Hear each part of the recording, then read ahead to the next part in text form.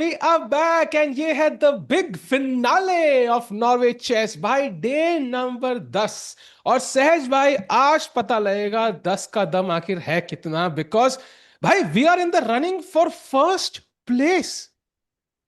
Absolutely भाई and I know Sahil भाई का ये हेलो हेलो हेलो सुन के भाई मजा आ गया. मिस्ड यू साहिल भाई ऑन द अरे स्ट्रीम. थैंक यू भाई. But looks like you were busy, but at the same time you were doing all the right things. Congratulations as a coach अरे for winning the COB. अरे thank you भाई. Okay भाई, if you're looking for somebody just to beat and gain your confidence back, मेरा CV ready है भाई. I am there. But yeah, it was an amazing experience to cover, COB पे जाके वहां देखना real time action, the tension. It was really exciting. We'll discuss more about it later during the stream chat. But for now, the action is in front of us. आज दो crazy games at chat. First of all, we have Gukesh versus Magnus. Magnus with the white pieces, Sahaj bhai. And the crazy part is, हम predict करते first place के लिए fight करेंगे. They are fighting for last place. Who thought that could happen? Exactly भाई नीचे से first place का ये तो चल रहा है and that's literally the most surprising thing for me out of all the things. In I was talking about it yesterday as well भाई. Imagine Gukesh is in a scenario where he has to beat Magnus with black to not finish last in Norway chess. Bhai. That is such a difficult situation to be in, I think, for any chess player. Wow. Wow. I mean, these standings, chat, I don't know if you had, like, if I gave you predictions कि भाई rank करो players को at the end of the tournament, एक बंदा नहीं होता जो Magnus को फिफ्थ और गुकेश को सिक्स डालता. So this tells you so unpredictable the game of chess is.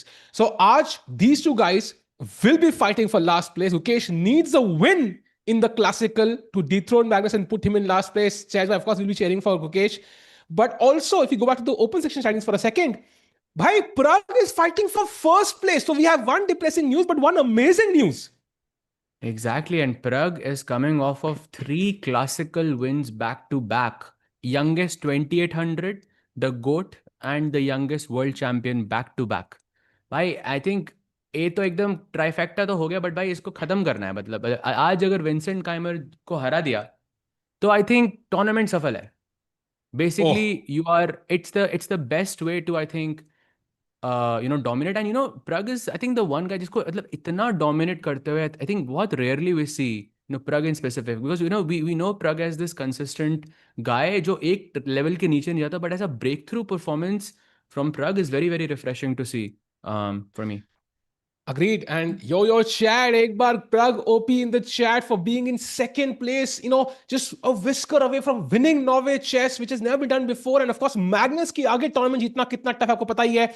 जल्दी से एक बार Pragg OP कर दो. And Sehaj bhai, to take us through this amazing game, the amazing final round, there could be not one name I can think better than the person we have, and that is five-time world champion Vishy Anand sir. So welcome to the stream. Thank you. How are you, Sahil? How are you, Saj? I'm doing very well, sir. Sahaj is also here. Chat, wish you open the Yes, chat. sir. Let's go. Yeah, Sahaj, bhai, please Doing continue. amazing, sir. Actually, just one, Sahil also doing absolutely amazing. The matches are going to be super exciting today. But, Sahil recently, coached Prakhar for this Comedians on Board, and the guy actually won it. And by the way, we have handshakes, but just wanted to tell you so that as a coach, he has just won COB. So huge congratulations to Sahil there. Oh, thanks a lot, Sahaj, bhai. You remember last time we were talking about this when Vishu sir, you were saying that the way it's looking, the way he was telling us the chess technicalities about this game, that game. I feel like some of that is showing over the board now as well. Yeah, we should have seen it coming. Yeah, sir, you saw it coming. And that's true. You know, instead of knight d4, knight d5 tactics, they were blundering pieces knight d4 and knight d5, but the queens were simply hanging. But regardless, Vishy sir, I think COB and Norway chess compete with crazy events.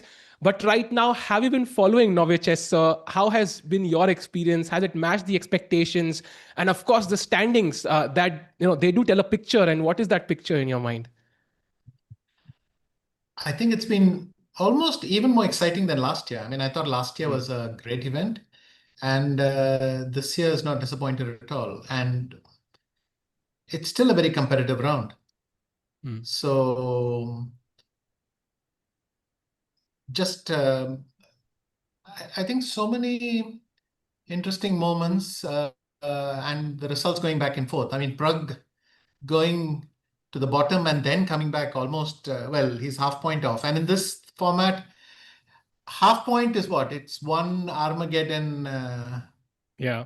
Yeah. Thing. So in a sense, if they both go to Armageddon and Wesley loses the Armageddon, then he knows that it's safe, that he will have a tiebreak, something like that. It's such Yeah. a narrow margins. But great games. I mean, no one's been completely out of it, except to some degree Gukesh. All the others have won several games and so on. So very exciting event. And so you It is. mentioned that Pragg came back from the bottom of the leaderboard to basically now he's in tied first, almost like he's only half a point behind Wesley now. He has won last 3 games back to back, and of course he has defeated Magnus twice in Classical as well. What has changed in his approach overall as a chess player? I don't see something new in this tournament. I think what's happened is that his approach is paying off. So in Cyprus as well, he played this kind of interesting ideas, fighting chess and so on. But he was the points didn't come, and here the points have come. I mean, Magnus and him had an interesting battle. In fact, both the battles were very interesting. The first one, the night off, was very complicated to follow. But the French defense, I think, again, very atypical late blunder by Magnus. But what? Yeah, that's And we have a exactly. before somebody testing. Is somebody testing What? the pieces? No, So I'm he not he kidding. didn't play before. You're looking at this move for Prakhar for the COB finals. I'm like, wait, am I still there? Wait, has Magnus played B4? Yes, he did. I think he played B4. No, I think he's not pulled the move back, I think. I see Gukesh's time running down. Oh no, Wait, maybe what? it's Ah, he put it back. Thank God. I put it back. Thank Oh, that would be Thank God, hilarious. sorry. Yeah, now if B4 actually happens, I have seen everything. Well, Pragg has also played before against Vincent, I think. So there's an epidemic of testing if the board works, I think. That's all. And I Magnus also remember plays- once Arvind played this knight f3 and rook g1, and I was laughing at it for such a long time. And he actually ended up winning the game as well, which was very, very funny to me. By the way, we have Karo Yeah. Khan on the board between Carlsen and Gukesh. Ah, nice. Something quite different on the menu. What do you think he'll go for? Advance? Probably, right? I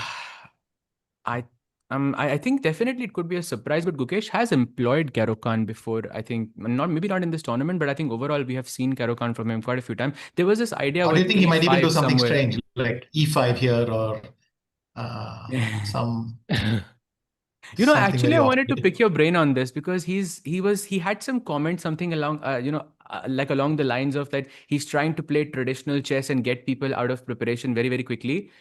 Is that how you see his style as well, or do you think this style is working overall, like in the long run? It's I think if it works, that's fine, but it's not supposed to work. I mean, after all, people have time to think and play a bit slowly and not get rattled. So it's only if there's some subtle positional point and your opponent falls into it and you can torture them for a long time that it works. But some of his openings have been rather playful. And so I have a question. So I think you've played these world championship matches, so many top level events. So how do you, as a player, strike the balance between, let's say, playing something that you are comfortable with and also playing something which your opponent is uncomfortable with? For example, let's say after d4, d5 here, maybe a player prefers playing knight c3, but he sees his opponent is weak in, let's say, the advanced variation. So how do you strike that balance as a player, and where do you kind of go on the extremes? I think situations has evolved quite a bit since when I played. When I played, there was still something to play for, I think, in the main lines. Hmm. And nowadays, it's probably just a bit harder. Computers have gotten much stronger, even than they were then. And theory is much more, I would say, almost flippant these days. People are looking for anything which can surprise your opponent and are willing to bluff quite a bit. We weren't in that state, or at least I wasn't in that state back then. And so it's hard to compare it just like that. Mhm. And so Great on point, just on actually. that point, I would like to just ask you another question. Yesterday, Gukesh played this Samish variation against Pragg. Was that kind of bluff as well? Because it didn't feel like he was very, let's say, deeply prepared in that opening, and it kind of backfired for him, on move 10, but it was a very aggressive line to begin with. Yes, it seemed like he really wanted a fight. Well, and he got one, but not the one he intended. He That's the danger with all these same-ish and all. When they work, you feel very happy and it's nice. But someone like Pragg, I think he is quite well prepared. The interesting thing is it works in the other direction as well. I've seen Pragg do very aggressive stuff against Gukesh, and that also Yeah. backfired. And let's say both of them in their choices against each other seem guided by more than just the board. There are other things going on in their mind somehow. And but yes, in the end, it was just too much material on that Gukesh had given up. And Sej bhai, I think you will absolutely love the opening in the Prague game. And I'm going to see a smile on your face very soon. And then you will have a lot of comments. I'm going to give the stage to you now. So I think Well, basically, Well, I will explain this to Vishy sir, because we had this argument. So Vishy sir, I think you are the best person to settle this debate, because Sahil despises the Collie system, because he for him he says London is a better variation than the Collie system. So if you had to choose an opening, of course this is not Collie because White has already played C4. In yeah. Collie generally you're playing C3. But I wanted to pick your brain, sir. If you had to pick an opening based on the current, let's say, trend of both variations, which opening is, let's say, giving you better winning chances? I think Tough one. neither is a very fair answer. Uh, but London is not, there are several areas where it could be stuck. So London isn't quite the free for all that people thought it was a few years ago. Um, the Cole is most solid, but you can play this position. You can just put the queen on e2, the knight on d2, and potter on for a while. Maybe black equalizes, but you can make 4 rook moves. You can push a pawn here. Maybe they move the h pawn 1 square, maybe even 2. And after that, whether you have anything is. And Magnus is thinking again on his second move. So, Oh, so, wow. so you would choose Collie, right? If you had to play for a win against, let's say, someone, if you only had two options, right? You have London and you have Collie. I know they are not the most ideal, but amongst these two, which No, one but would you what is? choose? I think, yes, I would play the collie. Oh, no. Yes, I count that as a major W. Thank you so much, sir. Luckily, it's the last day. Otherwise, for the next So 10 days of easily is love a it. friendship won these days. So easily. Wow.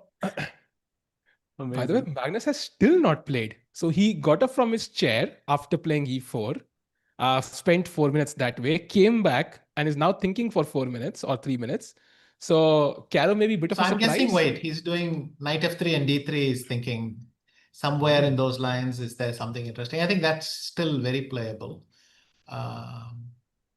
He might be thinking of the advance. E5 is Gukesh going to play bishop f5? Is he going to play c5? What has he done finally? He played C4. Wow. C4.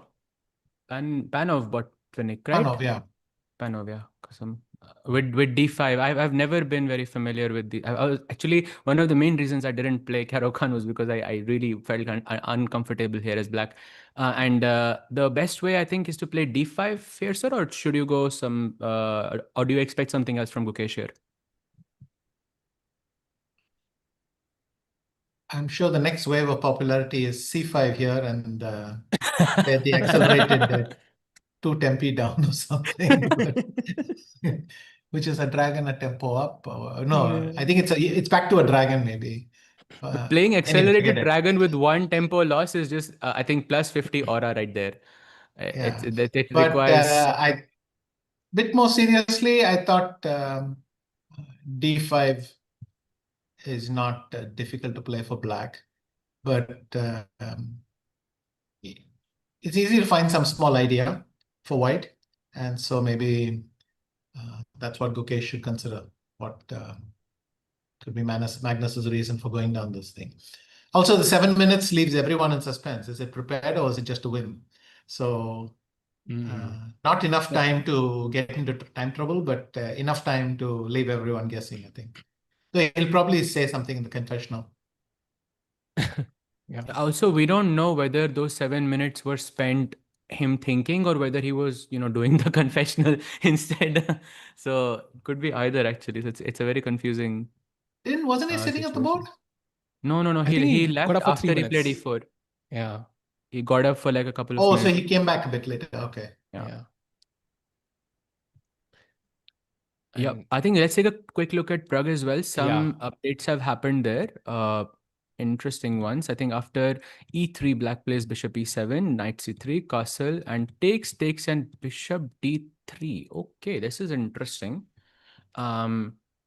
Is it? But she said generally, I'm used to having the bishop on f4. What could be the reason that the bishop is staying on c1 in this scenario? Is he planning b3, bishop b2, or is he planning to long castle and use the bishop as a defender? What could be the idea here?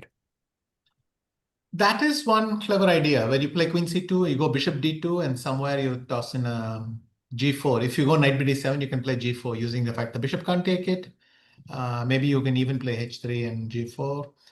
But these ideas sound nice. They're not actually supposed to work.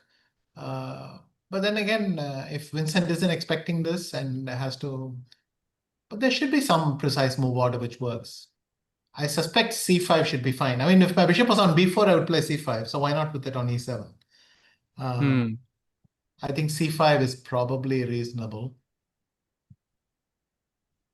Taking a look at the game so far, actually the most popular move has been c6, and this has apparently happened before between Levon and Nepomniachtchi in 2023.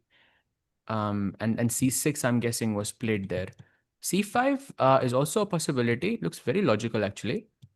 And I'm guessing here just to take...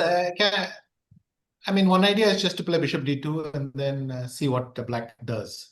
After c6? And yeah, c6, bishop d2. And just to play queen c2, I think I've seen some ideas along these lines. And then you castle along, as you say. But also c6, I don't know, what's wrong with knight e5, knight bd7, f4 or something? Is that possible? Probably black will play bishop b4 and take on c3 and put something on e4.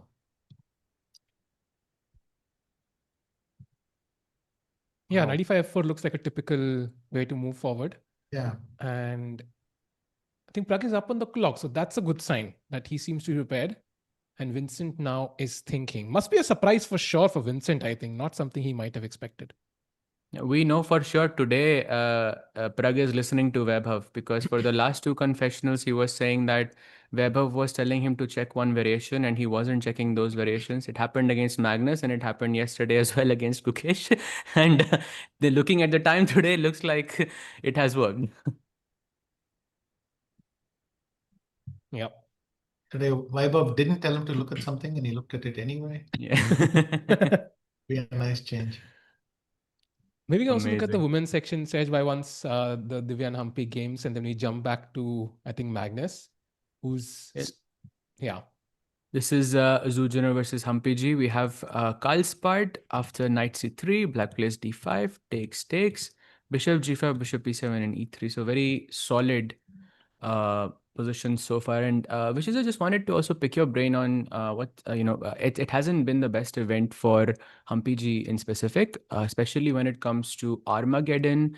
Uh, it felt like it just wasn't going her way, especially in the opening phase. And there was this moment when she was playing against Divya, and Divya tried out the Benko Gambit against her in classical. But then in the Armageddon, Divya played Benko Gambit again, and then she went into the exact same line as the classical. Just want to understand what would be the reasoning behind that, and what do you make of uh, Humpy G's like overall performance here? I'm sure she's disappointed. But as for the Benko itself, I mean, maybe in the gap, she was not able to come up with something very interesting for her and decided to stick to a line. I don't know. In general, it's a problem that she may have been expecting something else, and quite smart on Divya's part to surprise her. And by the Bibisara kind of winning the tournament with a round to spare, I think it's a sign of things to come. Yeah, like she could be a very strong contender in the coming years to become like the world champion, already the world blitz champion. So have you been following her journey, and any thoughts on Bibisara here? Well, huge success. I thought she was actually just as capable of winning the candidates as Vaishali was. And she is showing that she is just a very strong player. Yeah. By the way, looking at the game, I mean, technically this is almost like a free game for her, and still it feels like Bibisara is playing for a win here, because she's chosen such a dynamic setup in general, giving her opponent the Maroxy as well. It's very refreshing to see, even in the last round when you don't really need to play for a win, you're still trying out something new. Very, very refreshing to see from Bibisara. Just going to take one look at Anna versus Divya, and so would love to get your thoughts on this position.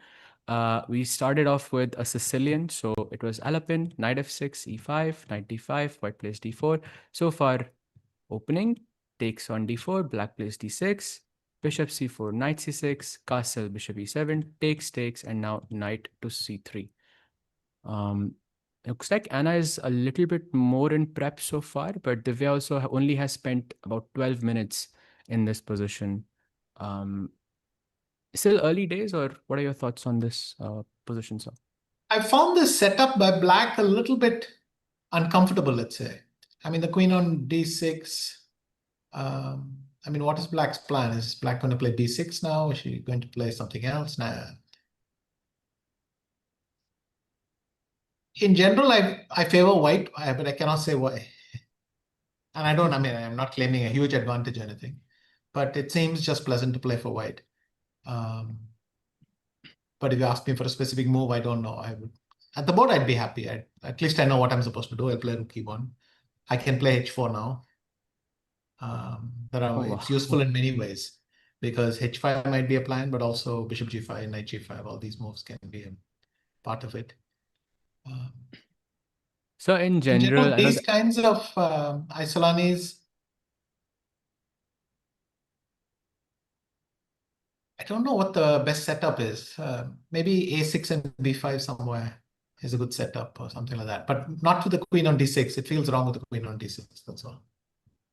And so in general, do you prefer playing with the Isolani or playing against the Isolani as a, like, what are you more comfortable with, or it doesn't matter in this sense for you? I'm not against it. It's just a question of knowing what I'm doing. In general, I like to play with an advantage, that's all. That's a nice answer. If I may put it that way. That makes sense. I think by the way, it's very interesting that, I think you mentioned that white plays so much more comfortable and does make so much sense. But let's say, so you are kind of preparing for a line, and then somehow the statistics kind of look like one side is performed better. For example, in this position, among master games, like Black has done pretty well. So that intuitively this position is tough to play. Would you still play it? Or would you say, okay, I don't like the structure, I'm not going to go for it, even if the odds kind of justify it? I think there are positions where if you don't feel comfortable, you shouldn't really play it. It's not the objective evaluation. It's about do you like your next few moves and so on. But I realize I don't have a specific reason why Queen D6 bothers me and why I prefer it in D8 or something. Queen D6 is also here. Black can play Bishop D7, I think. There's not a knockout blow. If you take on D5, take Knight B5 or something, it doesn't really work. I go Queen B8. I think it's maybe White should play Bishop D3 and think about doing something on the king side. Maybe some Knight E4. But if I go Knight F6, here, then if you do the usual setup, A3, B6 and so on, then the queen is slightly better on D6 than it would be on D8. So maybe Knight F6 is a reasonable plan for black here. And so why do you could you please explain the reasoning for why the queen on D6 would be better suited in this scenario as opposed to D8? After A3, I wanted to play either maybe B6. Typically, white goes Bishop A2. And if I play Bishop B7 with the queen on D8, well, here I might be able to slide something to D8 faster. Okay. So Knight F6 seems like a good direction. And I sound like I'm at the board. And first I didn't like my position, but now I see Knight F6 and I'm getting thinking about playing. But my hunch is still white is better because white can also play a bit more slowly. Can play Bishop E3, Queen C2, Rook A1, or Queen E2, Rook A1, and just keep that tension. But don't ask me. I mean, I'm ad-libbing here on whether why Queen D8 is better or worse than Queen D6. It's just my feeling, that's all. Agreed, sir. And Saira, if you can jump back to the Gukesh game, I think Magnus has played a couple of moves.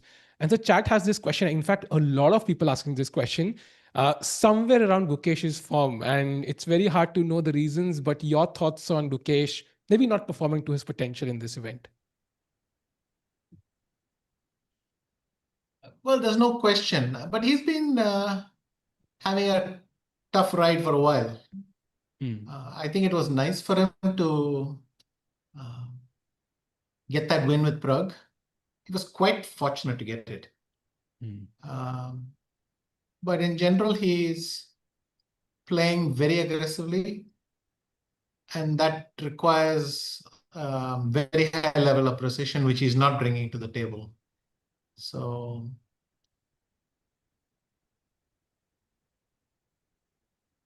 yeah, this form is such a mysterious thing. You can go on talking about it, but it's very hard to pin down what exactly is missing.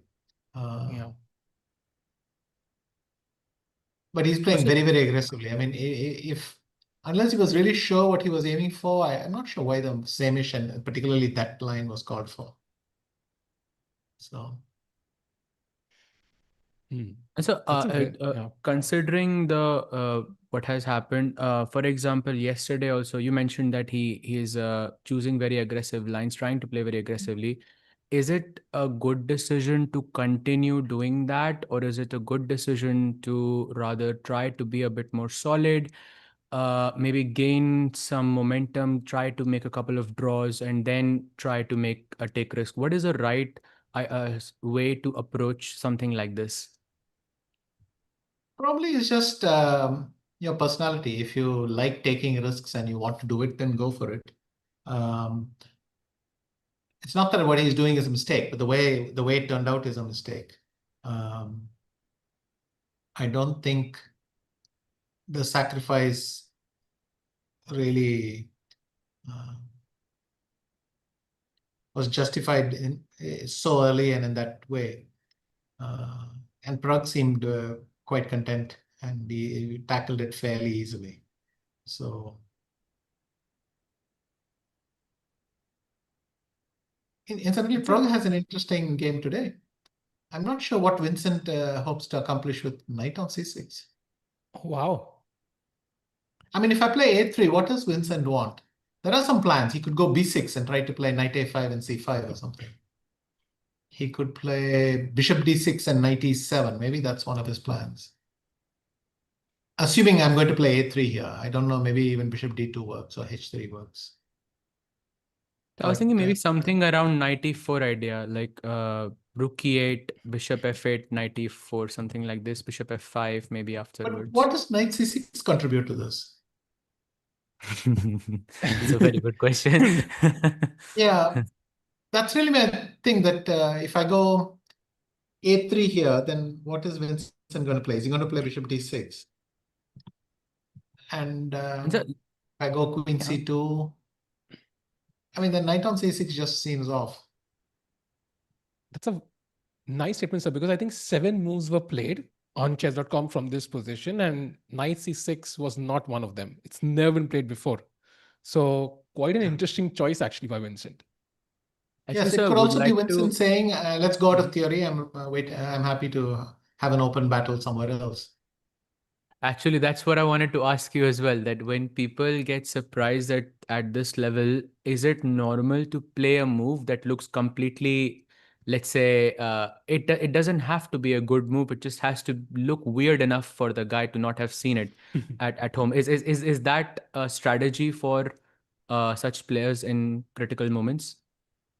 Definitely. I mean, if you have a move that you think you would imagine that Pragg has looked at a few ideas and knows what he's going to do. So by playing knight c6, you're trying to reset that battle to some degree. My suspicion is more whether it's good. Knight c6 seems to me to be just not an ideal square. And then, well, that changes things, because if Pragg has a tortuous way to an advantage and suddenly now he has a straightforward way, then what did you achieve? So it'll be interesting to see what his plan is. So My guess is bishop d6 and knight e7 is the natural routing, but White can still play h3 and g4 there. Kind of keeping no space. Maybe he thinks that knight e5 is maybe the obvious plan for Pragg, and maybe he wants to just counter that plan, like just kind of stop him in his. It's a great point, actually. But knight e5, now I can take knight g4. What will you play? Knight takes d5. I can take on e5. No, Vishy sir, I think what Sahil is saying is that he played knight c6 to not allow Pragg to play knight e5, because the idea was knight e5 and f4 maybe in some situations. I think we were discussing this a bit earlier as well. Yeah. Could that be the reason? Could be, but wouldn't knight bd7 stop it as well? Or yeah, it's possible, but I don't know. I still think the knight on c6 might not have any good squares to go to. Yeah. The only thing is, if White plays a3 and bishop d2 and tries to castle long, then Black can play a5 and knight b4 and sack it. So that nice. Fabi's game, yeah. But this is me. This is me randomly casting around for some just. But anyway. Wouldn't that be no? Actually, c takes d5, e takes d5 was not happening in there. I remember some knight b5, c5, b5, some crazy line. It was very, very nice. And also maybe, sir, not playing knight bd7 is the reason that you have mentioned, I think when we were first looking at the position, that there is this hanging idea of g4 where you cannot capture back with the bishop. Yeah. And perhaps that explains why knight c6 was played here. That's a very smart choice, I think.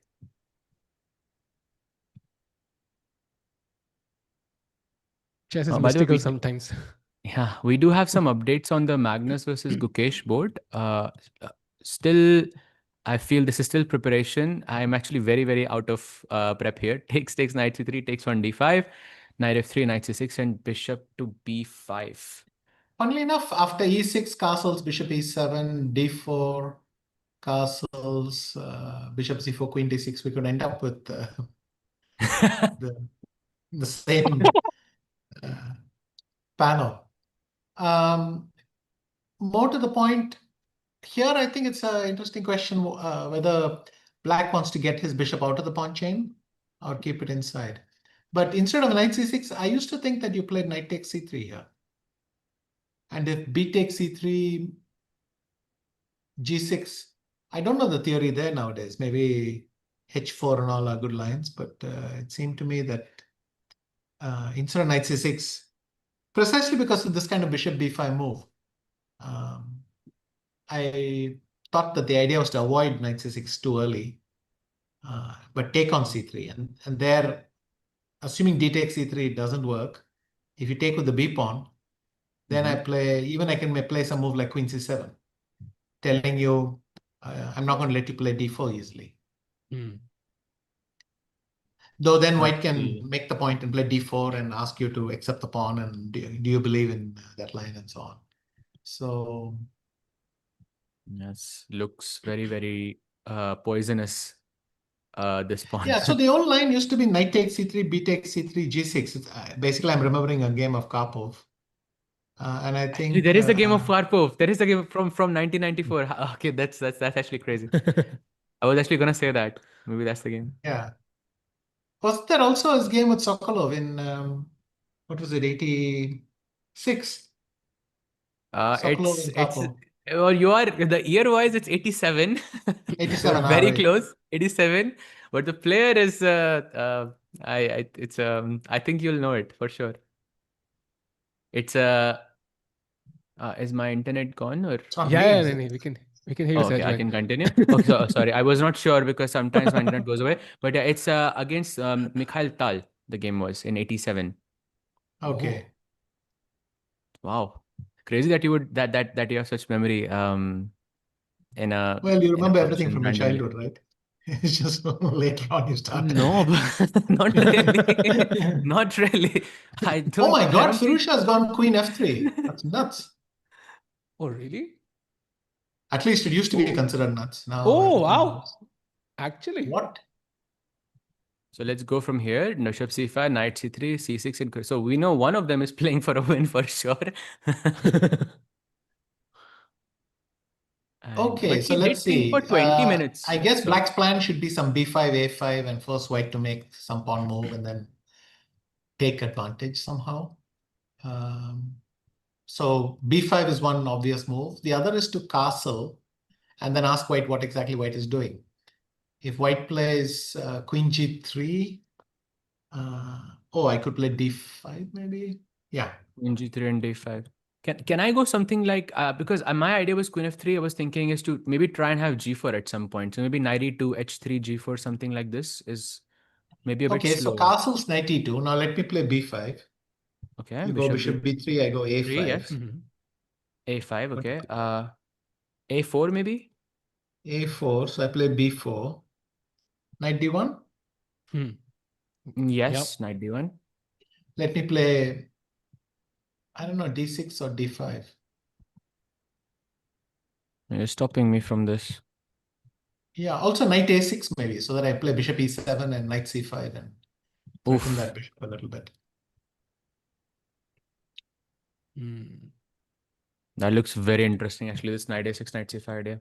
Also, d5 is very strong in this position, and I think you're more or less good. But I just think knight e3, knight f5, maybe, I don't know, some g4 looks kind of similar to Spanish ideas, maybe. Maybe that could be. But also, I'm not understanding why did Firouzja think for 20 minutes collectively? With knight c3, he spent 10 minutes, and then queen f3, he spent 10 minutes again. So I'm not sure if this is prep or if because or what's going on. It feels like he's just winging it.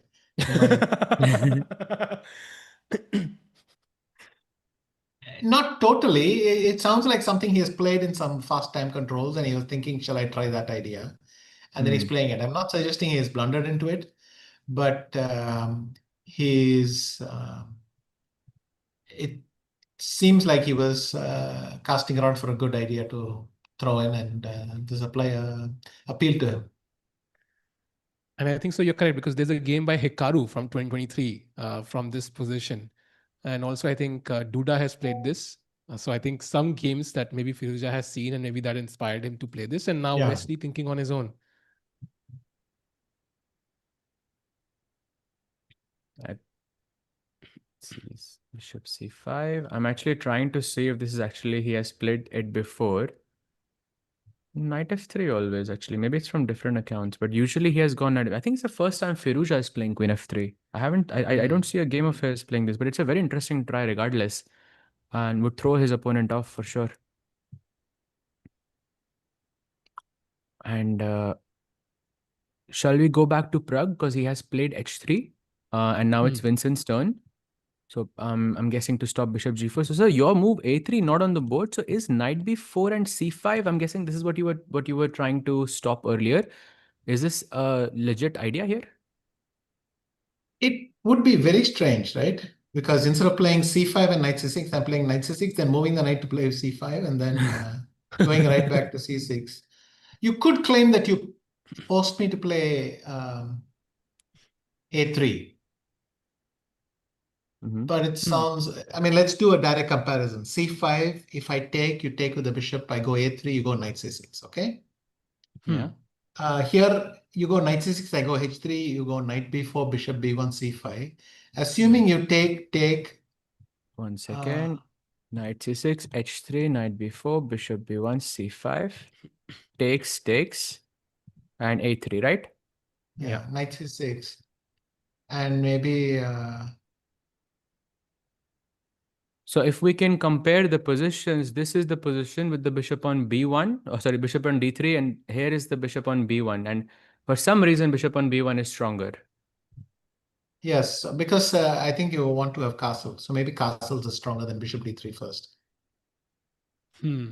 Okay.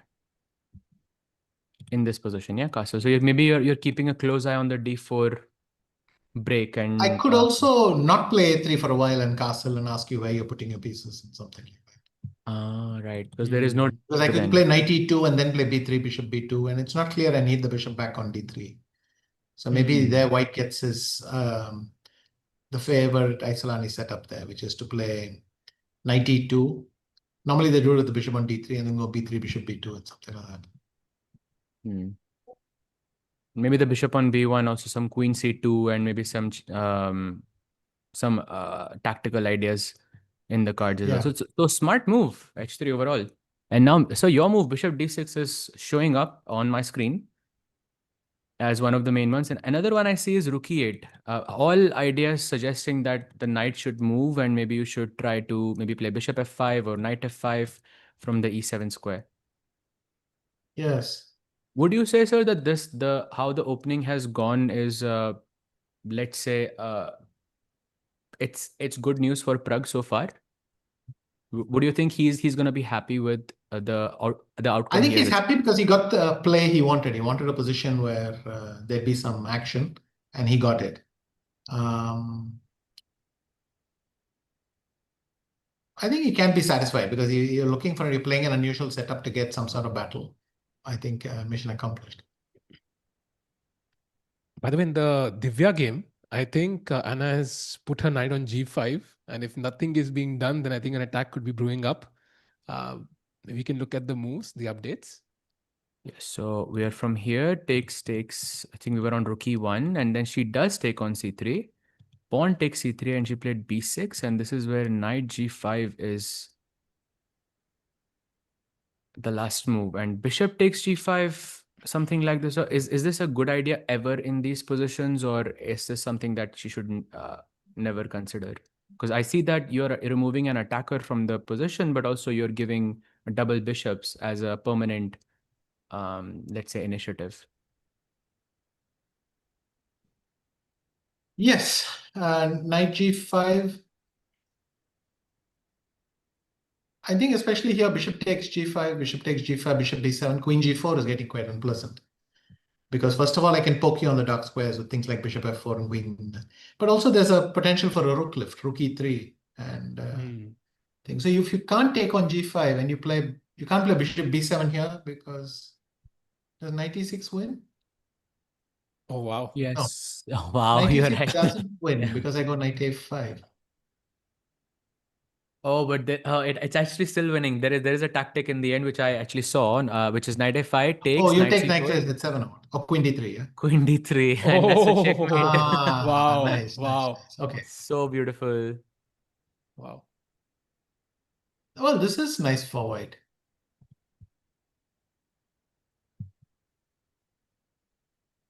Yeah, absolutely. And so also just picking your brain on Divya's last two rounds as well. She played against Bibisara, was in a let's say there was one moment where she had winning chances against Zhu Jiner. Also, she had, let's say, a clearly better position. Both losses with the white pieces. What do you think went wrong in those games? And what was the and how would she be feeling about this? I think with Bibisara, it's just the sudden turnaround when you have a slightly drafty king, and you often feel you don't know that your position's bad, but you often feel slightly uncomfortable in those positions, and then you make some mistakes because you have the feeling that you might be attacked. Something like that is what I think happened with Bibisara. Sir, that game of Bibisara really reminded me of Kasparov Shirov. In fact, we actually did that as a membership question because that very famous where he goes rook b4 and rook takes b7, and I felt the position Yeah. was kind of similar, and there was a And the moment lockup when with Divya, b4. exactly, the pawn on b4, and we did a membership question on that as well, and some of the people in the chat also got it correctly. Um, do you think that it came down to the middle game, or do you think what exactly went wrong in those, or was it just a time scramble that wasn't handled in the best way possible? She had quite a serious advantage before, so or at least a very pleasant position to play. But like I said, somewhere when you need to be a little bit careful with your king, and you blunder into some tactic. That's all. Yeah. And chat, we have three potential leaders right now: Wesley on 15.5, then it is Pragg on 15 and Firouzja right behind. And we have two of them playing. And so you were spot on. I think Wesley has just played b5 and a5, so he's gunning after Firouzja's bishop now. And Firouzja is thinking what to do. Maybe he's taken on a tough challenge here, and we could see a result in the classical itself. Well, if Wesley wins, it's over, right? So Yeah. I think a4 has to be played rather than a3. Nope, of course, immediately he goes a3.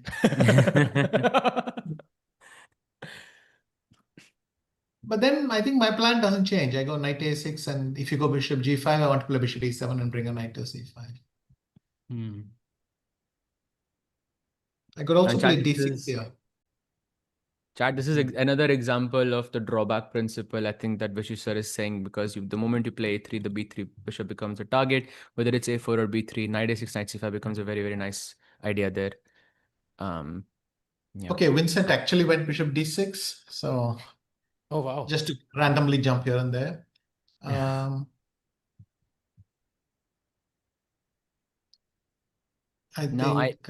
really don't want a castle shot. I like a3, queen c2, g4. Let's go. I feel like that's in. Oh, he goes shortcut, of course. now Sahil, you must say something that's not gonna happen, and then we can just complete. Happens immediately, instantly. Yeah. So Vincent just plays like bishop h2, and just to seek out the white king a little bit. I don't think Vincent is in the mood to play anything right now. Maybe just b3, bishop b2. So plan.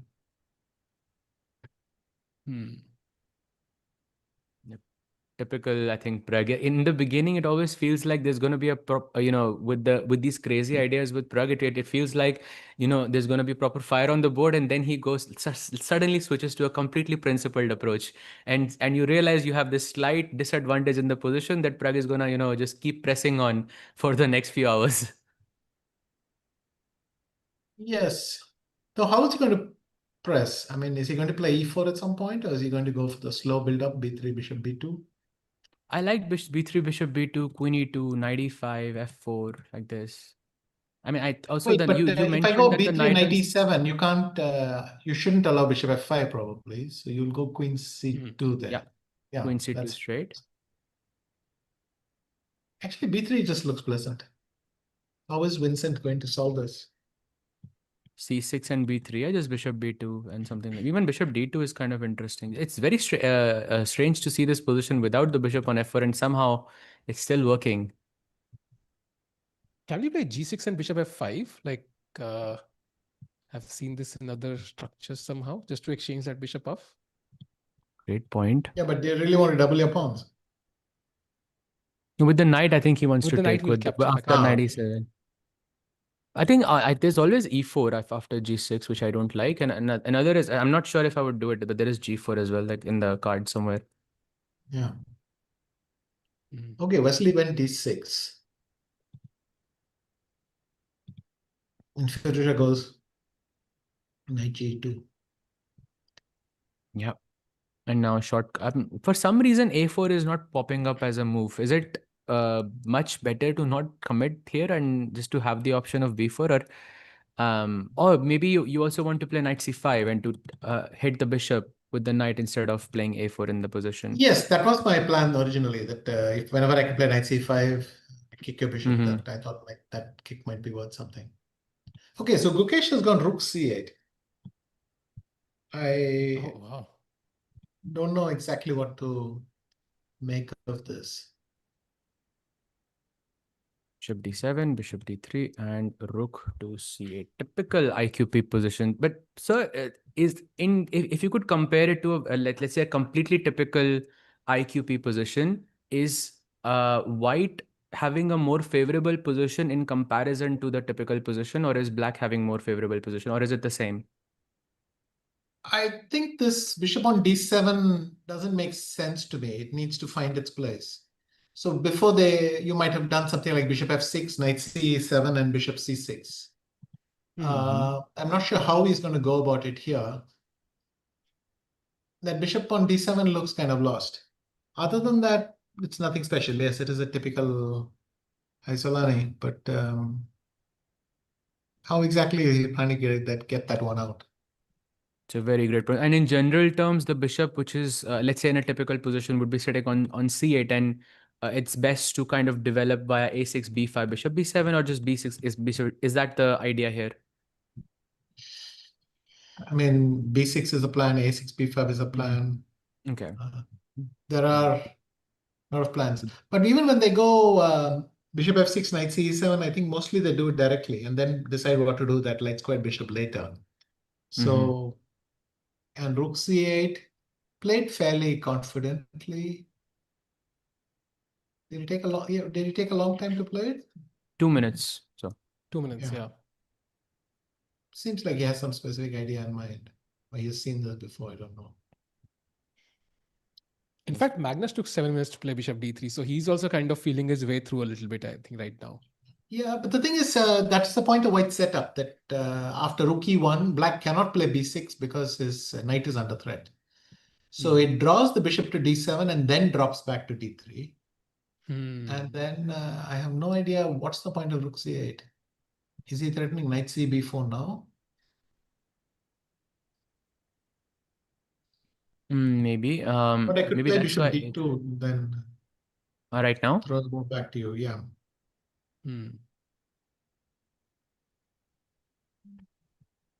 And so you mentioned that a move like rook c8 doesn't make sense in a position like this. If we are playing, I didn't from say the that. I black said side. I didn't understand what it was. Yeah. What's the plan? Sorry. But So, it's not. It's not against the trend to do it, but I'm not sure exactly why and why now on something like that. More my point. Right. Rather, And instead of that, I didn't bishop understand f6, what his point was. Sorry? And this bishop f6, knight e7, bishop c6 is how generally the position is sort of, it continues from the black side. Is that But that's also a different setup. That's the one where you go bishop d3 right away. And then black doesn't play everything. He goes bishop f6, bishop e4, knight c7, and so on. Here, rook e1 has been added and the bishop's on d7. My head is spinning trying to compare transpositions or whatever. But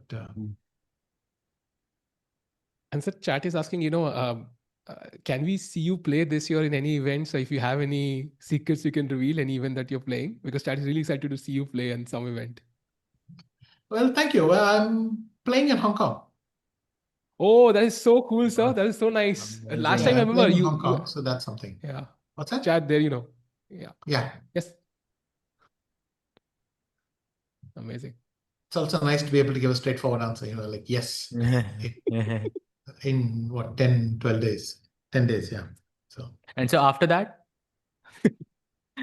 I'm just kidding. I'm just kidding. In the yeah. By the way, I think we do have an update on the Vincent board as well against Hmm. Pragg. He has played the move Rook E8. I think we were discussing the move 97. I think he's still keeping 97 in the cards. Looks very complicated so far. Let me play A3. What's going on after A3? I'm Maybe wondering Vincent's idea is now to play B6, bishop B7, and then try to play and put a knight on E4 or something. It looks funny, but better than most of the other stuff I can come up with. But somehow every variation this knight on C6 is a bit weird, yeah? It just feels like Yeah. very Well, once uncomfortable. upon a time, they thought you shouldn't play knight C6 in these positions with the pawn on C7. Hmm. That used to be the point of queen A4 check in the Ragosin, that even at the loss of some time with that queen, they've actually put the knight on C6. I never thought about it like that, but yes, that is true. So after A3, is Black ever wanting to play the move C5, or is it always going to be C6 and to keep it more solid in the, let's say, in the spirit of Carlsbad?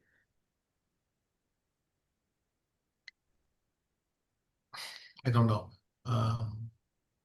I can't see why C5 would work now because, and these are positions that Pragg plays a lot, right? These setups where you go B3, bishop B2, and Black has played C5 and knight C6.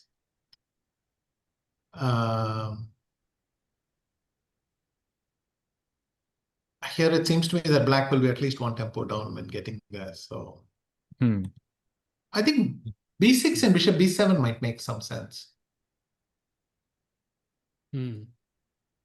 6 and then bishop B7, and then maybe some knight E4 afterwards. Yeah. At least a very clear plan of where every piece goes. And Pragg is right now thinking A3, I think, would be one of the best moves. Also, I think Wesley has chosen bishop to E6. So Yes, he's that still is not committed to castling. a bit of a surprise for me because bishop takes C6, F E6, queen H3. What do you play? Queen E7. And if F4? So in this position, after A3, you mentioned... But in the Firouzja game, Sahaj Bhai. in the Firouzja game. Okay, sorry, my bad. So I was a bit... Yeah, no, we're also bouncing around yeah. the games. So takes, and queen H3 you were mentioning, right? Seemed like a reasonable idea from the knight off, right? And if you go queen E7, F4 might work. Okay, never in a million years would I think that E takes F4 is a worse move than allowing F takes E5 here. Like I would play something like E takes F4 and okay, but apparently short castle is the best and pawn takes and D takes E5 and this setup is completely fine for Black. Yeah. No, the trick I think is EF4, knight F4. I'm threatening knight G6 otherwise. So you might have to play king F7. So it's just a cheap Knight G6. Not this as well, but this is the bigger threat here because it hangs the rook on H8. Wow, nice find. Yeah. And it's crazy because after king F7, the best move is G4. So if this happens over the board, I mean, this is gonna be insane. So let's see. And so we have a super chat from Mr. Chandrakant who said, which is a big fan. I hope to meet you someday. My question is, who do you think is keeping your legacy alive purely in resemblance of your playing style? If you could name one person who kind of resembles your playing style, from earlier days. I think all the young Indians have an element of my style. I mean, my style was quite dynamic. Maybe these days it's the nature of chess itself, but both Arjun and Gukesh play games that are very, very dynamic. They're also very creative in openings. I mean, I tried to do what I could within my opening repertoire. These These two experiment a lot. But all of them, I mean, if you look at Pragg, he's always willing to get dirty, in the complications. Nihal is usually always up for a sharp game. So maybe that's the broader trend as well. Yeah, I think we've all seen your games in those blitz games, sharp games. It's always insane. I think these were the OG videos on YouTube, sir, that we all saw, I think. So yeah, it's very hard to match your style, so honestly, because there was this hype, and even without these broadcasting technologies, was so crazy, right, Sahaj bhai? I mean, it's insane. I'm not even lying. The one of the first videos I saw is of Vishy sir against Gary when he plays that move and Gary has that expression. That's one of the first videos I ever saw on Yeah, YouTube actually. yeah. I enjoyed that one a lot as well. And so in the Magnus game, Sahaj, if you can switch, I think we have a couple of moves. Knight takes d5 was taken. So, okay, the structure has been fixed. And now he goes knight to e5, which Pragg is also dreaming about, but not able to get. And yeah. So what do you make of this position? So I think maybe some improvement for Magnus. Yes, if you take on e5, d5, I guess, and then some small edge. Hmm. I'm not sure why. Can I try to play queen b6 and bishop b5 or something? How will you play a4? So queen I mean, if I b6. take on e5, you are forced to play f4 and f5 to get some. Hmm. I guess you could go queen h5, g6 as well, but I don't see your follow-up, to be honest. Hmm.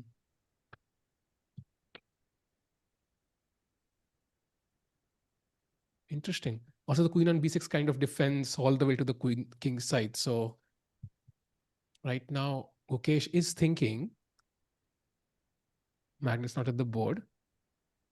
Somehow I just was thinking that maybe it's a very high possibility that we could see like a very quick draw here, because I remember in one of the GCT events, Gukesh and Magnus had that Berlin draw, which was, I think, Sahil, you will remember this because we had that.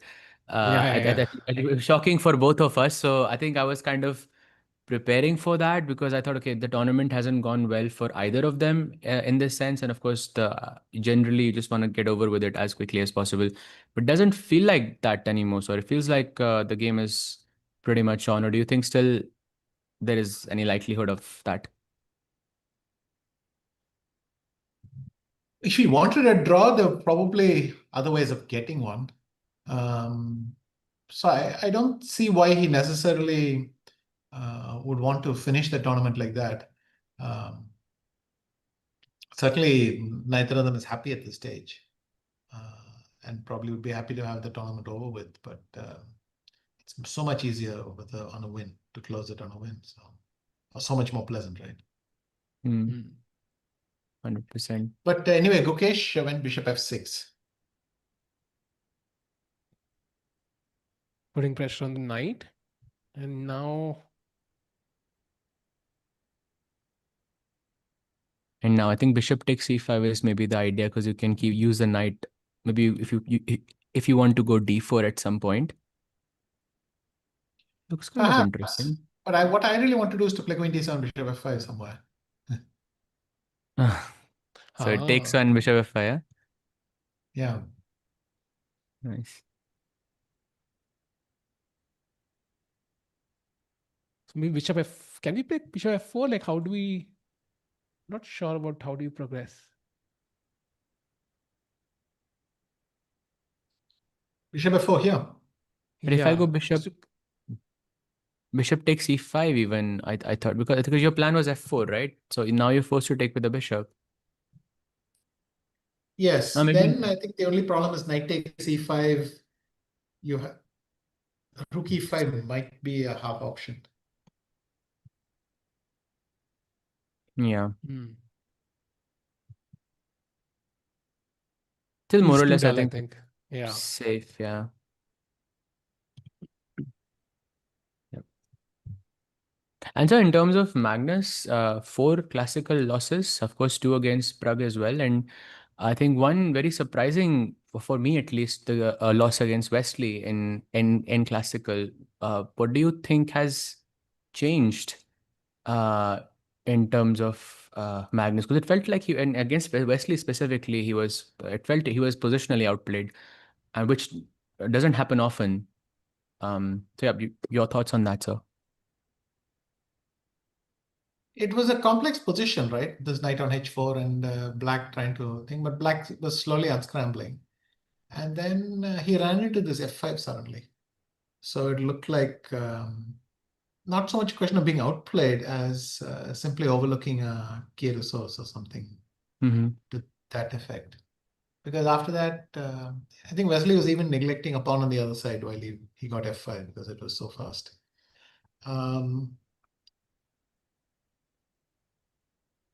And yeah, it's easy to come up with theories once somebody has had a bad tournament, but would I have necessarily predicted it? I don't know. He had a slight wobble in Sweden, but he still managed to rack up a lot of wins. I kind of expected him to recover here, or at least didn't rule it out. But anyway, he's gone bishop f6, bishop f4 indeed. So. And so we have somebody in the chat who mentioned he's playing his first ever chess tournament tomorrow and wants to hear one advice from a 5-time world champion. So what would you advise to somebody playing his first tournament ever? Oof. Well, I hope you have a lot of fun. I mean, playing a tournament for the first time must be an amazing experience. Yeah, I think if you're having fun, you'll probably improve and yeah, great advice, sir. Yes, ideally. There are some mysterious moves I can't figure out in Pragg and Keymer. Like h6. Rook e1 is looking unusual to me. Now I think an idea of e4 could be in the cards, yeah, because some problems along the diagonal maybe not immediately, but at some point. Well, let's see. e4 I take. What do you do? Knight takes e4. Yes. And bishop b6. Knight e4, I think just bishop e4 should be decent. No, knight f6 check is a problem, right? After bishop e6. Bishop e6, sure. Yeah, bishop e6 was quite reasonable, I thought. But still, h6 is very confusing to me because generally you play h6 to stop bishop g5, which is not possible, and or maybe black wants to play g5, g4, which also doesn't seem realistic in this position. And is it just a waiting move of sorts? Because otherwise, knight e7 could have been a much better move. And on top of that, I think generally when you play h6, you also remove the possibility of maybe developing the knight at some point on g6 in this position. It looks a bit strange to me. I think Vincent is not going for knight e7, knight g6 anymore. H6 is just a useful move, right? You play it, you get some air for your king, no back rank. You stop some knight g5 stuff. It's true that normally h6 you play when white has the possibility of bishop g5, yeah, whereas here white has closed it. So I don't, but it's just a natural move. I could play it. I have no idea why I would play it. It just feels like a useful move which doesn't spoil anything. Right. And I think with the same, I think now a3, bishop d2, same ideas could work. And you said he's not going to play knight e7 anymore. Does it mean he's planning to go bishop e6, queen d7? And could we possibly see bishop takes h3? Because I feel like it is brewing in the air here. Bishop e6, queen d7, maybe. But this bishop have fun, no? Like to hold off. Yeah, but maybe like in the right moment. Yeah, maybe if when you play queen c2, then the knight on f3 would be. I mean, okay, of course you have to help me a bit.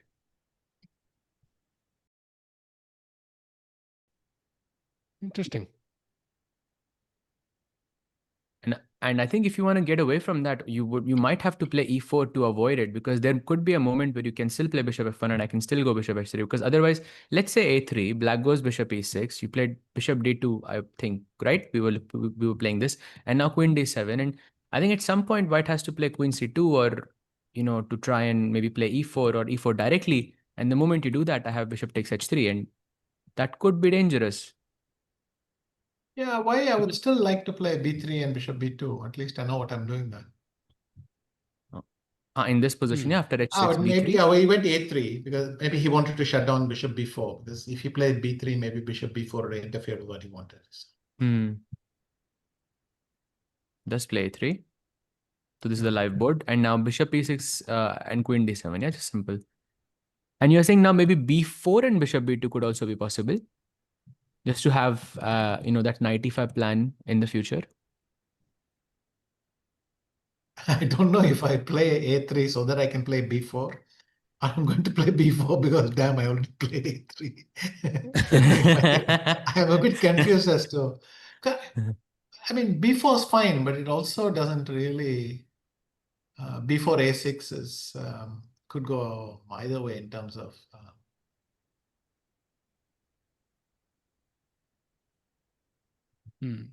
And so we have a. I don't know, what are the plans for black? I mean, this is very unusual setup with rook e8. Do I want to go knight e7 still, or maybe bishop e6, queen d7, or even more cunningly, bishop d7, queen c8?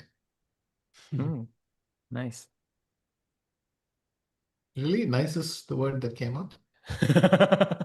I love I mean, you said that that sacrifice for Gukesh came a bit too early against Pragg, but I was loving it. I was loving the whole, because it's not every day you see a full rook being sacked, and for 5 moves there is not even a check, not even a pawn, and it's not every day you see that, and I was just loving it. It's true. It's a beautiful. It's beautiful. I mean, you get this pawn mass, you play g takes f5, and everything hanging in there.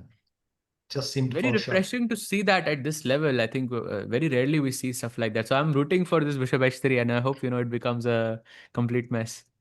Yeah. The chat is wondering, what do you think of the Olympiad team this year, especially with Nihal's rise? I think he's kind of matched Gukesh rating as of now. So what do you feel like, who could be the favorites for the Olympiad team this year, Olympiad overall this year? I haven't thought about that yet, to be honest. It'll be very strong. I mean, it's the core of the previous winning team, and you add Nihal. Can't really go wrong with that. True. And we also have a move g6, Saj. I think in the game of Magnus, Gukesh played pawn to g6, even without the queen coming out. Leaves a few weak dark squares, though. Does he want to go bishop g7, or? Because I don't see him taking on e5 anymore with the bishop, and I thought that was the point of bishop f6. Yeah. Now, supposedly queen b3 is very strong, and okay, still more or less fine, but queen b3, what's the line? Knight takes d4 or something? No, but then knight queen d4, b7, queen right? b7, yeah. Apparently, queen b3, the follow-up is actually kind of strange. Firstly, one of the strongest moves here is a5, which I'm guessing I'm not even sure what the plan is. Maybe takes and knight b4, and you somehow trap the queen. But I thought knight a5 is maybe more realistic. Queen b4 and just something like bishop e6. And I did not this feels like a5, this feels like a very Magnus type position. Yeah, it's like you wait for 50 moves and then he plays h3, and then you just wait for another 50 moves and he just keeps going. And the pressure this is does always look nice for white. Because okay, it's a knight on e5 versus a knight on a5. Must be a small edge at least. Actually, sir, this Black reminded can play me. This is one b6 of and maybe go queen e7 or something. Or black can go queen b6. I don't know. Normally, that sort of thing can end up worse, but maybe it's an option. So with this whole Magnus thing, it reminded me of your clip, actually. Actually, I was watching it live and I was laughing so much. it was that game of Magnus playing against Nepo in game 6, and there was a moment when you guys were commentating for a very long time, and it was possible that Magnus could play e4 and completely reset the counter. And it Yeah, was yeah, yeah. it just reminded me of that moment. It was so funny because because I think you guys were commentating for at least 5.5 hours, and it felt like a 50 move rule, and was going to be employed, and then Magnus touches a pawn, and then it continues again. It was very, very I'll tell you, because at 6:30, at about 7:38 in Dubai time, we were expecting to have a draw, and we were thinking where we should have dinner. Mhm. 4.5 hours later, we were still sitting in the venue and thinking, what the hell went wrong with this plan? But by that point, it was Nepo was hanging by a thread, maybe, and then at some point he fell. Then there was no coming back, and boom, this king and this rook, knight, and king supported each other and covered each other beautifully. And the white king was just going to cross through h6, and that was it. Mm. But it Did you was a manage to gripping go for game. dinner afterwards, sir?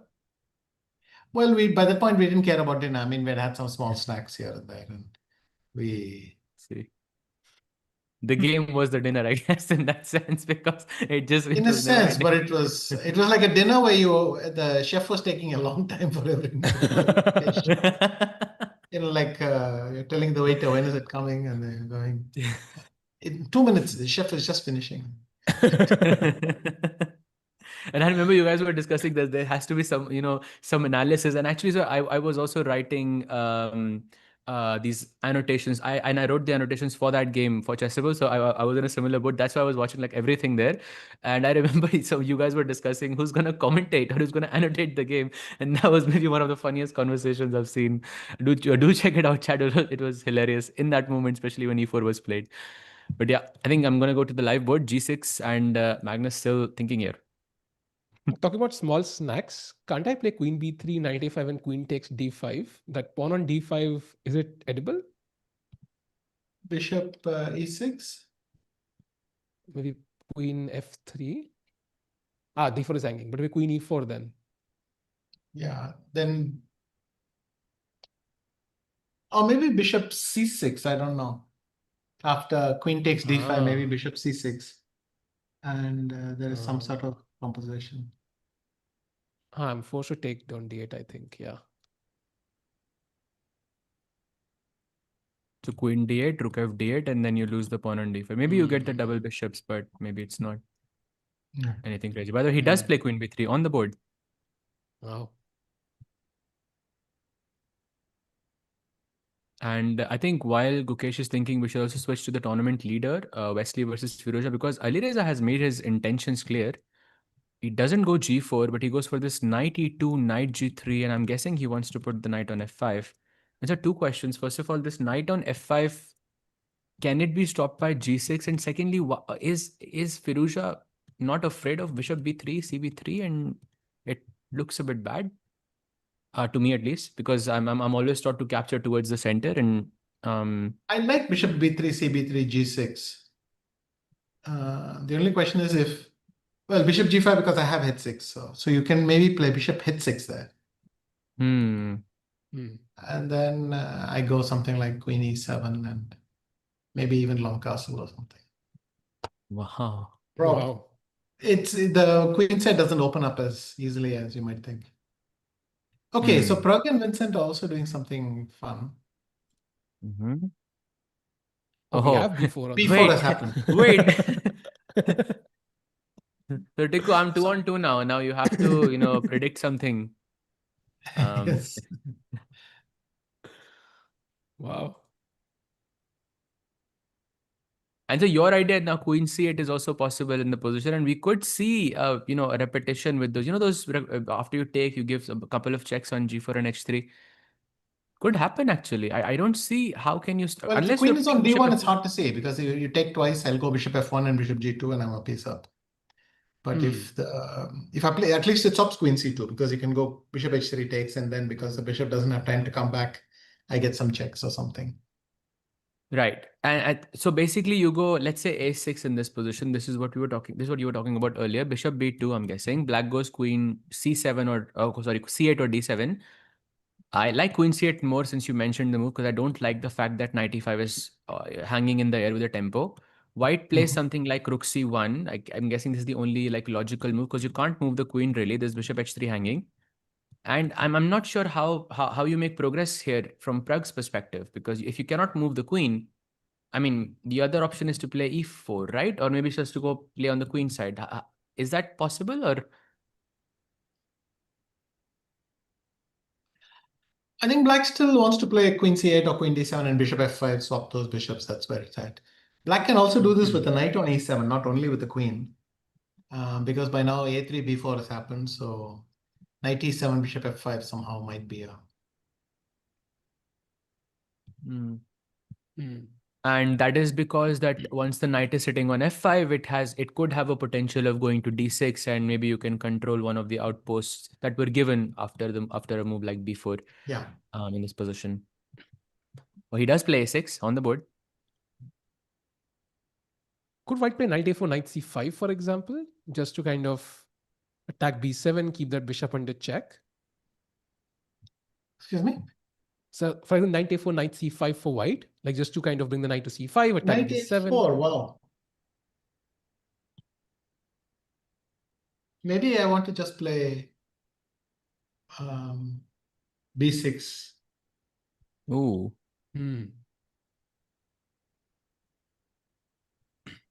This is kind of like that Queen's Indian position, no? With the bishop on b7 and now it's on e6. I think. Where black gets this knight e4 and f5 type of an attack. I think it's Queen's Indian e3 I'm talking about. But usually the bishop is on on b7 there.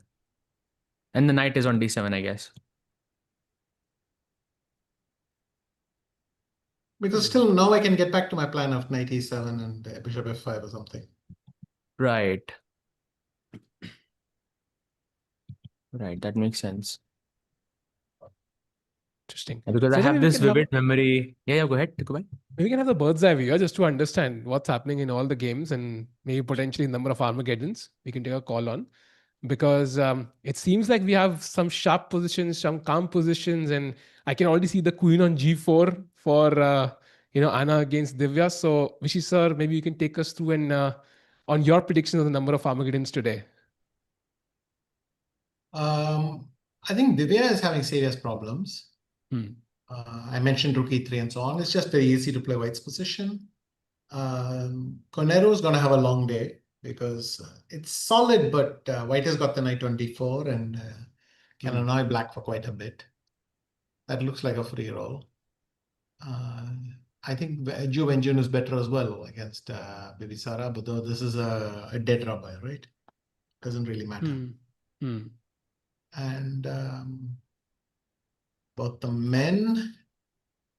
Wesley played knight f8, which is interesting because you have to ask what happens after bishop g5. Maybe he just plays knight e6, swaps everything and claims that he's fine. It's possible. He did take on b3, I think, so that's nice. So he's damaged the structure. Yeah. And I think both players playing very quickly, relatively, I think, knowing that's a kind of a novel position. So, Sahej, your guess on the number of Armageddons today? I'll say two. Two. Sorry, I thought you were asking me. So, of course, I think he was, and I misunderstood, sir. I'm sorry. Because usually, I was also thinking like how many it could be, but I'm going to go with your choice there as well. Two. And then on only game that looks a bit dicey to me is Divya. I think she doesn't look very promising. And also, I think Magnus versus Gukesh is not ideal either right now for Gukesh. Well, it's not catastrophic, right? Yeah.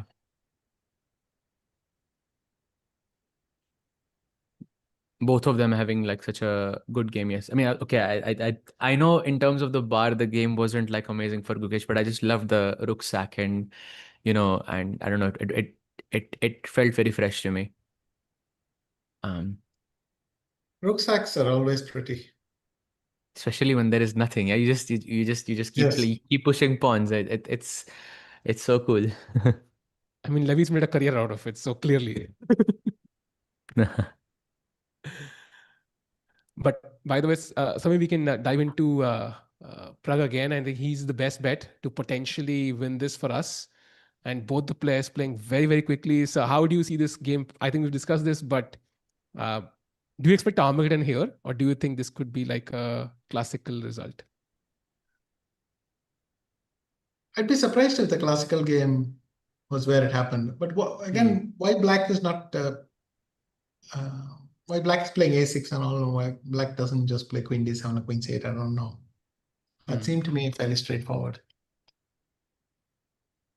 So just a question about understanding the the psychology of the players. Pragg, it's right now in the standings. Of course, it's between three players. There is Pragg, there is Wesley, and there is Firouzja. And Pragg is playing against Vincent with the white pieces, and Vincent doesn't necessarily get in the top. Let's say he doesn't become a champion even if he wins the tournament. Whereas Firouzja, on the other hand, has to win in that sense. Does that give any kind of advantage to a player knowing that your opponent also has to play for a win, or does it work the other way around in terms of this It's event useful information specifically? to know, but it can go either way. You can find that your opponent is putting you under a lot of pressure, or maybe you think your opponent will overreach. But I think it's something you have in your mind. You just know that, or you're sitting constantly and wondering whether your opponent's going to do something very risky. Because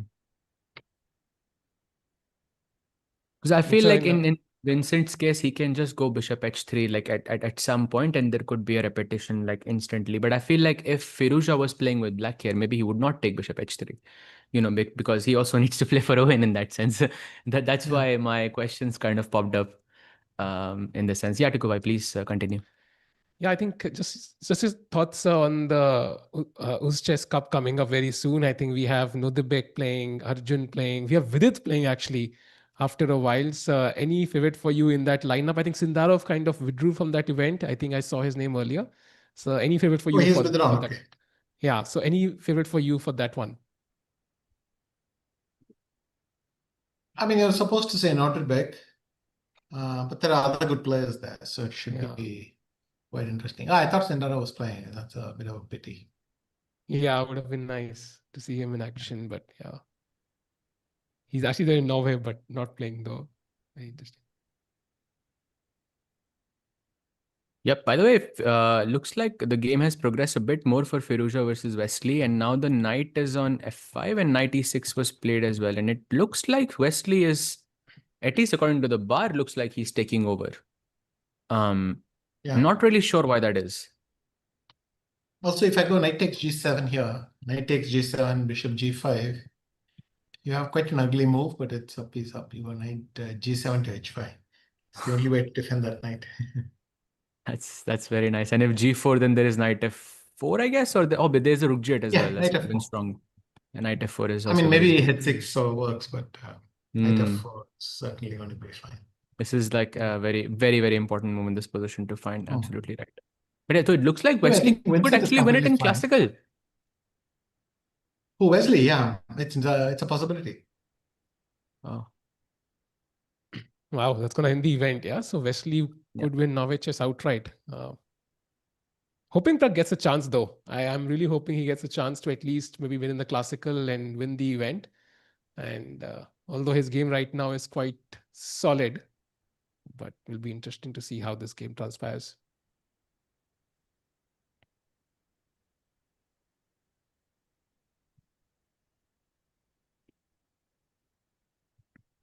Yep, absolutely. Any other game you would like to go to? I see Gukesh is still thinking after the move Queen b3, so not many updates there. And Pragg versus Vincent also is looking at the same position. By the way, another thing which is kind of interesting to me in this tournament is Humpy's time.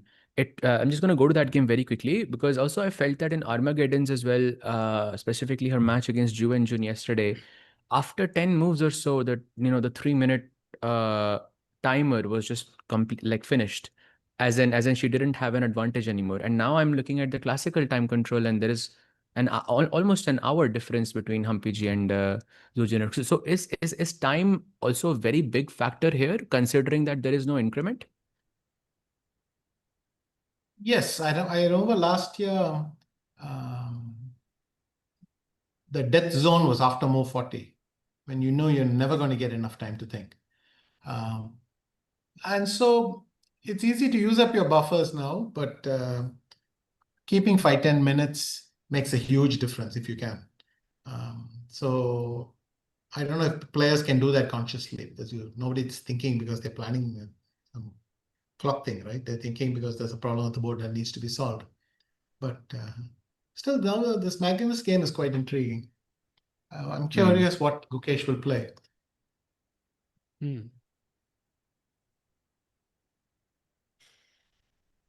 It looks the pawn on b7 under attack. So there's knight a5 as a possibility, and I really wanted to go bishop e5, bishop e6, and I really like that. But this pawn on g6 has ruined my plans. So now knight a5 looks like the played actually only move. Yeah, he has played it, right? Yeah. Wow. Sahil bhai, that's 3-on-3 now. Alireza's thing is plummeting. Wow. Oh, wow. Wait, what? Did he just... Wait, that can't be right, no? What's that? No, I mean, it's a mistake, but I don't know why it's a mistake. It's showing up as the best move for me, and then I'm not really sure if it's correct. But it looks a bit seems bad that though.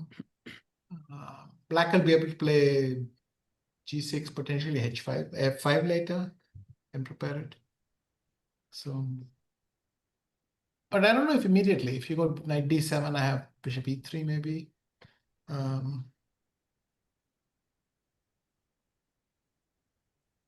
And can I go g6? Just because you cannot go knight. And if you go knight g3, it just looks bad. I don't know. Yeah, but if I go knight h6 here? Queen f6, I was thinking, yeah. Sorry, you're talking in that position, knight e2, knight... yeah, knight e2, knight d7. d7, bishop e3, g6, yeah. You meant when the knight is on f6. Okay, yeah, that makes sense. That makes sense.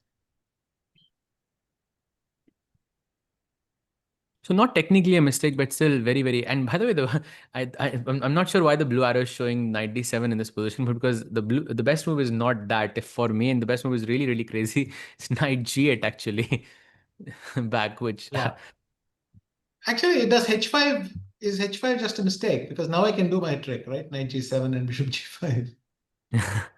Oh, wow. Actually, Yeah, yes, you can. Because I wanted to play h5 and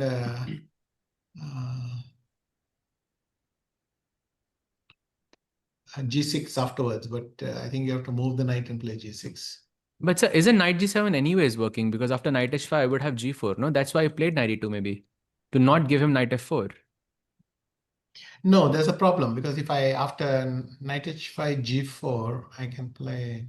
Yeah, I'm just gonna make a h6. random move so people I can... can play h6. So this is working. Wow, it's equal. Knight h5, g4, and you're saying h6, right? Yeah. Bishop h4, yeah. Are you saying bishop d4? Yeah? Yeah, if take queen f4, I saw bishop d4, but maybe e5 works or something. Actually, I'm not gonna lie. This is something I completely missed as well, but it's beautiful to actually not mention is d4 here. It's completely winning for white. Yeah. What a move. Wow. Maybe that's his plan behind knight e2 then, to try and take on g7. And this is maybe why the I think computer knight e2 is to plug the gap on d4, but what happens next is interesting. I think this game is so interesting. I think we've not seen anything like this before, sir. And sir, I know you have to leave in a few minutes. So before you go, just one, take on the Divya game, because right now I think she's the one in trouble, has lost 2 games in a row, and seems like it's actually close to winning for Anna after bishop to f6. So do you think this is even holdable? Because the king side kind of seems, the black king is completely on the king side, basically.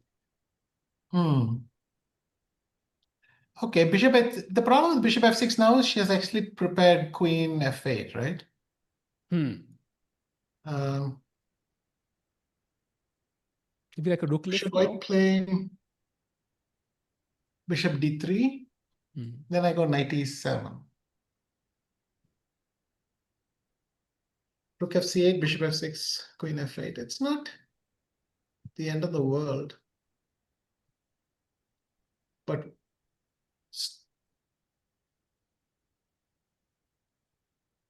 So can I ask a follow-up question? Would it Sure. be okay? Would it be losing for Divya if she had to play the move G6 at some point? Yes, I think that's a huge concession. Okay. Hmm. I think that's basically where because I see it at some point it's gonna. I think it's more. I think that's why maybe you're playing Bishop D3 to go Queen E4 and provoke G6, and Yeah. I think that's just yeah, maybe that's why the computer assesses this as completely lost. Yeah. Okay, guys. Thank you, sir, for joining. Really appreciate your Thank you so insights and much, would sir. love to have you again. And Always a thanks a lot for pleasure joining for and so in a long, very sir. interesting tournament situation. Yeah, Thanks, hopefully guys. Pragg wins, sir. Fingers crossed. Let's go, Pragopi. Thank you so much, sir. Thank you, sir. Thank you. Thank you, sir. Thank you, sir. Bye. And Chad, that was Vishy's five-time world champion joining us. And Sahaj bhai, I think we were going through the analysis there, but कहीं ना कहीं पे लग रहा था कि games काफी novel हैं आज. Like it's not traditional, Queen's Gambit, D4, D5 खेला, E4, E5 खेला, and we have like 25 moves of theory. Firouzja game देखो, Carlsen, Gukesh game देखो, like Pragg game देखो. I mean, it's like we're trying something new in every game. And look at Divya's position, like it's almost lost. And before we look at this in depth, I want to jump back to the game of, I think which game? Magnus. Because after knight to a5, he did play your move, said by 4-on-4, queen to b4 on the board.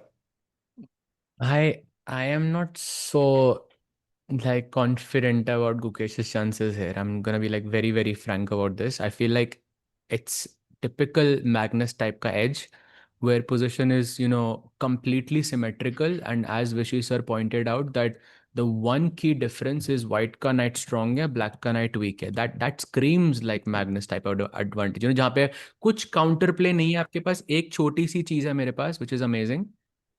क्या है sir भाई? अच्छा, okay. Yeah. So as I was saying, it feels like a typical Magnus type of edge to me, and I don't know, like I'm not feeling very confident about Gukesh's chances here. Why? Bhai, bishop e6 on the board. I have to agree with you. Bishop on e6 looks like दो pawn के बीच में होता है ना, ऐसे वो देखा आपने क्लिप्स देखी हैं, दो ऐसे जानवर होते हैं एक टाइप के, बीच में एक दूसरा जानवर घुस जाता है, and as if अरे भाई, वही फीलिंग आ रही है मुझे भाई, ऐसे कुछ लग रहा है मुझे. भाई भाई भाई, दिल खुश कर दिया भाई. ये वाली तो मैं लिखूंगा भी नहीं भाई. ठीक है, आपको माफ किया भाई, माफ किया आपको भाई. अरे चैट टिक्कू ओपी भाई, कितने भाई बोल के थक गया था भाई. कोई मैंने पता है चैट से पूछा, चैट अगर टिक्कू होता यहाँ पे तो कौन सी एनालॉजी देता वो, और चैट लिख रही थी भाई. मतलब डिफरेंट तरीके की एनालॉजीज भाई आ रही थी चैट में. भाई इतना मिस किया आपके एनालॉजीज को भाई. टिक्कू ओपी भाई, लेट्स गो. मेरी एनालॉजी मत गेस करना भाई, क्योंकि तुम तो एक्सट्रीम पे जाओगे. एंड रियली अप्रिशिएट दैट सहज भाई. एंड कुमार भाई, sorry I couldn't read your super chat because आपने कुछ लिखा था जो उस टाइम पे सेंस नहीं बन रहा था, because Vishy sir was there. But what was your message? आप डायरेक्ट लिख के भेज दो. I am gonna read it out. And वो $2 जब मिलेंगे ना कभी आना वर्ल्ड कप पे, I will treat you to a pizza भाई, so that will cover up the cost. And yeah Sahaj भाई, आई थिंक मुझे लग रहा है भाई आज फाड़ू देने वाला है, मजा आने वाला है भाई आज क्योंकि भाई एक तो गुकेश और मैग्नस लास्ट प्लेस के लिए खेल रहे हैं. मतलब दोनों के दोनों खिलाड़ी सोच रहे हैं भाई मेरे को ये जीतना था. मतलब बोलते ना, it's almost as if like I don't know, like you feel like you are this bodybuilder ऐसे, या मतलब ऐसे big muscles, and then you enter international competition and you feel like the timid guy. You're like, bro, wait, what? It's like me at the age of 12 going for the under 13 nationals. I felt like I was a state champion. वहां गया, देखा भाई अधिवान बैठा हुआ है भाई 2200 rating लेके. I was unrated. Then I realized कि भाई actual competition होता क्या है. Like I feel like these two guys expected a lot more and have nothing in their hands right now and are basically playing to avoid calling this tournament a nightmare.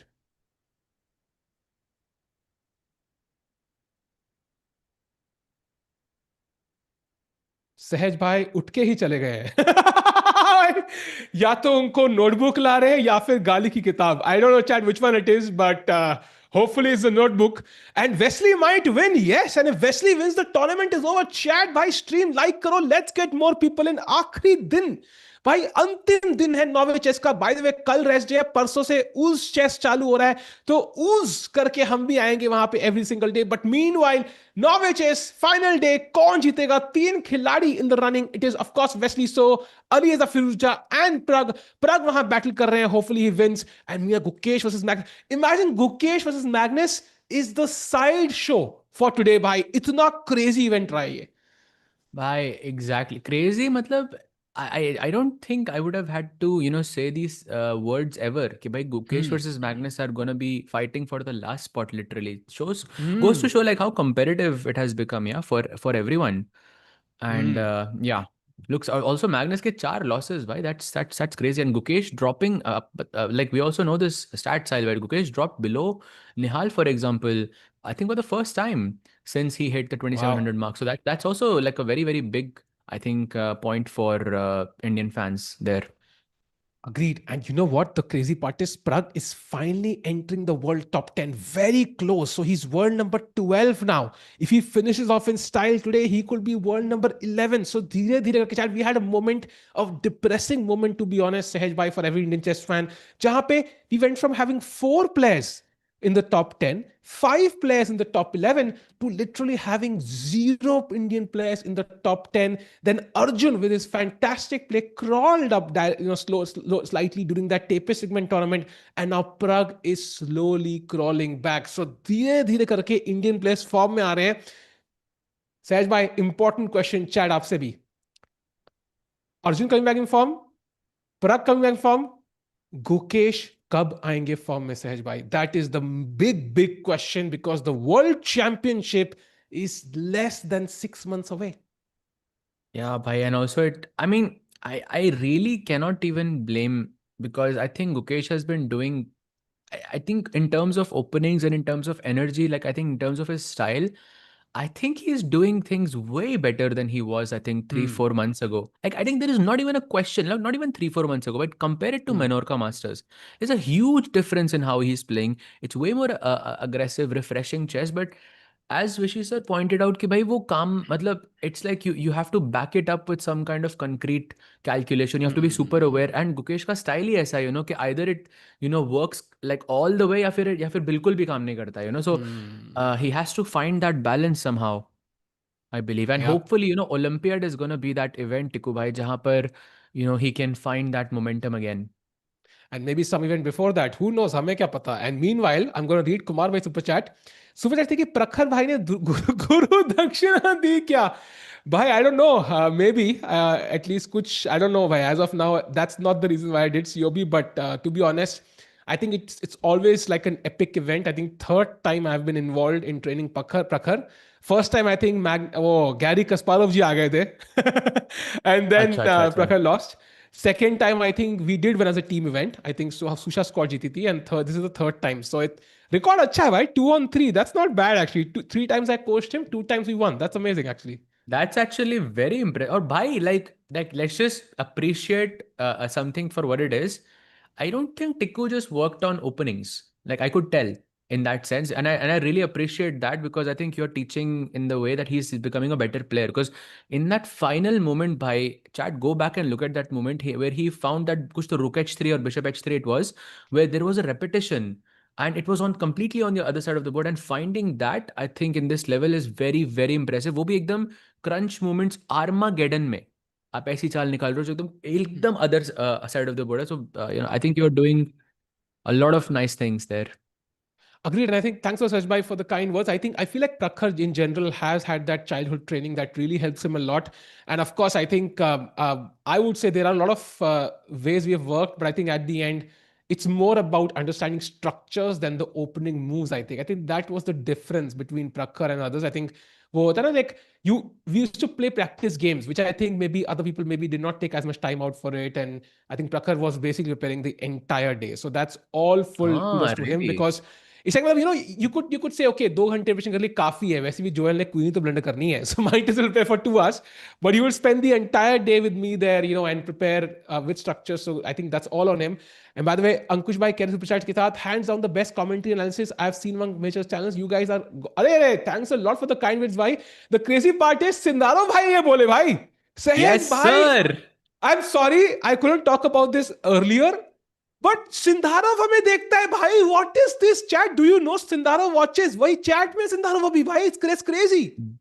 I was, when I found out from the message that you sent me, Tiku, bhai, Priyanka was here and I was completely losing my mind. I was like, what? This is like, bhai, it, they literally can't like it's such a big, I think, it's so nice of him to actually say it over there. बोला भी उसने भाई कि it's one of the best things for him in crunch moments, भाई. So he loves the Yeah. the wait what, वो सारे जो moments रहते हैं भाई टिक्कू भाई के, भाई उसको पेटेंट कराओ आप. it's हाँ एग्जैक्टली टाइगर 1 टाइगर 2 की स्टोरी सुनी है उसने मतलब सहज भाई सो ही हाँ knows maybe he appreciates the storytelling we did about Tiger 1. तो I'll just tell you something भाई. I actually did research कि भाई कहाँ पे उसने स्टार्ट किया होगा. एंड टिकू भाई हाँ आपको मैं स्ट्रीम के बाद आराम से बताता हूँ कि कहाँ से शुरू हुआ है ये, ठीक है. I हाँ believe me, I have the pieces. I have all of the wow pieces and I have all the timestamps because I was up until like because भाई ऐसी न्यूज़ सुनने के बाद नींद तो नहीं आने वाली थी मुझे 100%. हाँ तो मैं जागा हुआ था 4-5 बजे तक and I was just looking कि भाई कहाँ से शुरू हुआ और कहाँ तक जाएगा ये. It was and it's very interesting. I'll show you at some point. would love to hear chat you can make your own guesses कि भाई ऐसा कैसे हुआ कहाँ से सिंदारोव देख रहे हैं. As a random guess I would say maybe it was after the somewhere around the World Cup जहाँ पे हम लोग थे सब साथ में थे that's where he discovered us and he kind of moved forward सहज भाई हंस रहे हैं I'm guessing that's not the Yes. case but No, वही है it is partly true but हाँ partly not true. आपको बताऊंगा कि कहाँ से शुरू हुआ है, but we'll have भाई a conversation afterwards. But okay एक बंदा कह रहा है Chat कि आपको भी enjoys your बताएंगे, आप streams चिंता भाई मत ये करो क्या है भाई next time. मेरे को चलाते हुए देखने में सुंदर हो क्या मजे है भाई but anyways will come back to it meanwhile Sahaj भाई आई थिंक मुझे लग रहा है कि मैग्नस जी अपना टिपिकल मैग्नस स्टफ करने में लगे हैं प्रग के अगेंस्ट केमर जी ने क्वीन D7 खेल दिया है भाई सो उनकी नजर है प्रग के किंग के ऊपर भाई do I need to protect my king here in some way bishop F1 or something or can I just go full in You know what? oh You keep telling me कि ये even विशेष sir के सामने I didn't want to say this but भाई ये game 10 minute में draw होगा. I think 10 साल में ड्रॉ होगा. वो oh बिशप H3 मारेगा और ये unless Prag plays Hmm. bishop F1, which I Hmm. think is a concession in this position, right? Because you have bishop F5. I'm not sure if knight A4 is working now because knight C5 is a tempo. या फिर Hmm. उसके बाद भी he's planning to play B6. I'm not really sure. Haven't calculated all of it. But by the sole threat of bishop H3, भाई अगर हम प्रग पे अगर हम देखते भी हैं, उसकी नजर राइट साइड से हटेगी नहीं यहाँ पे because bishop H3 is happening at each move. या एंड केमर ना पूरा दूर बैठा है नहीं नहीं मैं कुछ नहीं कर रहा अरे मेरे को कुछ करना ही नहीं है अरे मैं तो शॉपिंग करने अरे सब्जी लेनी है भाई भिंडी विंडी खत्म अरे मैं कुछ कर ही नहीं रहा मैं जा रहा हूँ भाई he is like appearing to be as non threatening as possible so देखो उसके चैट उसका ना बॉडी पोस्चर भी इस साइड है लेकिन और बिशप H3 सैक वहां हो रहा है, दूसरी हाँ साइड हो रहा है. देखो हाँ ऐसे करके बैठा है, कुछ कौन देख ही सा नहीं रहा, बिशप सैक भाई कुछ हो ही नहीं रहा है, कौन सा क्या हो बिशप सैक रहा है. Oh we Crazy actually. Exposed it so he got up yeah Crazy, yeah. But chat दो गेम है Pragg fighting for first place at Norway chess जो आज तक कोई इंडियन नहीं कर पाया मैग्नस के आगे टूर्नामेंट जीतना is a feat to be cherished and then we have Gukesh fighting for his form against the GOAT of chess Magnus himself. हमारे पास मैग्नस और प्रग दोनों का हमारे पास कन्फेशन है दोनों प्ले करते हैं समय भाई एंड लेट्स सी क्या उनके दिमाग में चल रहा है as Pragg plays B5.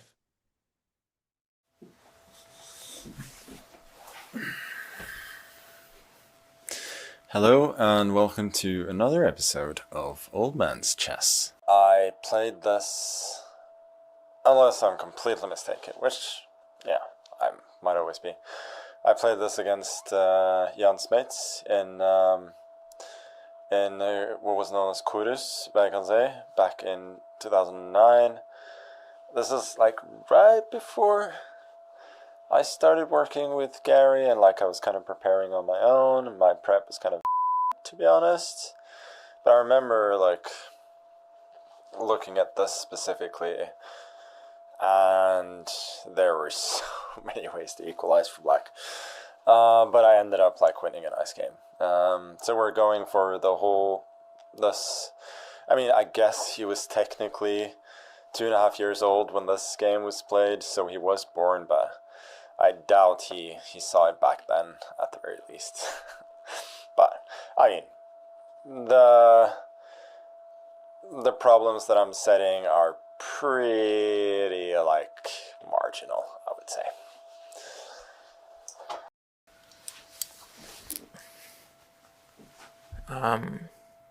Yeah, I think the opening, I just wanted to play something normal and try to get a long game.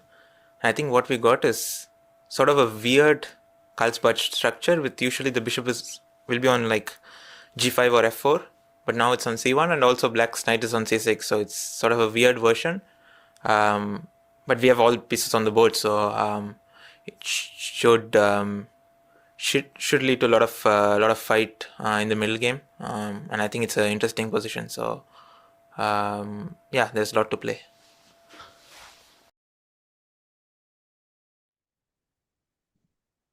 भाई Wow. ये जो एडिट था मैग्नस का भाई, व्हाट वाज दैट? ये किसने किया भाई? अरे क्यों किया? क्यों तोड़ा मैग्नस को ऐसे भाई? भाई मैग्नस ने बीप वर्ड बोला भाई. What was that word? I don't know. But clearly it was भिंडी beep. बोल So, रहा भिंडी बोल रहा था. I forgot. He's a big fan of paneer and bhindi, bhai. I think, yes. you know, Amritsari कुलचे और भिंडी खाने का बड़ा शौक था मैग्नस जी को. And meanwhile, इसीलिए आपको chat, दिल्ली से निकाल दिया लोगों ने ऐसी बातें करने के. भाई धक्के मार मार के निकाला है भाई. लिटरल स्टेशन तक छोड़ने आए थे मुझे. फ्लाइट पकड़नी नहीं दी, कहते स्टेशन से ट्रेन से जाएगा तू. गाली खाते खाते रास्ते में. बट मेरा पॉइंट है सहज भाई, ये b5 खेल दिया भाई प्रग ने.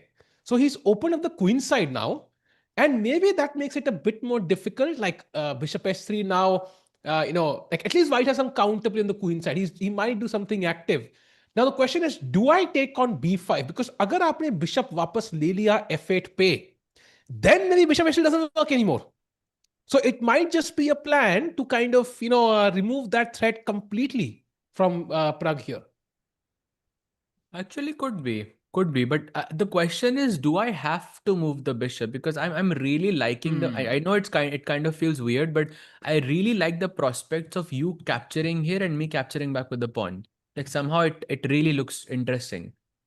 Like I don't feel that I'm worse there in any way possible. I would only be worse अगर आपका bishop ऐसे f4 पे बैठा होता and you could have captured or put some pressure on the d6 pawn. But if my pawn is doubled here, then I feel I'm defending e5, I'm defending c5. That kind of looks promising. So do I have to go bishop f8? For example, can I play something like knight e4? Yeah, I think it works. Very Yeah, it interesting works. actually. Very interesting actually. कि CD6 के बाद you can control e5, control c5. You basically take away all the squares that the white knight could hop to. And of course, the bishop on e6 is not happy, but वो तो sad है ही life में regardless of what we do. So I think काफी interesting structure है, but right now don't really see ways Pragg can put a lot of pressure, Sahej bhai. Like as a classical win right now looking very unlikely for Pragg. Yeah, classical win I takes think is nearly impossible here in a position like bishop b. Wait, what? He takes the bishop, yeah? Why? That was a slight mistake from Pragg actually. I think his plan is clear. He wants to go knight e5, but at least the engine really liked knight b5 because I can see the bar is dropping down a little bit to do just a couple of zeros. I think his idea is knight e5, but is it good? Because takes knight e4 is looking very logical. And ये bishop क्या कर रहा है? पहले आप b5 पे आए थे, फिर आप d3 पे गए, फिर आप वापस b5 पे जा रहे हो. Yeah, Sahej bhai, this looks too confusing for me. So Sundaro bhai, अगर chat में अगर बता दोगे कि यहाँ पे क्या आइडिया प्रग का, तो काम आसान हो जाएगा भाई. क्या No, chat में? थोड़ा, I mean, Sendarov has to wait for, Pragg's time to be a bit lower, yeah, or Vincent's time to be a bit low. That's when he tunes in, That's when he can let us know about his thoughts. Ah, damn. And shit. by the way, this is the second elite player I know. एक और है who I know has actually watched before and has actually commented on the stream before. Ooh, very देखो भाई. interesting. Ooh, is it Vidit? I don't know.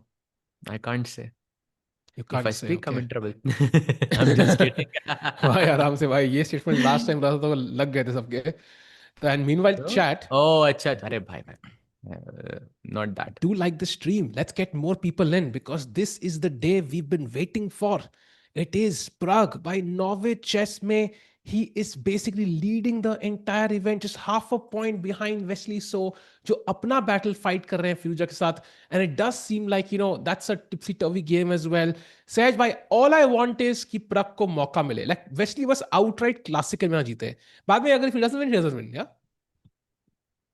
But भाई उसको करने के लिए आई थिंक प्रग को जीतना सबसे ज्यादा जरूरी है. आई think that's the only thing I want. I mean Alireza holding Alireza holding Wesley is not in Pragg's control, but Pragg, what's in his control is to try and win the game. But realistically, I don't see that position turning out in Pragg's favor, at least not right now. And also looking at Wesley looks a lot more promising, I think, because okay, it's a kind of an imbalance. He pawn structure through two tower. White is putting pressure on the king side. White has some space on the black has some space on the queen side. You can maybe put some pressure on d4, play d5 on.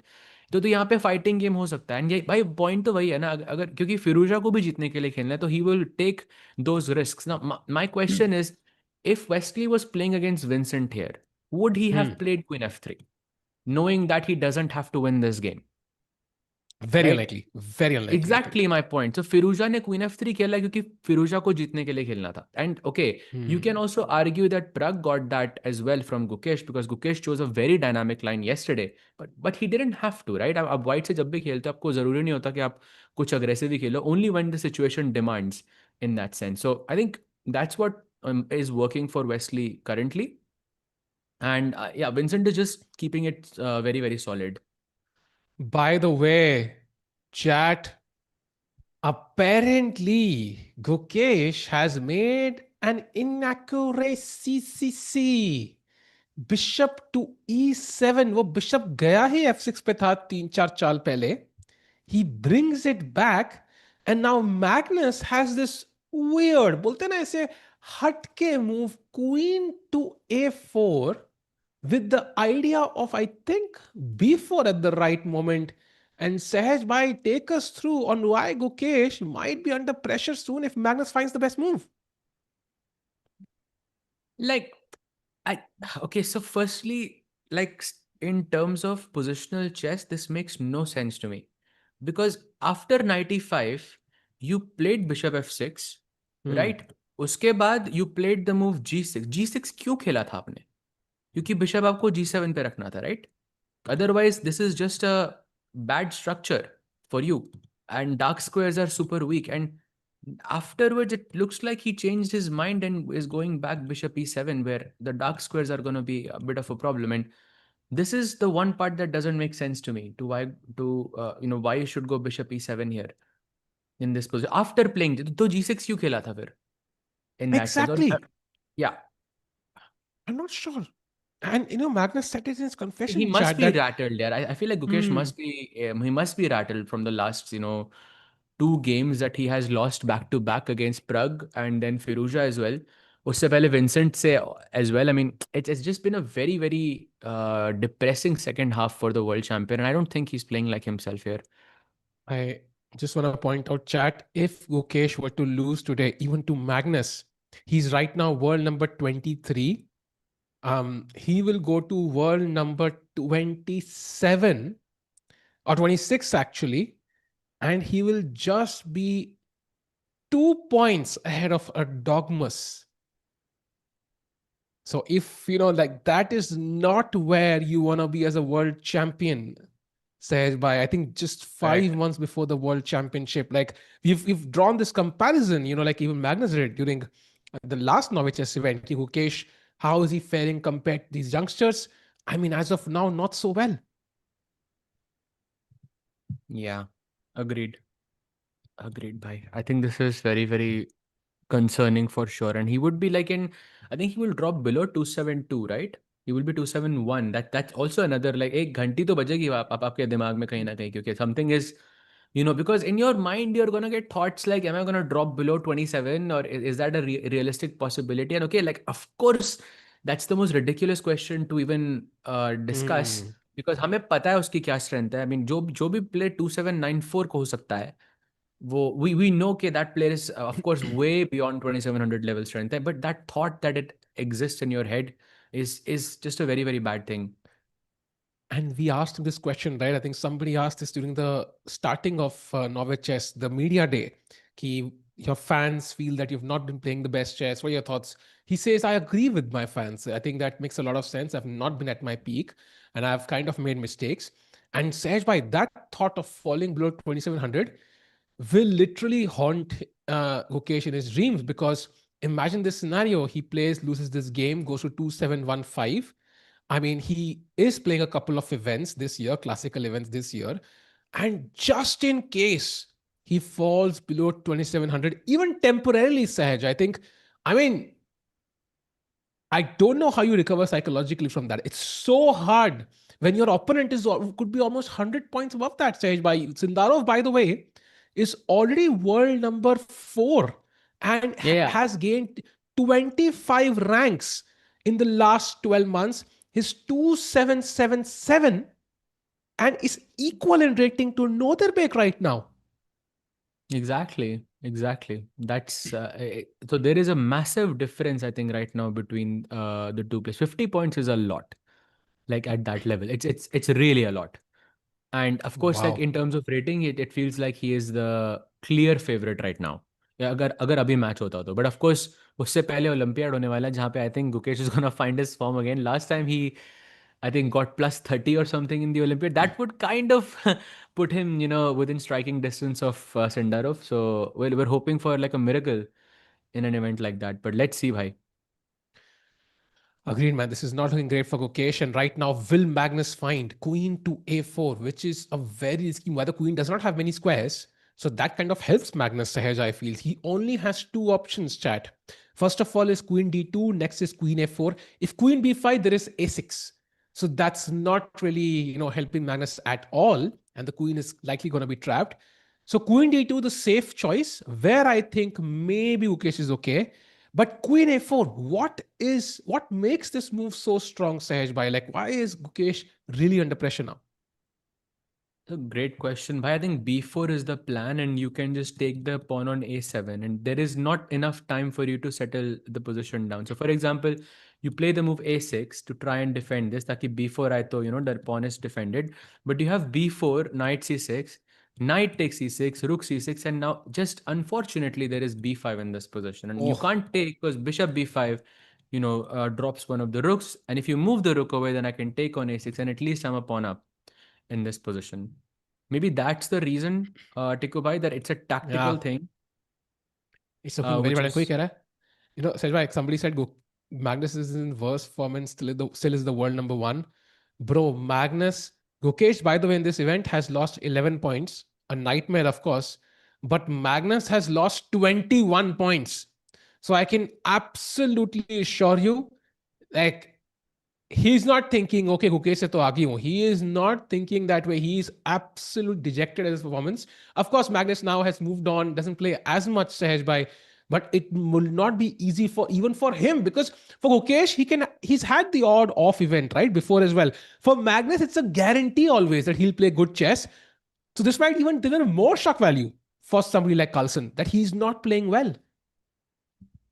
Yeah, but I don't know. Somehow today he feels a lot more motivated to me. Kal ka game, bhai, it was very, very strange. Yeah, because it didn't feel like Magnus at all. Even and I noticed both times why it happened against Wesley. Jahan pe first time I feel okay. I genuinely feel like when he was playing against Wesley, I know Vishy sir said that he missed f5, but f5 was happening in that position anyway, and he was already much worse before f5 was played in that game against Wesley. And secondly, in the actual classical game of Magnus versus Wesley जो कल हुआ था, भाई, it felt like Magnus, it was rook knight, and just a bunch of pawns, and the typical type of a position where Magnus usually presses, yeah. And suddenly it felt like I wasn't sure who's pressing, क्योंकि ऐसा लग रहा था कि जो 10 साल पहले Magnus की अच्छी position है, but अब it felt like Magnus is playing for a draw, which is very, very rare.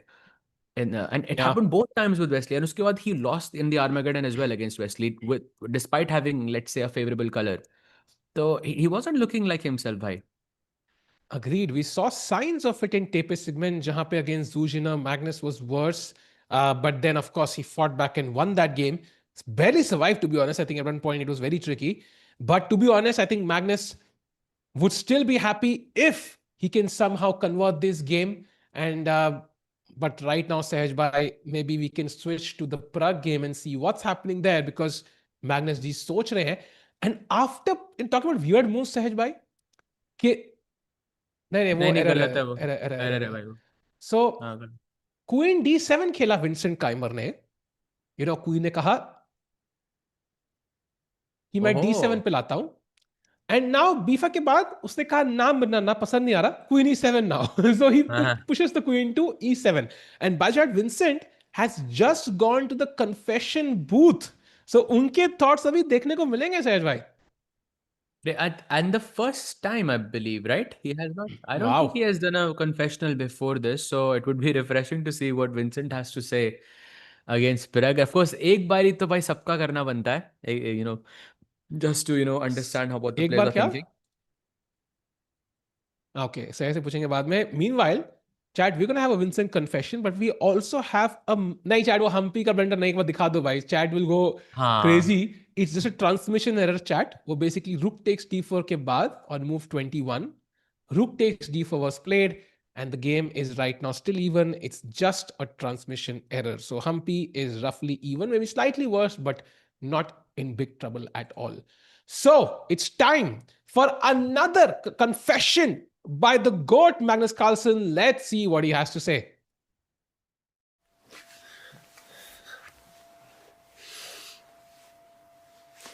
I feel like just have this weird feeling that Smates played the same way, and maybe I went rook c1 instead of rook d1. It seems very familiar. I think you could take on d4 after queen b3, and then queen b7, bishop b6. Like, I have some vague recollection of that.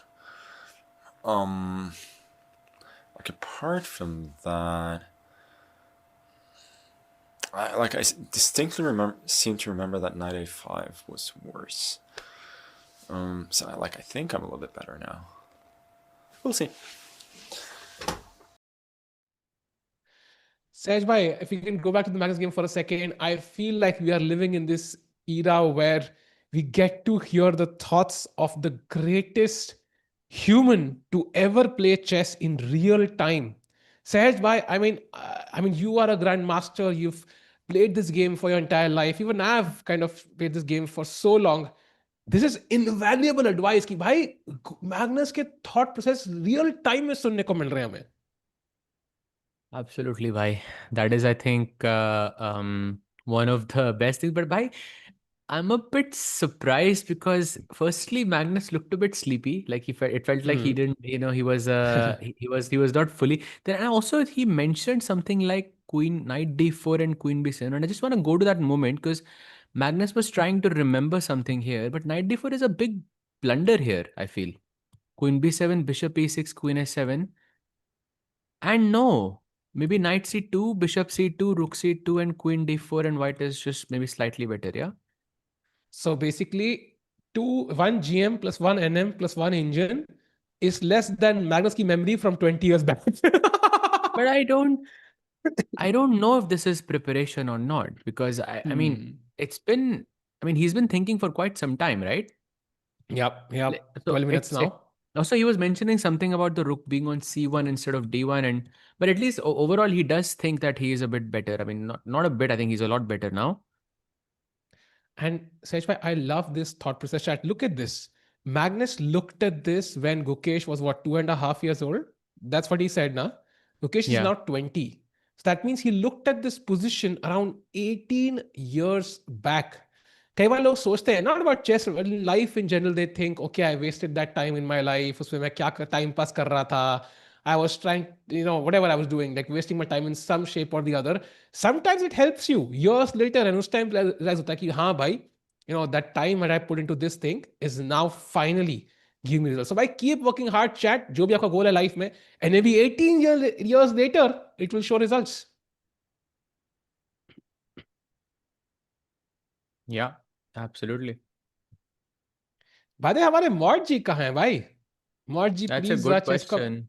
Good question. Chess com India की चैट थोड़ी अगर आप handle कर लें तो भाई अच्छा रहेगा. वरना मैग्नस जी उठ के कन्फेशन देंगे. Exactly भाई, exactly. तो वहाँ पे बहुत spams चल रहे हैं overall, and it's very hard to read the messages, you know, and keep track of everything there. And by the way, chat, Gukesh अपना कॉलर एडजस्ट करते हुए, I'm sure he's seen Queen A4 by now, so pressure build up होता हुआ.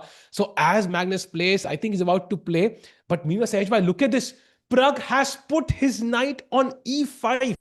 जिसका इंतजार 11 मुल्कों के घोड़े कर रहे थे. Knight to E5 played, and I feel you just have to take this. Is this a pawn sack? But what if I just pick up the pawn and sack my exchange? Can I do that? Oh, actually you can. Bhai, that is one of the best moves in the position. What?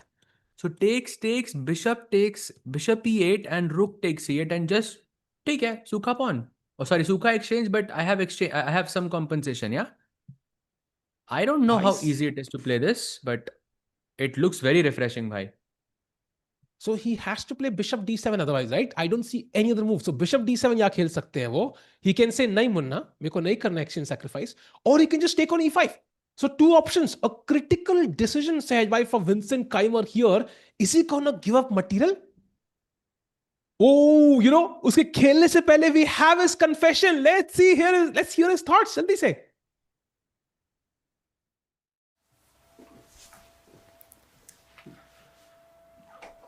I do feel like it's time I come here at least once, share the experience.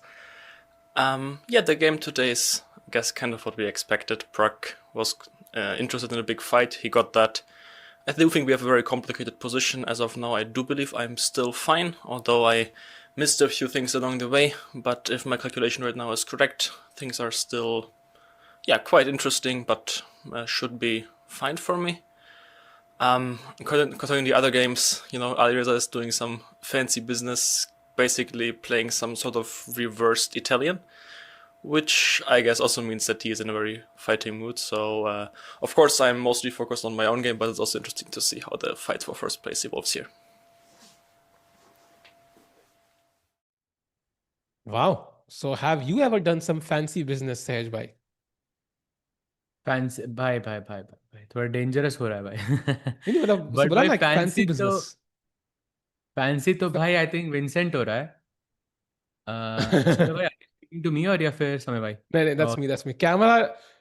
So if it's a camera issue, Sahaj bhai, it's me. If it's an internet issue, it's you. हमारा default setting है भाई. Default. नहीं भाई, कल से मेरा internet will be perfect. क्योंकि कल आ रहा change है हो रहा है मेरा क्या? नया रूटर भाई. उन्होंने बोला ही था मुझे, जैसे ही नॉर्वे चेस खत्म होता है तब आपका इंटरनेट पक्का ठीक होगा भाई. Oh, crazy. ऐसा क्या टाइमिंग है भाई आपकी, crazy. Wow. And by the way, Vincent ji camera की तरफ देख के सोच रहे हैं कि भाई करना क्या है मैंने आखिर. Am I gonna sac my rook? देख लेवी को तो थंबनेल मिलेगा बट भाई मुझे कमीशन तो देने नहीं वाला. So let me just play bishop d7 stage by. I feel like that's what he is gonna play.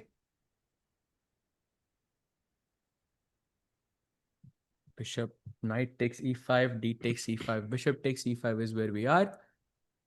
And of course, there is no other option, I think, besides this. Maybe you can go bishop takes e5, but इसमें like disadvantage ये रहेगा कि knight d5 अभी मर रहा है next move में.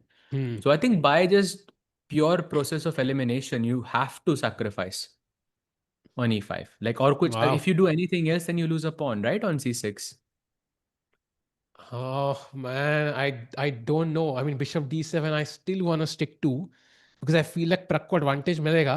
The problem is after bishop d7, I feel like we're playing for two results. After knight takes e5, however, Sahaj bhai, how many results are we playing for? I feel like 5. Like white can win, black can win, draw, you cry or I cry. Because यहाँ पे attack बन सकता है भाई after knight takes, bishop takes and queen e5 आके उस diagonal पे. I think knight takes e5 is a right move, but we'll see. Knight a5 कैसा लग रहा है? Knight a5. Actually नहीं, थोड़ा ज्यादा हो गया है. नहीं सेंटर वाला पॉइंट चाहिए भाई. मुझे किंग तक पहुंचना है और किंग तक पहुंचने के लिए मैं कुछ भी कर सकता हूं. इन कोर्ट्स विंसेंट काइमर. लेट्स सी क्या होता है सहज भाई. सो मीनवाइल 95. कौन सी मूवी का डायलॉग था ये अभी आई नहीं है सहज भाई. New movie upcoming very soon. Dhurandhar 3 Tiku edition. Dhurandhar भाई. I think that's franchise ending. I think वो सिर्फ मिस इन्फॉर्मेशन रूमर है वो. हाँ, बट okay. आने वाली है, रिसेंट मूवी, जिसमें it is I think Tom cruise and Alia Bhatt actors हाँ, हैं उसमें। हाँ, okay. And Sahil Tikku supporting character. नहीं नहीं, मैं रोल वोल नहीं है, बस स्क्रिप्ट लिखी है मैंने, ज्यादा कुछ क्रेजी नहीं Ah, है। okay. Great. Amazing. So knight takes e5 is where we are, and I feel the I think that move is, I think, about to happen very, very soon. He looks like he's about to just make a move. And bhai, like, you cannot convince me that takes this position. If this happens on the board, I feel like this is way more comfortable for black. In contrast, maybe I'm wrong, but I feel you've got everything going for you. Double bishop, some attack on the king side, central control, space, सब कुछ आपके साथ में ही है. I feel like अगर मैं वो bishop D6 exchange कर लूं, like for example knight to A4, और अगर आप वो बिशप ट्रेड कर लो, then I am a happy Pragg, because bishop after this Knight to exchange A4 where? 95, हाँ कहाँ पे? 95 D5 bishop E5 bishop E8 रूक E8 करके सारा drama, now night A4, and अगर आप बिशप B2 मार दोगे तो मतलब मैं थोड़ी पार्टी थ्रो कर सकता हूँ already, because I feel like आपका बिशप पैर गया। भाई वो जो रूल था ना कि जब आपके पास दो बिशप होते हैं तो एक बिशप ट्रेड करना चाहिए, वो उनके लिए होता है जिनके पास दो बिशप नहीं है. सो लाइक आपके अपोनेंट के पास दो बिशप हैं तो हम्म आपको उनसे दो बिशप छीनने हैं. हम्म अगर आपके पास दो बिशप है तो वो रखने हैं भाई, तो bishop D6. And now Pragg के best option is knight C3 Tikku भाई. नाइट C3 उसने खेला भाई, तो भाई ओह भाई हिट, भाई what, what. No way, what, ये कहां गलती से आया? भाई, ये व्हाट को कितने लोगों ने मिस किया था भाई.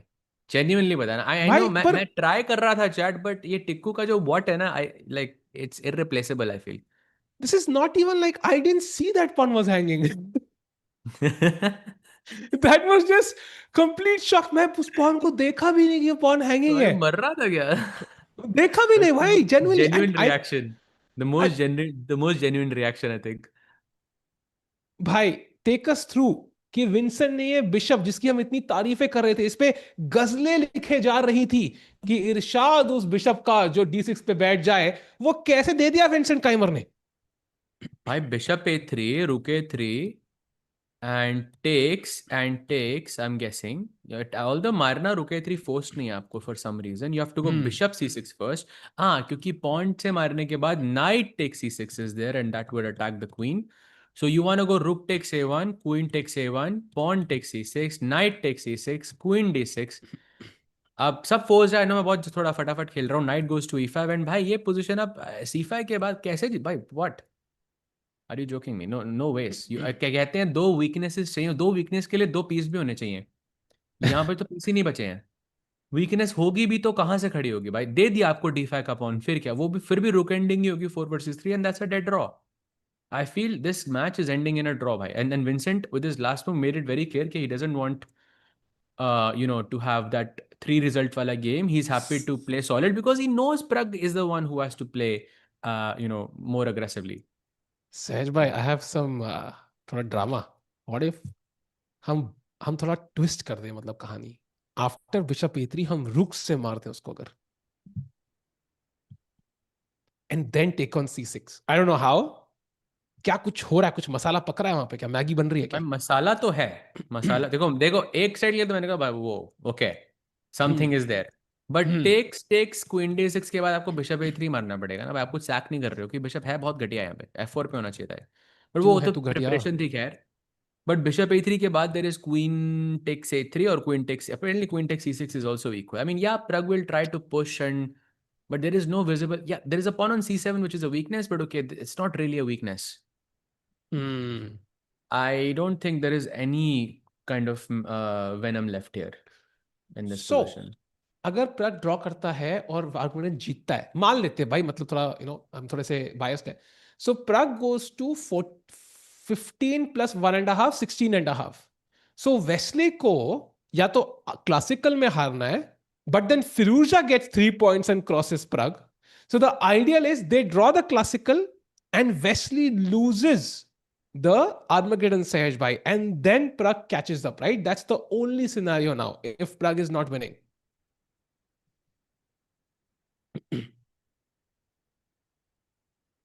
Sahaj bhai, calculation करते हुए कैलकुलेशन नहीं भाई, क्वेश्चन पूछते हुए, बिकॉज आई फील लाइक वो पूछना बहुत जरूरी है यहाँ पे, बिकॉज बट पता क्या हुआ? yeah. नीरी भाई ने ट्वीट किया, विंसेंट इज सैक्रिफाइसिंग एक्सचेंज, और इंस्टेंटली उसने बिशप टेक लेते ही मार दिया. सो नीरी भाई ट्वीट की, गया भाई ट्वीट. बट मीनवाइल, सहज भाई, look at this, look at this, look at this सहज भाई. मतलब फिरोजा गेम देखो भाई. दिखाइए अपेरेंटली सर. वेस्ली ने हिम्मत करके किंग साइड कैसल कर लिया है भाई, and the night is on F5. Do I even want to move it? Maybe not.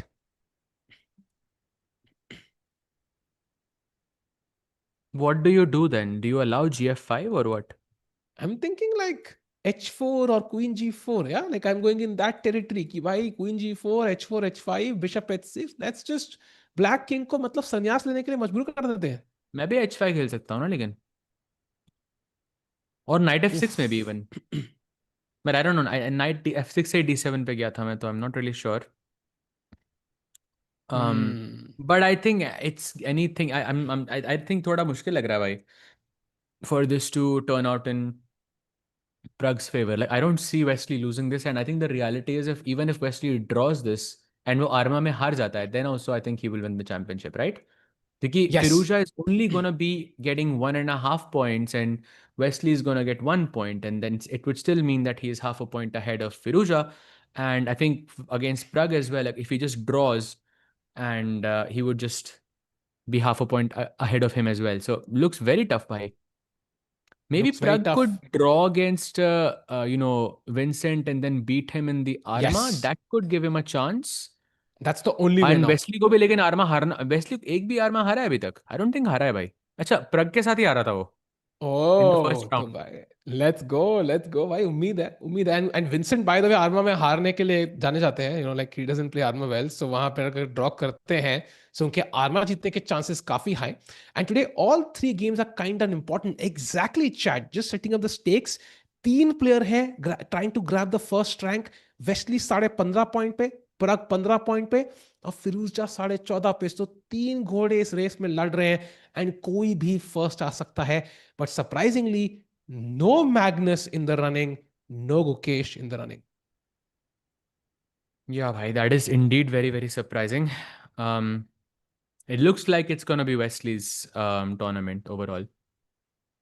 And by the way, no moves by Magnus Carlsen. Sahaj bhai, if we go back to the game versus Gukesh, the world champion, Queen A4 अब तक नहीं खेला है. If Queen D2 was the move, he would have played it in 10 seconds. I feel like he's really having a deep look at Queen A4, Sahaj bhai. That is the only Yeah. possibility. अरे भाई, एक सवाल पहले chat से, and chat का पहला answer आते ही टिक्कू भाई आपसे, ठीक है? अगर गुकेश मैग्नस को क्लासिकल में हरा देता है तो क्या टूर्नामेंट सफल है? यस और no? We need to address this because it could be possible, yeah, in some distant, in some reality it's possible. So क्या टूर्नामेंट सफल है उसके बाद? यस और नो? टिक्कू भाई प्लीज, you can आपने tell me तो what you think. ये बात बोल दी कि मतलब आपकी एक ही दिन में नौकरी चली गई, छोकरी चली गई, लाइक हेल्थ इश्यूज हो गए, लास्ट में आके आपने कार्लसन को ब्लिट्ज में हरा दिया. Is that a good day? Let me think. पर ब्लिट्स नहीं है ना भाई. ब्लिट्स में देखो, great no, day. no, no. Great day. Blitz में नॉट नॉट भाई ने क्या ऐसी पलटी मारी है भाई, crazy. Comedians on board great का डे, ग्रेट डे. इन्फ्लुएंस दिख रहा है मुझे भाई पे. Let's go. ग्रेट डे भाई. I think crazy. Chess players ना सहज भाई, I think you will have experience this. जब एक नाइट मेरिश टूर्नामेंट जा रहा होता है ना, अगर फाइनल राउंड जीत जाए, यू लुक एट इट, ठीक है भाई, चलो कर लेंगे मैनेज. एक वो you kind of convince yourself कि ठीक है भाई, at least there were some good science, and I can learn from the lessons that I had during my bad games. But if he loses this, I feel like this is going to be a hard tournament to recover from. I mean, losing 3 classical games in a row, not even making to the Armageddon, it's not something, Sahaj bhai, that Gukesh would have even predicted at the start of the event. So we bottom of the standings hona, that's going to hurt hard enough, but losing 3 games is just terrible. I mean, looking at Gukesh and looking at how focused he is and how he's not walking around, he's definitely in a lot of pressure right now. Like as a chess player, it looks very clear that he's under a lot of pressure. Also because when the tournament is over, then it's written in history forever. Yeah, that it was a really, really bad event for you. So I'm guessing he would really try to win this one. And I think for me, there is some concession for sure. If you beat Magnus in Classical, there is definitely some concession as well if you beat him in Armageddon as well. But of course, a little bit more for Classical because, it's Magnus. And last time we had that crazy table banging moment. And if Gukesh does beat Magnus, then Magnus would be last. Let's not forget that. Classical, I mean, when the tournament is finished, तो वो table bang 2.0 हो सकता है भाई. It's possible because he would be very upset Agreed. with the loss. And भाई यहाँ also से 22 चालें हाँ खेलनी है 38 मिनट में and no increment chat because बहुत टाइम से सोच रहा है मैग्नस. आदि is Magnus thinking for a half an hour? I'm sorry. yes 30 minutes. I think मतलब it's ऋषि सर also के जाते हो तब से सोच ही रहा है मैग्नस बेसिकली, नहीं राइट? एक ऋषि सर साल जब के से लिए गए हैं चैट तब से मैग्नस सोच ही रहा है. Like go back and check. Like I don't think Magnus has played a move since then. एक चाल x3 खेला था भाई वो. He plays queen f4. He finds the best move and Gukesh is now under huge pressure सहज भाई. And Magnus को जो भी 30 मिनट उन्होंने लगाए देर आए मगर दुरुस्त आए. And the world champion under pressure now. Hopefully Carlsen के टाइम में वो सोच रहे थे, रियलाइज कर लिए थे कि ये एक तगड़ी चाल है. भाई सोच तो वो रहे थे but I really hope he has utilized that time because Gukesh did not get up even once. ठीक है. एंड ऑब्वियसली क्वीन एफ4 के अलावा और क्या चाल है यहाँ पे व्हाइट के पास. Like queen d2 does not make, वहीं से तो आए थे आप. Queen b5 as you mention में a6 आ रहा है. Just by process of elimination queen f four is a one move you would expect here. And आधे घंटे से अगर आपका अपोनेंट सोच रहा है यू नो कि you can take them down in time pressure situations most of the times at least in this event that's what happened. 3 out of 4 games that Magnus lost was because of time pressure. So just play fast. क्या हुआ भाई? Sahaj bhai, I think Gukesh might not survive this even the next 5 moves without a losing position. I'll tell you why.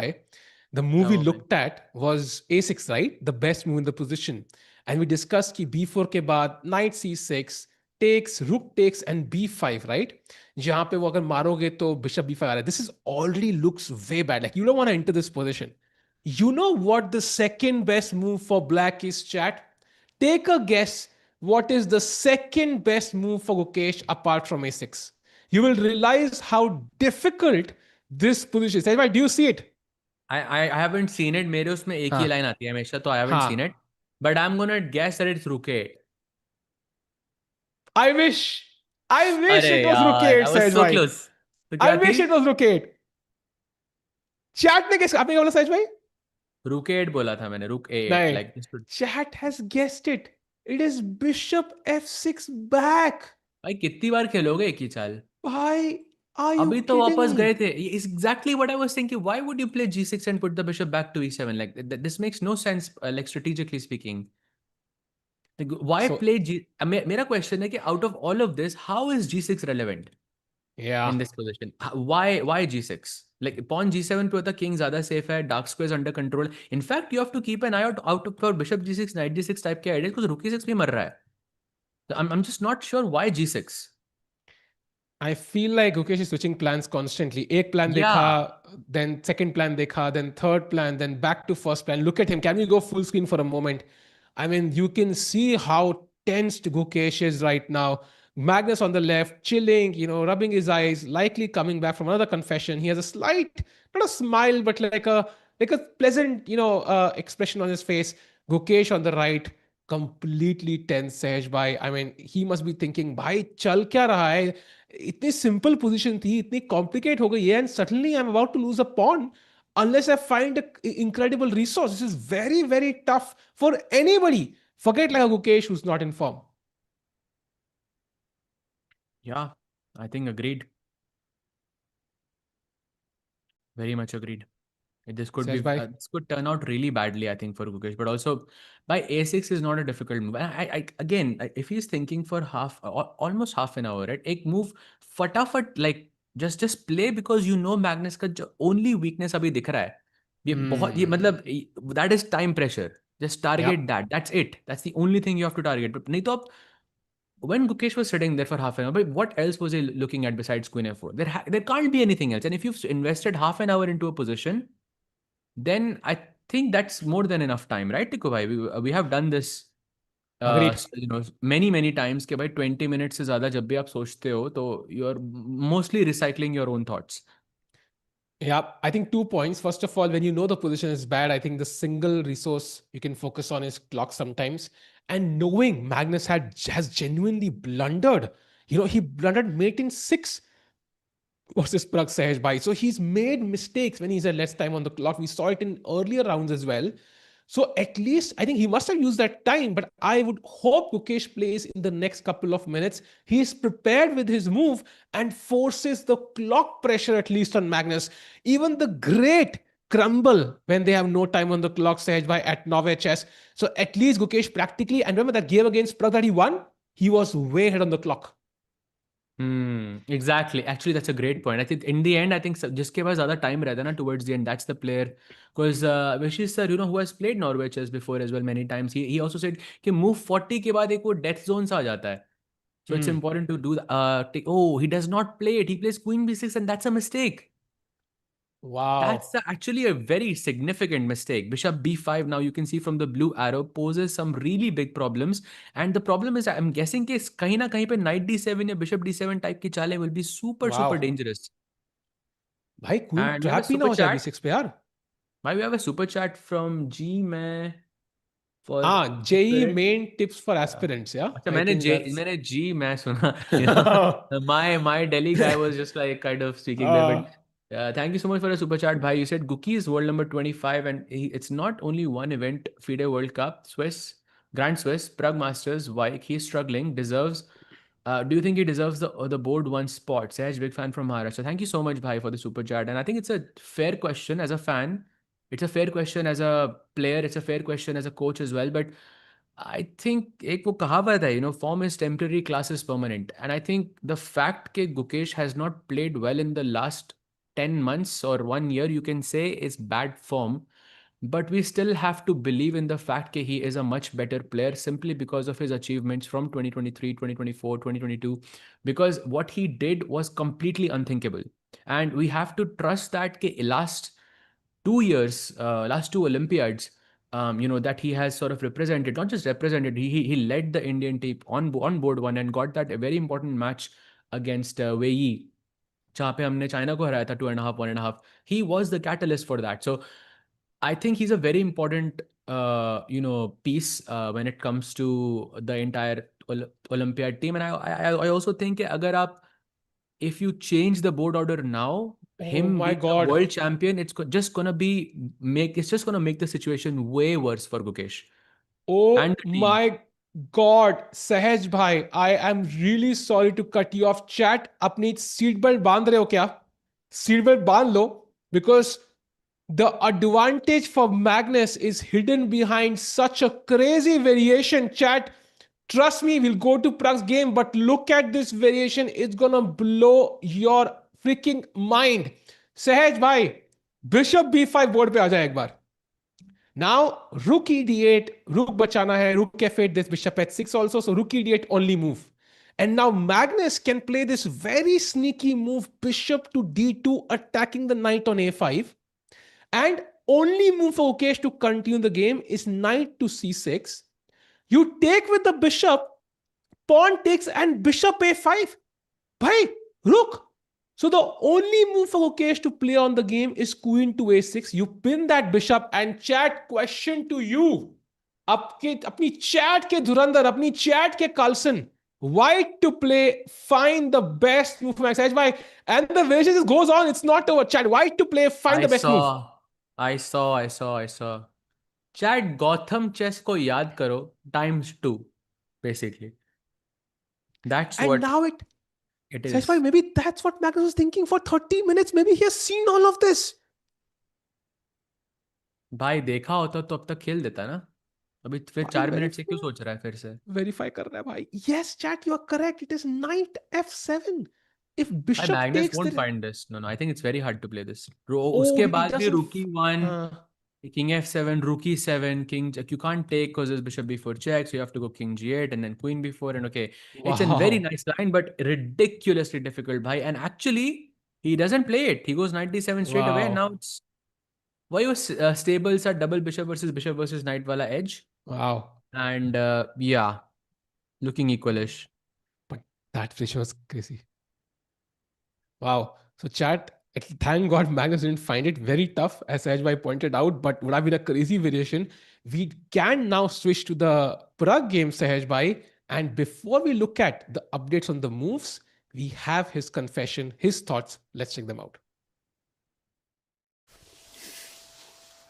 Yeah, so when I played b5, I forgot that he can. I just assumed for some reason that bishop a3 is not really possible, and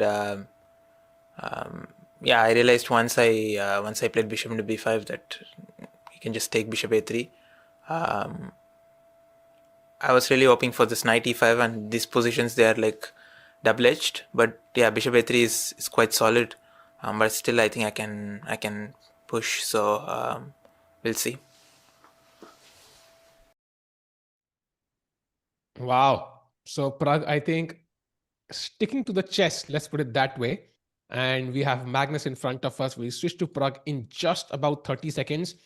Just want to, oh, we have switched. Amazing. So now chat, just updating you.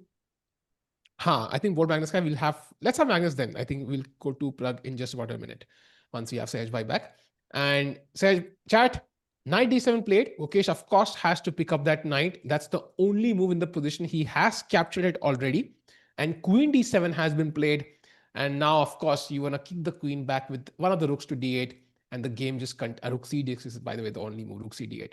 But they're still difficult, chat. I think बहुत difficult है. Bishop pair है. And वो g6 move, that move that Gukesh played on the king side, is not helping actually. I feel like it's created a weakness. Bishop h6 is always an idea. Bishop e5, queen d2, queen h6 is an idea.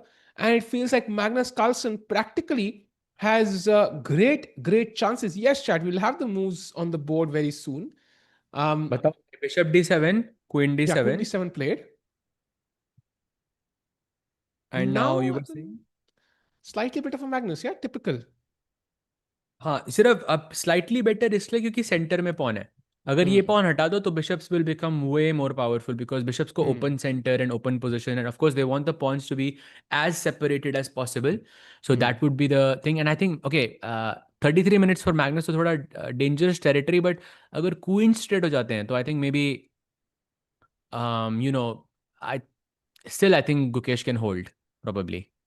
Yeah, he can. And he's closed his eyes, by the way. I think constantly meditating, constantly trying to calm himself down. Agar aapko yaad hoga chat, when he actually won the candidates, we asked him, how does he maintain his nerves so well? I think that was the straight secret for him to win the candidates and the world championship. He mentioned he has a fire inside him, but he somehow does not show it on his face. So let's hope so he can hold his nerves. Such a perfect moment to switch to Prague now and check what's happened there. Does Prague have any winning chances, or is it going to be a draw? Yep. Let's take a look there. Prague actually, wow, bhai. Hindsight OP, let's go. This is exactly the position that we were discussing. Actually, I have it in my notes. जो analysis हम करते हैं ना, by the way, this position is exactly there. And now c5 is the move that we were talking about, which is actually quite strong for black, because this is perhaps the only weakness in the position. And कभी यहाँ पे knight बैठ गया, black का फिर भी एक खराब bishop है, then it could be a bit of a problem. So c5 I think would completely seal the deal. But इसमें एक twist है टिक्कू भाई. After c5, Prague has this interesting queen a3, जिससे at least ये pawn जो है वो pin हो रहा है.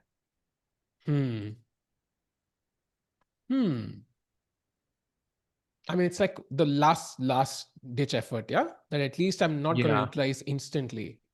और इसकी नहीं प्रॉब्लम है, knight d3 आ रहा है तो थोड़ा annoying लगता है, but bishop f5 ढूंढना बहुत जरूरी है, क्योंकि if you take on c5 then I'll take on e5, and if you bring the knight back to f3 then I'll play rook c8, and okay, I'm more or less fine here. But yeah, basically आपको 2 results के लिए आपको defensively बचाना पड़ेगा, which is never a nice thing to do, I think ever, because आपके जीतने का chance बहुत कम है. But okay, I think Vincent could have chosen to sacrifice the exchange and then it would be a 3 result position. But I think the fact that he went into this I think Pragg can like at the very least ये game draw होगा. So the good news is chat, draw तो आ रहा है प्रग के पास. So with that draw, he will gain 1 point and he will cross Wesley. So इसका मतलब अब all depends on the other game. Of course, Prag can hope for more, getting that extra half a point as well. But देखते क्या होगा. He's gonna keep pushing 95 के बाद, and if not C5 Sahaj, let's say Black says C5 is a bit risky. What else could he consider in the live position? I think C5 is like a default in this position. Like it's something you have to play. अगर अभी नहीं तो next move में like at some point you have to play C5 because if the pawn is let's say C5 नहीं खेलोगे तो C6 तो कभी ना कभी आएगा ही, right? Then this structure is basically very similar to let's say a Carlsbad position जो actually हम हर elite event में कम से कम 5 बार जरूर देखते हैं. And this would be like a dream position for white क्योंकि वाइट जो ए बी पॉन्स थे वो एकदम एलिमिनेट हो चुके हैं. ब्लैक के पास कोई काउंटर प्ले नहीं है. वाइट का नाइट हमेशा C5 पे बैठ सकता है एंड ब्लैक के पास कोई काउंटर प्ले नहीं है किंग साइड पे. So C5 I think has to be played in order to remove that possibility of a counter play. Now of course you don't have to play it right now. You can play bishop f5 पहले and then C5 as well. It's kind of the same thing. But bishop f5 is also important ताकि आप knight d3 ना allow करो. क्योंकि if that knight goes to C5, this knight is going to be, and this position is going to be a big problem for Vincent to defend. Rook c8 played. He plays rook c8. So he says, okay, I'm going to play it slowly and gradually. Maybe I can try to stop it forever, Sahaj. Maybe that's the hope. Maybe knight d3 is a move or something else. Knight d3 looks tempting. मेरी एक नजर आई थी knight d3 पे कुछ some bishop h3 queen g6 then I remembered the knight is on f6 so I kind of by the way but it does work by knight d3 knight d7 knight a4 and bishop h3 does work gh3 queen g6 check. Wow, have to be So careful. that vision is important. And I'm sure Vincent has at least somewhere he has looked at this idea before. But yeah, I know it says 0.3, 0.4, but it's not a very big 0.3 for me because it's too simple. It's too simplified because we are almost, I don't know if we can call this I think it's an endgame. No, it's technically almost an endgame. Yeah, I think it's an endgame. More or less, yeah. Agreed. And I think Vincent Keymer knows he's like one breakthrough away. अगर वो C pawn, D pawn का exchange हो जाए. Of course, there's a slight weakness on D5 for Vincent, but it's very well defended. Pawns एक ही side पे हैं board के, so pass pawn निकालने के chances are close to none. So Vincent Keymer very close to holding that draw. And Sahaj bhai, I think could we have both the games like Pragg and Gukesh on the left and right side? That would be very nice. Meanwhile, आपको क्या लग रहा है सहज भाई? Will Gukesh crumble? Because I think if you go back for a second, after queen d7, knight c6, he found the best move. Magnus takes the pawn on d5 and now rook e to d8. And now surprisingly, only move for Magnus is queen to b5. Bhai, I think like in this position, the one point we mentioned is that if we remove these two pawns, then it helps Magnus, not Gukesh. And Gukesh had the opportunity to play rook cd8 here. But maybe it wasn't as comfortable because after queen c7, you would take on b6 and black would capture back and आपके pawns double हो रहे हैं. Maybe that's a bit inconvenient. But now after knight c6 takes on d5, it feels like, by the way, queen b5 also played. This is exactly that position. Without the central pawns, and now Magnus's advantage maybe slightly increases. And you know what one of the best moves is here? Bishop 6. So that bishop somehow in every variation belongs on f6, right? It's insane. Like the bishop on e7 is just kind of loose there somehow. Hanging could be a tactical nightmare because the rook on e1 attacks it. So Gukesh really regretting that one move. But I think technically it's three moves basically because you played bishop f6, then you played g6, then you went bishop e7 back. This is what, and also like this is a very, very Magnus type of a position. Yeah, double bishop versus bishop and knight, dono side pe pawns. And if we can remember the game of Magnus versus Yaz Khan chat, जो 7 घंटे चला था, and Magnus ended up winning towards the end.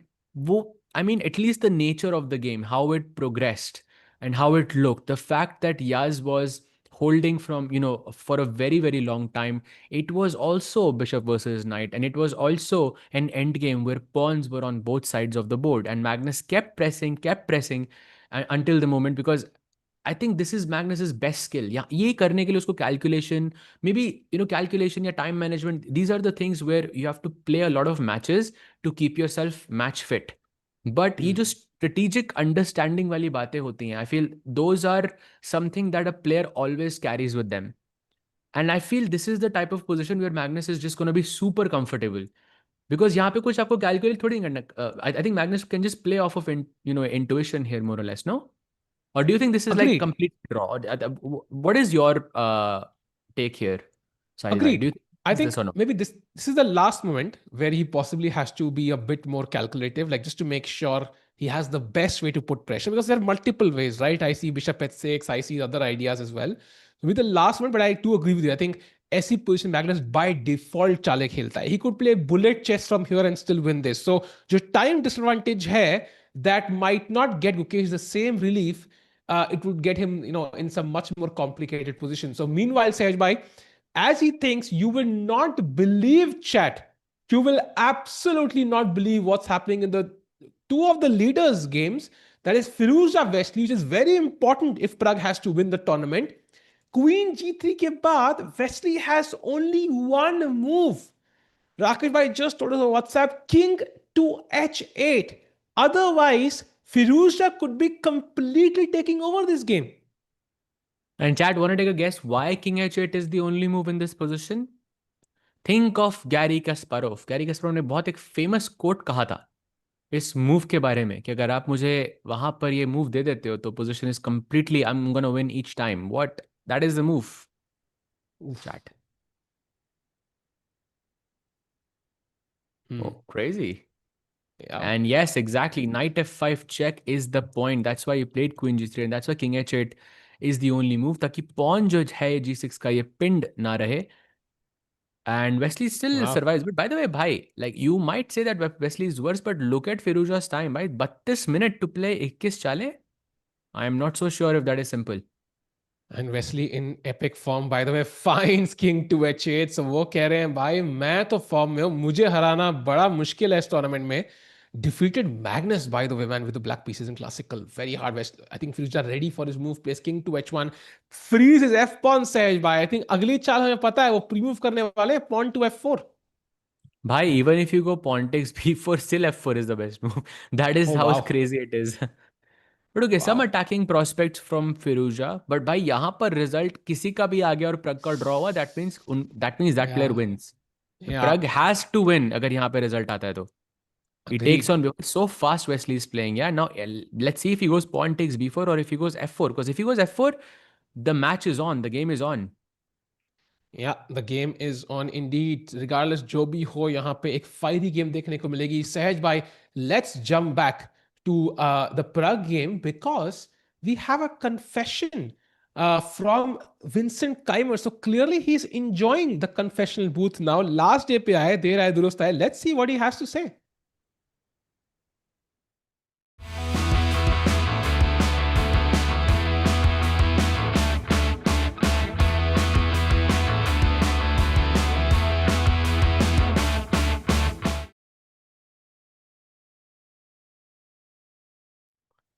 Okay, so what was that? I felt like that was a draft video or something.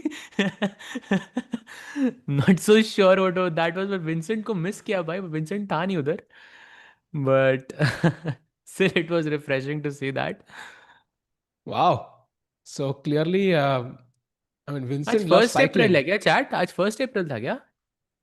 लगता है किसी ने April Fool's prank किया भाई. So chat, that was Vincent Keymer revealing his true skills cycling at very fast speeds. That too vertically, उल्टा मतलब ceiling पे लोग chess खेलते थे Queen's Gambit में वो cycle करते हैं. I think very very logical indeed. And so Gaurav, we'll try to moderate the chat better. I think we can improve there on multiple regards. We'll try to take that feedback into account. Thanks for that, bhai. Appreciate it. And meanwhile, Sahaj bhai, we can jump to the Magnus Carlsen game, जहां Gukesh का bishop आ चुका है F6 पे फिर से. He's really enjoying his journey, I feel. भाई तो मेरे को एक बात बताओ, अगर उसको क्वीन टेक्स b6 ही अलाउ करना था तो d5 का पॉन क्यों दिया उसने? Like that's another positional like strategic thing that I think that is kind of lacking here, which shouldn't happen from someone like Gukesh, because let's try to go back here, right? So after queen d7, you could play the move rook cd8. जिसके बाद white had queen c7, you could play bishop f6, white could take on b6, black could take, I think, rook e1 or ab6, whatever it is. And इसके बाद you have these two pawns remaining, right? हम इसको ऐसे explain कर रहे थे कि because Gukesh didn't want to double his pawns, perhaps that's why he gave up the deep, because it's I think it's like a strategic thing once again कि जब दो बिशप्स होते हैं तो पॉन जितना सेपरेट होंगे, पोजीशन जितनी खुलेगी, उतना बिशप्स को फायदा होगा. But Gukesh is once again showing that inconsistency है कि एक थॉट प्रोसेस है बट उसको फॉलो नहीं कर रहा है वो. Because why not take on d4 here and why allow queen b6 without the pawns? If he kept the pawns, then the knight is a lot more superior, right? Yeah, and I feel like Magnus Carlsen has a couple of options here. I think the engine is screaming ki maar do b6. I think that's very logical. Double up those pawns. The bishop on f4 can target at some point. You can also apparently play d5 here. Also an option to attack that knight, push that pass pawn, and it's getting a bit nervy. Gukesh has to consider multiple options. Sahaj bhai, I think समय ही हमें बचा सकता है अब यहाँ पे. 27 minute है Magnus के पास to play 17 moves. Exactly, bhai. Also, let's also go through the best follow-up that could happen potentially here, which is queen takes b6, pawn takes b6, and now we have bishop to e4. I think this move makes a lot of sense क्योंकि knight d4 में bishop b7 पे एक नजर रहे हमारी, because of course black would want to capture back with the knight. Knights are slow range pieces, so you want to keep them as advanced as possible. Black has to capture with the rook or the bishop. Let's say rook, just for the sake of it.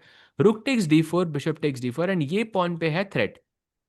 And I'm guessing bishop c1 is showing up as the best move. I wouldn't play this over the board. I think I would consider something like b3. Let's say I have b3 on the board. Now my question is this position holdable against Magnus Carlsen, Tikku bhai? That's my question. Because remember, chat, go back and look at the game of him versus Yaz Khan. Very, very similar type of end game it was. And Tikku bhai, yeah, what do you think?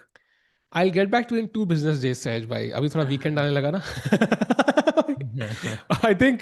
I think Magnus जी हमें show करेंगे भाई real time में कि क्या होने वाला है. And he's taken on b6 by the way.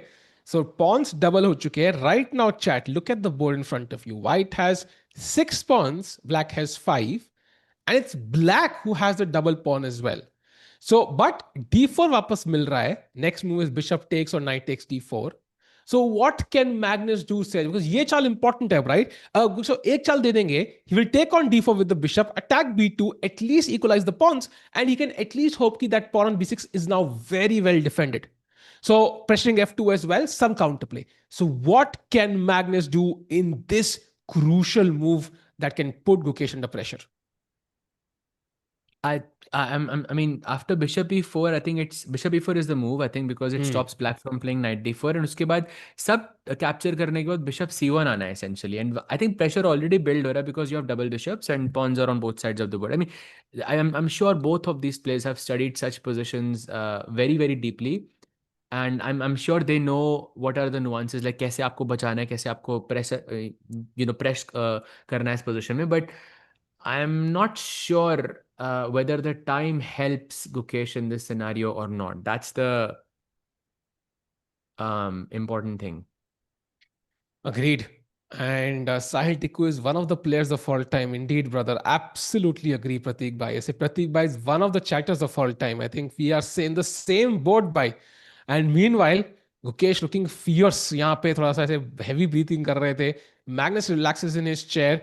And Sahaj Bhai, I think, I don't know if you saw the moments of COB chat and said, जहाँ पे, like Joel was very, ऐसे, visibly ऐसे excited after that comeback. Prakhar also threw the bottle. Like it's like वो emotions वहां CO में बहुत देखने को मिले जो यहाँ पे मिसिंग है. बट इनके दिमाग में प्रेशर वही है, if not 1,000 times larger, right? I think imagine the pressure when the world is watching you. You're the world champion and you're struggling. Like that pressure is insurmountable. So many people, all eyes on you. I don't know how a 20-year-old handles it so well. So hoping यहाँ पे comeback होगा. Yeah, bhai. Agreed. Hopefully. But we'll see. I think time is the main thing which I think is working for him, because 24 moves हो चुके हैं and 24 minutes बचे हैं Magnus के पास. So that's the main thing. By the way, chat is letting us know that Pragg has played Rook B1. Okay. Anything that can happen here, Tikku bhai? Because after Rook C8, Rook B1 directly खेला था वो. C5 and now Knight B5. Maybe some chances. Okay, maybe you have Queen and Rook still present on the board. I mean, if you are talking about an absolute like good knight versus bad bishop, कुछ और नहीं है board पे. आपका knight है D4 पे, मेरा bishop है E6 पे. You have of course something to play for, but okay, it's a dead draw क्योंकि the principle of two weaknesses does not apply. You only have one weakness in the position. I think दिख रहा है कि he wants to put his knight on D4. He feels like that is the perfect square. And you can't really play Queen B8 here, chat, because of Knight A7, जहाँ पे Queen attacked, Rook attacked, and Pragg wins. So Queen E7 खेलना ही पड़ेगा Vincent Keymer को. And then you could take on C5, put the knight on D4, and the question is कि chances winning के है कि नहीं? Sahaj bhai, I kind of feel this is too simple. Like I would be genuinely shocked if Vincent loses this. एक pawn D5 पे है, but it stops C4, and I just don't see it happening. I think ये game draw होगी. Yeah, I think it's also difficult for perhaps Pragg to win. It's difficult for Vincent to win as well. I think draw is the most likely result. And by this is sad for Pragg. टिको भाई, एक वो अगर RCB वाली अगर कुछ calculation की जाए यहाँ पे, तो अगर लेट्स अस्यूम Pragg का ड्रॉ होता है क्लासिकल में and he wins in Armageddon, what is the ideal scenario for us where he can potentially have a chance? एक तो ना पहले वो चेंज हो गया आजकल, अब वो आरसीबी I know भाई, आरसीबी 2 बार जीत चुकी है भाई. I know अब तो सीएसके और एमआई कैलकुलेशन हो चुकी है वो. Really? सीएसके हो गया भाई? क्या बात कर रहे हो भाई? थर्ड लास्ट है भाई CSK. Really? CSK was a favorite, no? So sorry chat, मैं उतना देखता नहीं हूँ, but I'm just remembering the old days. हाँ, but and yeah, MI was second last, so it's like I think अब उन पे आ गया pressure. But agree with you in principle. I think calculation तो करनी पड़ेगी. And I think the only way Pragg can kind of win this कि उनका draw हो, which is totally possible, Sahaj bhai. I think they could draw that game. Pragg could draw that game, and then hopefully Firouzja wins Armageddon and Pragg wins Armageddon, and he will go through. There's a genuine possibility. There are 10 branches that both these games could take. But the most likely branch right now is the one we want. Like, अगर Thanos के आने पे 3 million possibility, एक possibility हो सकती है सहज भाई, तो इन 10 में से एक क्यों नहीं हो सकती? Thanos नहीं था, वो डॉक्टर स्ट्रेंज की थी वो possibilities, but हाँ, मतलब मैं भावनाओं को समझ गया. हाँ. But मिस किया था भाई, missed you भाई. By the way, अपूर भाई कह रहे हैं, why Hindi only? Why assume all Indians know Hindi? अपूर भाई actually जिनको खाली इंग्लिश चाहिए उनके पास ग्लोबल ब्रॉडकास्ट है, so they have a place where they can consume chess content. तो हम लोग इंग्लिश रखते हैं, we keep it chill, ताकि people who want to listen in Hindi, English or both combined can also listen. Meanwhile, Queen F8 खेल दिया, Queen अपने king से दूर नहीं रहती सहज भाई. I can totally relate. And but कब तक रहेगी वहां पे पास में? पॉन मारेगा तो क्वीन से ही मारना पड़ेगा, अदरवाइज बैक रैंक इश्यूज हो सकते हैं. और भाई अगर नहीं मारा C5 पे तो ब्लैक C4 खेल देगा, and then okay, you would much rather take it and go for the isolated pawn essentially. मुश्किल तो है भाई ये. अग्रीड. एंड थोड़ा पैसिव है, टेढ़ा है पर मेरा है, विंसेंट ये सोच रहे हैं, and he is likely gonna equalize. Meanwhile Magnus Carlsen has played bishop to e4. So as you mentioned Sahaj bhai, ऐसी गेम्स में वो intuitively feel से ही बेस्ट चाल निकाल देते हैं. So he's just playing some amazing chess here without even taking too much time. And Gukesh को अब d4 पॉन मारना है तो कैसे मारे भाई? रुक, बिशप, नाइट, 3 ऑप्शन है सहज भाई. Knight तो नहीं, but I think rook and bishop are the two options because the pawn on b7 is hanging. I'm not sure actually if knight d4, bishop b7, knight e2 check is something. Actually, is it something? It is something, bhai. It is something, no? Yeah. Oh, by the way, knight d4 works then. So basically bishop e3, you're still gonna lose the b7 pawn. Oh, actually it's not bad. Wow, I thought this was really bad. But apparently you can just sack the b7 pawn. You can just play b5 and bishop b7 is not good. Why is that? rook c2 just, yeah, rook c2. ये थोड़ा मुश्किल है, but I think maybe Tough है. because Gukesh has basically double the time in comparison to Magnus, this is the moment where, you know, you try to play the top moves and like you don't give Magnus that chance to, you know, try to squeeze out the end game like he usually does. Sahil deserve to play Norway chess. भाई साहिल तो फंसा हुआ है भाई. साहिल है, you know, right in the middle of COB and Norway chess. साहिल ना एक खेल सकता है ना दो. साहिल सिर्फ एक की कोचिंग कर सकता है एंड प्रिटेंड कर सकता है कि दूसरे की कमेंट्री. भाई अरे भाई that's what Sahil can do. But मजा आ रहा है भाई. भाई. जहां पे भी है हम लोग कर सकते हैं. And meanwhile, good question. For commentators, who would have won if this event had a 3 hours classical? I don't know if you mean both opponents combined 3 hours or 3 hours each. अगर दोनों के पास 3 घंटे होते हैं इस पोजीशन में, then I think Magnus would have pressed for like 6 hours. Like for sure.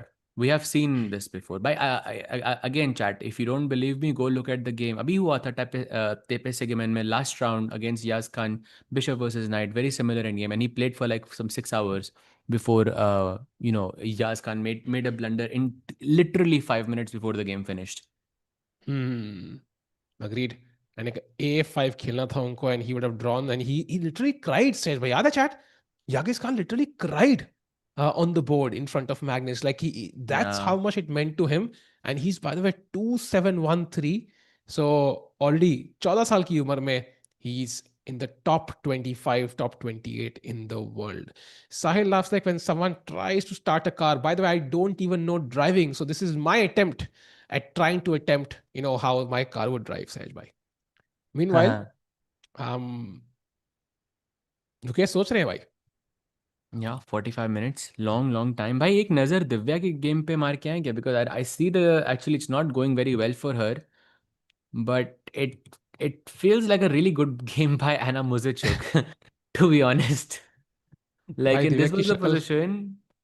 kind of sums it up. Yeah, look at her face. She's like, bhai, okay, I don't want to look at my position right now. She's looking in every direction. You can draw arrows from her eyes in every direction. None of those arrows even hit the chessboard. Like that's how depressing the position is right now. Look at the bishop on f6. Yeah. By the way, this is completely lost with the move h4. And basically, even if you say pass in a position like this, I don't think Divya has any useful moves. Like the rook cannot really move. Knight cannot really move because you'll always have rook e7.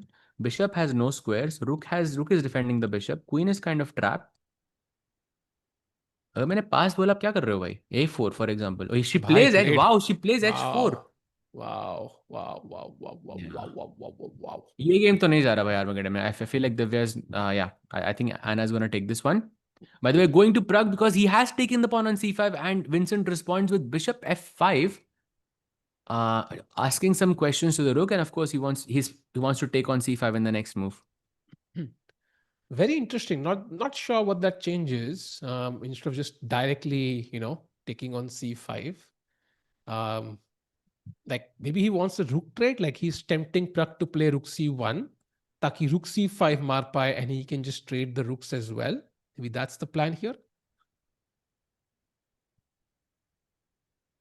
Yeah, I think so. But I'm not sure if queen or do knight rakhne hain mujhe, because queen would be the most trickier piece, right? He doesn't want to trade anything. And now queen takes c5. He wants to play rook c3 probably. Yeah. And then queen f8 वाप. Oh, नहीं, sorry, ये तो बचा हुआ है. Sorry, queen b5 मर रहा है उधर. Bhai, very interesting chat. Look at this. Rook b3 was the best move in the position by far. ये जो subtle differences होते हैं ना, between rook c1, rook b2, rook b3, rook d1, rook e1, rook f1. इतने squares है rook के पास. Of course, some of the squares don't make sense. Like rook e1, rook f1 doesn't make any sense. But you could make a case for rook d1 to attack d5. You can make a case for rook c1 to defend c5. Rook b2, like not out of the world. So ये ऐसे जो subtle moves में जो top players निकालते हैं ना सहज भाई, ये जो best चाल, this is what makes a great player. And rook b3, why is it so strong for white? Genuinely मेरा कंप्यूटर rook c1 बोल रहा था. क्या बात कर रहे हो भाई? इतना स्पीच दे दिया मैं, अब तो एक्टिंग करने का भाई. नहीं, सही बात है भाई साहिल भाई. I think rook b3 crazy. No, but I think the you know, positionally, he just doesn't want to make any trades, essentially. So if black goes queen takes c5, white has, you just get to keep one extra pair of pieces. And I'm guessing that's his point. And look at that. Vincent plays very quickly, takes on c5, and now it's Pragg's turn. How does he play? And remember, rook c3 is not possible because b5 is hanging. Knight d4 is another move.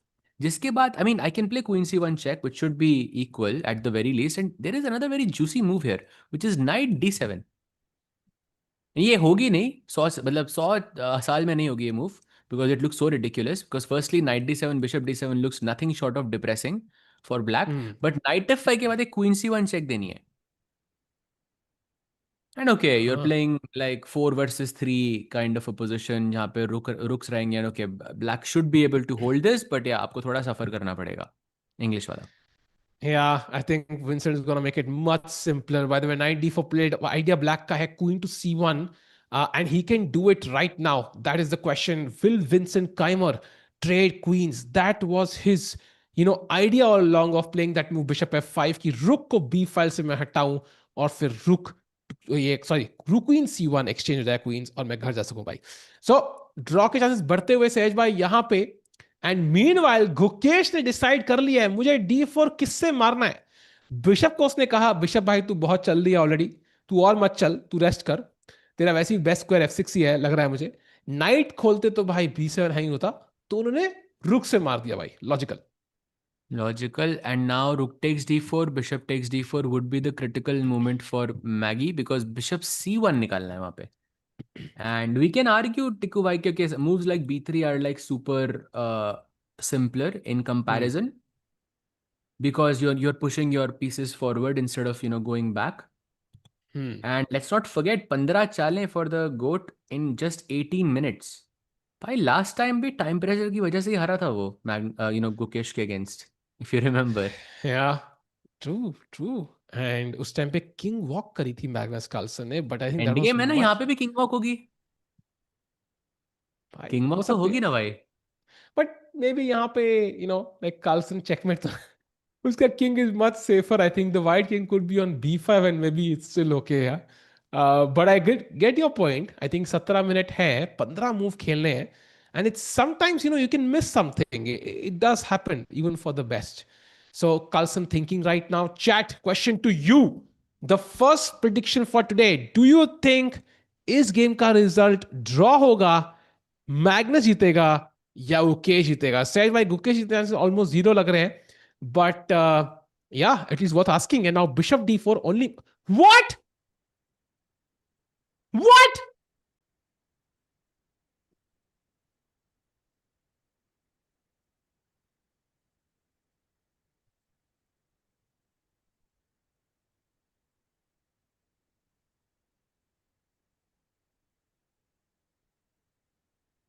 Hello. हाँ प्रखर भाई, वो यार एक और दिन CO भी कर देना भाई. जीत गए तो क्या हो गया भाई, एक और दिन कर देना भाई, एक और दिन कर देना. उसको जोएल को दोबारा बुलाते हैं. फाइनल 2 इस बार बॉटल फेंकी, इस बार बॉटल पी लेना. हाँ नॉर्वे में थोड़ा मजा नहीं आ रहा. मतलब ब्लंडर या सीओ वाले हो रहे हैं तो सीओ भी लाइव ही देख लेते हैं भाई, मजा आएगा. हाँ ठीक है डन करते. समय भाई बहुत गंदे जोक्स मार रहा है साहिल, कुछ हेल्प कर सकते हो क्या? Thank you.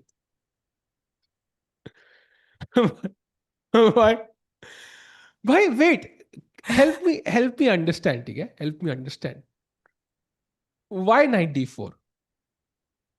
भाई नहीं, I cannot help you here भाई. नहीं देखो आपने बोला गंदा जोक completely था. collapsed. Guy is completely collapsed भाई. Guy is completely collapsed. I think he's completely collapsed. I mean, if you are telling me that Gukesh didn't see bishop b7, rook c2 and bishop h6, then I really don't know what to say. Like that. This is what he missed, I think. It's impossible that he missed this. If he missed that, then I mean, bhai, that shows that he's in a very, very bad shape. He missed knight e6 and rook c1, I think. I think that's what he missed. Bhai, but how? How do you miss this? Like b4 even should be good here. b4 rook a2 bishop d5 should be good here, or b4 rook a2 rook c1 then should be good here. Even b4 b5 के बाद bishop e3, still you have some pressure there. बहुत सारे options हैं भाई white के पास. I think it's a lapse of judgment. You could have played knight takes d4 here. एक रुक रखने के बाद, because तब knight d4 bishop b7 के बाद आप rook c2 खेल सकते हो, because your rook on the back rank is defending everything. But he took rook d4, knight d4, and by the way, भाई यही हुआ when he missed it. Yeah, I mean, he's just collapsed, I think, bhai. That's the only way I can explain it. Okay, let's go full screen, I think. Magnus Carlsen has 14 minutes to play 13 moves. So, and I'm pretty sure this had some shock value because Magnus ने सोचा होगा भाई ये possible ही नहीं है and this is happening. So he's going to take a couple of minutes to figure out whether this move actually works. And same with bishop h6 is so natural, right? I mean, this is you want to play rook e8, like check, but black has the g7 square. So you cover the g7 square and threaten checkmate in one. Like, I think this is the most obvious move in this position. Bhai, I don't know. I feel like bishop h6 is very, very logical. Yeah. भाई प्रग के game पे चलें क्या? No, I think we will go to it. I think वो draw ही है सहज भाई. I think very likely and queen भी dead हो चुके हैं. But chat का एक सवाल मुझे अच्छा लगा. Game is not lasting 13 moves. सहज भाई, do you think the game will reach the 40th move? Bishop h6 on the board. Yeah, it's possible, bhai. It's possible Gukesh could resign. Yeah, it's possible he missed rook c1, bhai. Wow. उसके बाद भी like knight e6, rook c1, rook b2, rook c8 check, knight d8 and bishop. I mean, just the fact कि वो rook 8th rank पे बैठ सकता था, सब कुछ बचा हुआ था वहाँ पे. And now it's not. By the way, he plays knight e6. The same position आ रही है भाई board पे. And rook c1 is, wow, a blue arrow. Is no other move is better here besides rook c1? Yes, and the idea is कि if you don't do anything else, let's say you play rook to b1 or you play something else. I'll play bishop d5 for example, bhai. That looks the most logical. Bishop d5 to attack the knight. Apparently, just rook takes b2 is okay somehow. It is okay for Gukesh. The game he's worse, but there's some plans apparently. And also, to me, the interesting. कितना dangerous लग रहा है लेकिन नहीं? That is true. That is true. And also, apparently, after rook b1, there is g5 apparently as well to try and trap the bishop. So it does feel like Gukesh has play. So Magnus has to find rook c1 here. That is the only move that... Like, come on, it's so obvious, no? Rook c8 check is so obvious. It looks like a checkmate, literally. Bishop h6 क्यों खेला उसने? Like, and chat, of course, कई लोग सोच रहे हैं rook exchange क्यों नहीं करते? Rook c1, rook takes c1. But the problem is Gukesh is a pawn down. Exactly. And you are going into an endgame with an outside pass pawn for Magnus. Like, I mean, he's going to convert it 10 out of 10 games. But 12 minutes हैं, 12 चालें खेलनी है. I'm not so sure. By the way, he hasn't played rook c1. That's just me on this side. But by the way, wow! And that means it is now objectively losing, I think. Yes, and very important. If Gukesh takes on c1, bishop takes c1 is +3. And Sehaj bhai, the point is, I know you talked about how that time come hai, but the problem is Magnus को पता है खेलना यार. Magnus king f1, king e2, king d3, king c1 pre-move कर देगा king का walk till b5. So I feel like the only hope Gukesh has is rook takes b2. By only hope that Gukesh has joined our broadcast right now. वो I know कि वो कैसे आएंगे. I'm not so sure. But Rakesh भाई, welcome to the stream. Final day चल रहा है भाई. थोड़े आप कठिन माहौल में आए हैं. थोड़ा कुछ बताइए, मतलब थोड़े कुछ words of encouragement for Gukesh, because I feel something is really, really wrong here, भाई. Yo भाई, सही में यार, it feels that he had 45 minutes. And I agree, Tiku भाई का joke बहुत गंदा था, but the reaction you guys gave was so epic. But भाई सही में, like that knight d5, literally I counted like 18 seconds का silence था on the stream. Wow. 18 seconds of silence. भाई after knight into d5.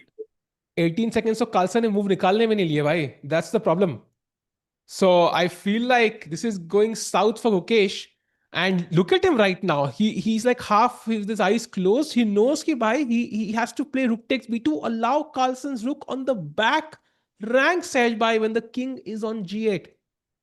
I mean, So, I mean, are we suggesting that Gukesh missed a tactic like this while having 45 minutes on the clock? Or maybe Gukesh was trying to play a bit faster on purpose क्योंकि Magnus का time कम हो रहा था.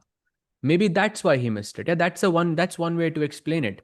what? I take what? Did he just take on C1 with like 2 minutes on the clock?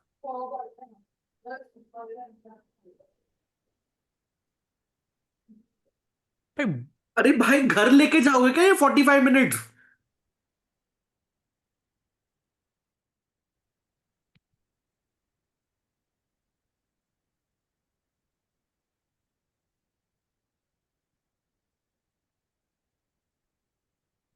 Says yeah, भाई bhai, there this is is very. I'm sorry, bhai. This is no very chance. very surprising. I'm sorry, chat. This is also very shocking for us as well. Like especially the last couple of moves from the world champion has been really inconsistent and really strange, actually, in that sense. I think it suggests that he's not in the right headspace. That's the only way I can explain. But this is not Gukesh. I feel Gukesh is like 1,000 times stronger player than this. I think he's just in a very bad headspace. Wait. Bhai, knight c5, knight d3 aaya hai, I think. That's maybe what he thought. Is that some concession? Oh, no, you have bishop e3 at the end and the pawn on b6 will fall.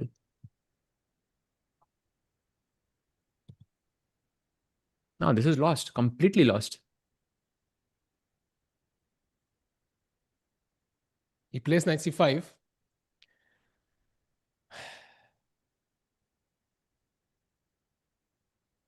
Simon Sindarov said yesterday that it's a lot of time for the championship. So not focusing too much on his team and so on. You know what? He mentioned the same thing a month before the candidates said, भाई याद है जहां पे he was playing the freestyle world championship, कहता है prep? कौन सी prep? हमने तो नहीं करी कोई prep. याद है कुछ बोल रहा था, मैं तो ध्यान ही नहीं दे रहा हूँ अपने चेस पे भाई, कोई स्ट्रेस ही नहीं है, अभी करूंगा, ध्यान दूंगा, अभी जाऊंगा. लाइक वो मुझे वो टॉपर वाली फीलिंग आ रही होता है ना, जो रट के बैठा होता है सब कुछ करके बोलता है कि नहीं नहीं नहीं prep, what prep? मैं तो चिलिंग भाई, मैं तो स्क्वाश खेल रहा हूँ. Yeah. And welcome to the stream, Sindarov. Yeah, You have Sindarov given ने it कल away बोला था, now. Now we know it's a time, like it's a tough situation and, like a time crunch moments and towards the end. We know you're watching now. and The problem is, exactly he joins during time pressure. So Yeah. and of course, he will join for the Gukesh game. Yeah. The point is, even if he's there and somebody in the chat named Sundarov types something, we can never be sure. So We I can know never be sure. another top Yeah. player who did this in the past, and the only thing they wrote was like one of the spam messages. That's all they wrote. So even if he does write it, I think it's impossible for us to know that unless he, of course, reveals himself. I have a story here. So the first time I was, Biswa actually came in my chat once and he was typing, ki bhai, crazy analysis, whatever. I was like, me and my chat were like, हट झूठा बिस्वा हट हम उसको गाली दे रहे भाई, क्या उल्लू बना रहा है हम लोगों को. He was the real Biswa भाई. Like he sent me a message on Instagram कि भाई मैं ही हूँ. So it's not easy to prove that you are the real Sisla. If you're watching, send me, Rakesh or Sahaj a message on Instagram. And join the stream. Don't send Sahil. Just send one of us. क्यों भाई, हम में क्या कमी है? हैं? हम में क्या है जो जीवन में नहीं है? Bhai took it there, crazy. By the way, thanks to Vidit Gukesh, अरे नहीं भाई, thanks to Vidit क्या, वो तो अपना गेम खेल रहा था. No, I think you should send a message to someone you have beaten at Mafia. That's why it was me and Rakesh, That's why. Tikku bhai कभी Mafia खेलता ही नहीं है. yeah, नहीं भाई. yes, exactly भाई. Exactly. भाई, Tikku never played Mafia. That's why. नहीं, I think Sindarov भाई को पता है, वो मुझे ही करेंगे मैसेज भाई. कम ऑन सिंदारो भाई, रील बनाएंगे फिर. एंड मीनवाइल रील से याद आया, ये नाइट भी D3 पे Real आने हो वाला गया है भाई. रील बनाने के लिए. भाई कोई लास्ट डिफेंस कुछ बचा हो जो कि ट्राई कर सकता है यहाँ पे. Yeah, I mean, Magnus. I think problem is bishop d5 भी चल रहा है, bishop f3 भी चल रहा है. It's not an only move for Maggie, Sahaj bhai. Magnus की घड़ी पकड़ मतलब हाथ पकड़ लो, don't press, let him press the clock for the next 7 minutes and 44 seconds and you have it, that's it, that's the way भाई, क्योंकि chess में तो नहीं जीत रहे हैं अब, this is not winning by chess. Wow. 7.5, yes chat, we know 7.5, but the position is too simple, like it's just an extra pawn in the end game, and it's not a double pawn, it's a connected pawn, outside pawn. White has double bishops, like it's anything is fine here. Gaurav bhai कहते हैं Sahaj bhai, skip my Magnus two, तो बोलो टिकू. skip my 2 super chats to see who's coming last. अरे यार भाई, we didn't skip any super chats भाई.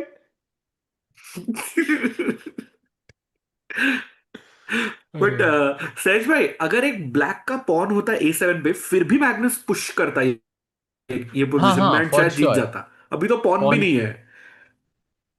हाँ, I'm sure I've had a similar position like this where black had a d pawn here somewhere, and I was playing with the something similar to this, and I remember I won that game. So it's like even with the deep, I think the d pawn was here, and it's still like very very pleasant for white in this end game. Yep. So yeah, this is just winning by. But why is Magnus thinking so much? But 10 chale khel, he knows he has to play 10 moves, right? I think he's just kind of planning it out. कि okay, my next moves are, do I move the king and so on, and वो जल्दी नहीं खेलेंगे. अगली 5 moves basically बहुत rapid में आएंगी, ऐसे 10 second per move. So he's just trying to make sure what is Gukesh's last try, because कुछ voluntarily इसमें गए, right? He's thinking voluntarily गया है, have I missed something here which he has seen? Gukesh right now is not giving away anything. उसको देख के लगेगा कि भाई कुछ है यहाँ पे last trap उसके पास. So maybe that's why he's kind of just recalculate everything कि भाई ठीक है, I'm winning, I'm not giving the pawn away, and then he'll play very quickly. Yeah, agreed. Chat में कोई लिख रहा है ये हाथ मुझे दे दे Thakur. That's funny. That's very funny actually. But chat वो तो नहीं होगा यार. Yeah, but with I feel it's a सहज bit too भाई, late. 5.5 minutes for Maggi. अभी तो डबल डाउन करो 5.5 minutes फॉर मैगी. पूरा ही fast Khelo if you are Gukesh. हाँ, of course. मतलब because you've already gone down that path where you know you're lost, and the more you think, the more Magnus can think as well. So just try to play fast. वो जो एक दो चाल की जो tricks होती हैं, maybe those can work in this scenario. He's under 5 minutes. Isn't it a bit strange that Magnus is also thinking for this long for you? Like Magnus had 10 minutes and now he has 6 minutes basically. That's a bit strange, no? It is, but I think Mukesh, I think he's just trying to make sure everything is okay, and he's But no basically increment, now. Tikku bhai. There he has 4.5 minutes. There is no increment. That's a worry for sure. And जिस तरह से मुकेश बैठा है, लग रहा है मतलब उसको एक नहीं दोनों पॉन मिलने वाले हैं अगली 4 चालों में.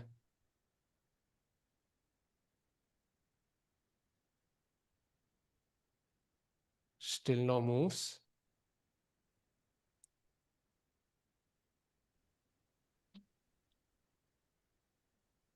Come on. Yeah, let's see. 4 minutes now for the GOAT. Hi, Maggie struggling. Maybe Maggie is also trying to think, मतलब he doesn't believe it, yeah. कि जो भी हुआ है पिछले, Magnus भी अभी digest कर रहा है कि क्या हुआ है भाई, मैं winning कैसे हूँ अभी भी. हम सच में ऐसा हो सकता है he's thinking कि गुकेश इतना चिल में कैसा है, and that is why he's thinking extra. Yeah, but whether he's chilled or not, he has to defend the bishop somewhere, right? He has to play bishop d5 or bishop f3 somewhere. Correct. So let's just go do that because Exactly. 3.5 minutes he has. Okay, Gukesh now has a chance, I feel, to save this because 3.5 minutes, 10 moves. Okay, that's some hope, no? Yep. For sure. By the way, Vincent also has like only a couple of moves now. It could get tricky. By the bishop d5 played by Maggie, the best move. Oh wait, Now bishop what? f3 was stronger by. Now there is knight a4 actually. Knight a4 is kind of winning. Oh no, you have b4 maybe. Because I was thinking b3 there is knight c3. Because bishop f3 pe rehta, then knight a4, b3, knight c3 was not a threat. Wait, b4 with the knight c3. That's why b4 Bishop हाँ, C. exactly. Oh, Bishop C. 92 check. Wait, what? So knight A4, isn't this hanging? Or are you just banking on the fact that this knight on B2 is going to get trapped somehow with Bishop B3 and you put the king on E2 somehow? Bhai, I think that is. he has to now play king f1. That's the only move after knight a4. He has to give the pawn basically.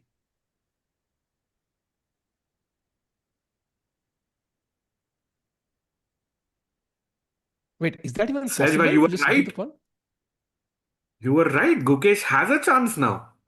Chat, come on, chat. Guki, will he find knight a4 though? That's the question. Oof. 3 minutes for Magnus. 40 minutes for Gukesh by 40 minutes.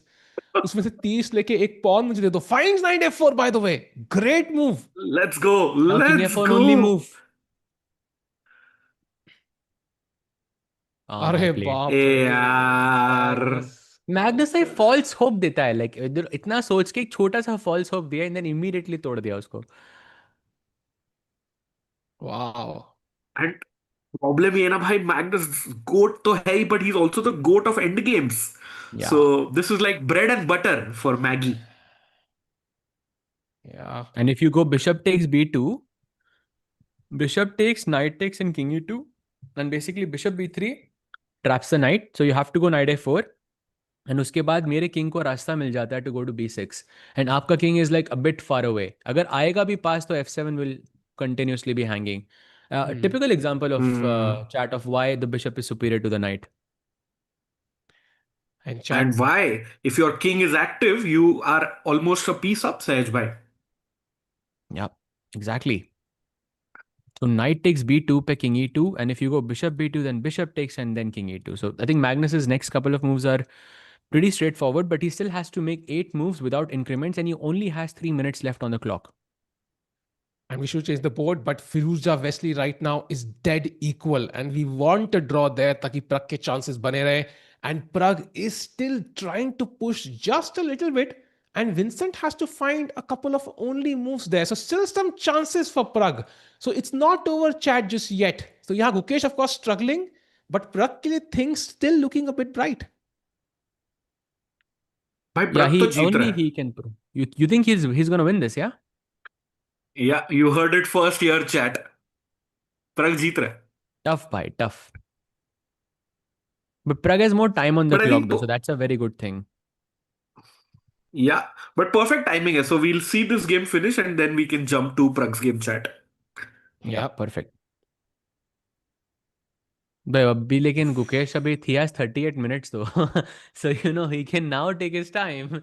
And I think you kind of should, yeah, and play a move which maybe requires your opponent to be super precise or find like a weird only move maybe that Magnus doesn't have enough time to find. I mean, that's the approach here, right? You know you have messed up. I mean, that the endgame is losing at this point. So that's the only approach, right? You think and you find a move that is like that is an absolute surprise for your opponent. I think knight b2 is forced. Like, I mean, if you don't take the pawn, then my king walks up and I'm basically a pawn up. So he takes it, which is logical. And now is where your logic comes in, Sahaj. Like, what does he do now? What is the highest priority for black? Is it to move the knight back? Is it to bring the king in? Because white king already moving towards the b6 pawn. Highest priority is to not let Magnus, press the clock. That's the only because wo nahi hua to bhai. Like guys, if Magnus didn't, if Magnus had like 10 minutes or 15 minutes on this position, like we would call this game to be over, I think. So the only hope is that he has 3 minutes on the clock, right? 7 moves now to go. 7 moves, yes, exactly. Oh, we have both the games. I love this. By the way, rook Badhiya. f1, slight error by Vincent Keymer. Now f3 just kind of stops the knight on f6 from moving forward. So कहीं ना कहीं पे हल्का फुल्का pressure प्रग का Vincent काइमर के ऊपर. Camera भी उनका लगा दे तो बढ़िया रहेगा. वो अभी तक फ्यूचर दिख रहा है. Oh, they drew. They drew. Wow. Huge. Can we go full screen on Wesley? Bhai, big updates, Sahaj bhai. Bhai, that means Firouzja has to beat Wesley for Pragg to have chances, correct? And Pragg has Yes, correct. if Pragg doesn't win in Classic, but if Pragg wins, then he's outright champion, bhai. Let's go. Wow. भाई अपनी जेब में भाई, मतलब जीतना है ना अपनी. If Pragg wins, it's over. He is the champion for Norway chess. And Chance chat, तो you है. know, मैं और सहज भाई ये बोल रहे थे, you know, Divya had a chance, but now Pragg realistic has a chance to become the first Indian ever to win Norway chess. टिको भाई विशी सर भी नहीं जीते हैं Norway chess, सोचो. भाई मैग्नस को शेर के घर में जाके उसको हराना इज नॉट इजी चैट, वो भी डबल राउंड रॉबिन में, when you play him twice. And Pragg defeated Magnus 2 in 2 games. Edge bhai, I mean, to win the tournament would be just the perfect ending. Yeah, nothing short of that for sure. And also, bhai, I think the Arma would be very, very interesting here to you know, catch. By the way, guys, is there any way that Firouzja can win this event? Like, there is no calculation there, right? Because I believe Wesley is 1 point ahead of Firouzja. So Yeah. even if he wins the Arma, it's Correct. still going to be half a point. So Firouzja का Yeah. chance गया, अभी सिर्फ Wesley और Pragg का chance बचा है essentially. And Pragg has to either, you know, win in classical or go into Arma and win that. And if he wins in Arma, then it's going to be a tie break. Yes, yes. Correct. And it's good. Correct. So tiebreak क्या है, by the way? If they do tie on the same number of points, I think that becomes very crucial, no? कि tiebreak है क्या? So we have a भाई, two game blitz match है, 3+2. Ooh. And if that is also tied, then there is an Armageddon to decide the winner of the tournament. सीधा. बाप रे, 3+2 से decide होगा Norway chess भाई. So regardless, the time control keeps getting, you know, shorter and shorter. But the Gukesh has played king to f8 on the board. under 3 minutes, 7 moves to play. Let's go. Not an easy move for Maggie, I would say here. Bishop b3 feels the most logical to trap the knight on b2. And I'm thinking let's just bring the king in. But apparently Bishop d2 is very important here. Not really. Bishop क्यों b3 also सहज भाई? works. Bishop b3 also works. मैं सोच रहा था bishop b4 check though, and then keep the king like don't allow the king to become active. But then I realized that even if the king goes to d6, you can still take on f7. But okay, he goes bishop a3. Very logical move. Bhai, this is so tough. Best move is bishop e5, apparently, for Gukesh.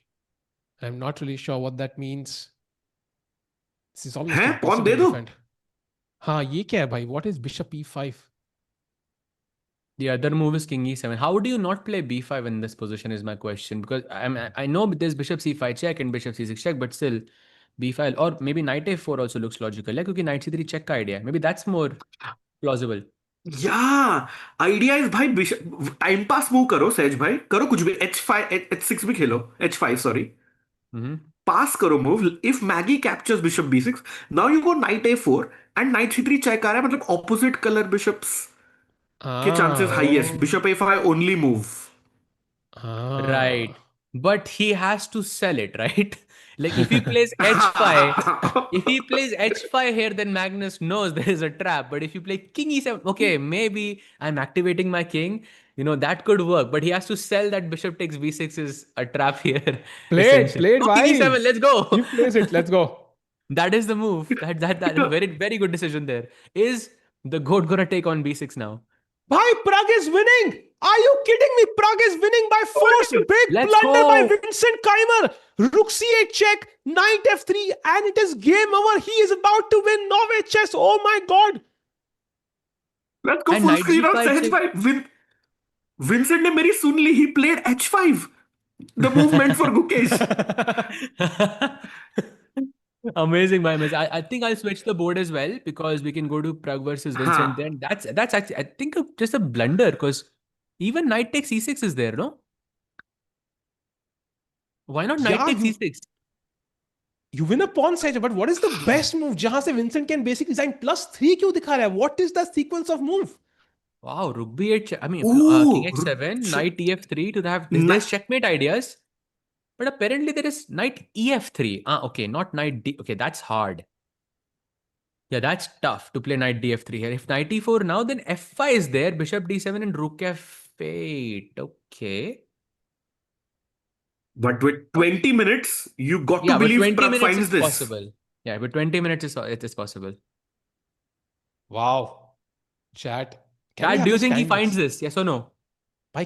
I think he should say why. Hopefully, chat agrees. Can we have the standings once just to highlight why this is so important? Because जो 3 players थे running में, उनमें से 2 का आपस में draw हो चुका है. They have already fixed their points. The max they can gain from here is like half a point, right? So the max somebody can have right now is 17. And if Pragg wins the classical, he goes to 18 points, Rakesh bhai. He wins Norway chess. Let's And go. chat, Let's सहज भाई मैंने go. बोला था, you heard it first. भाई मैं भाई ready हूँ आप flag and you know Jersey gambit के साथ. समय भाई एक बार फुल स्क्रीन के हट के अगर हम वो फ्लैग दिखा सके that would be amazing because I think ये एनर्जी चाहिए थी यहाँ पे बिकॉज राकेश भाई के आते ही प्रग की पोजीशन एकदम became winning. So GG, let's go. Hopefully he can convert this and find that difficult sequence of rook b8 check and bring the e knight back to f3, which I think is really difficult. But bhai, on another note, Maggie under 1 minute. Oh, wow. Ooh. Knight Chat a4 करिए. played by 58 seconds. Let's go. He has to play 5 moves still. And king d3 only move. It plays, by the way. Finds it. Wow. Bhai. Played यार. 52 seconds.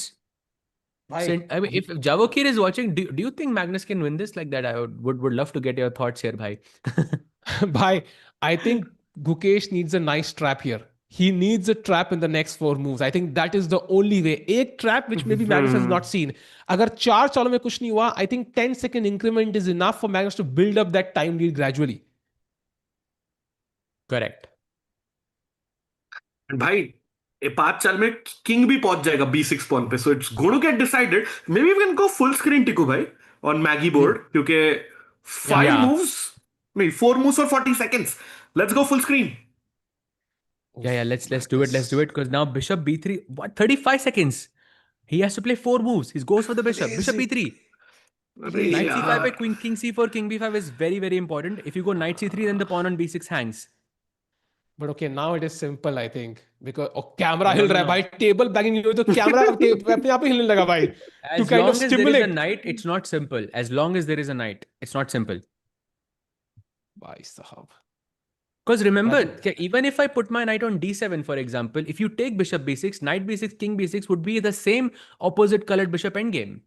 And Magnus only has 10 Yeah. seconds, even after move 40. So it's not that simple even now, I feel.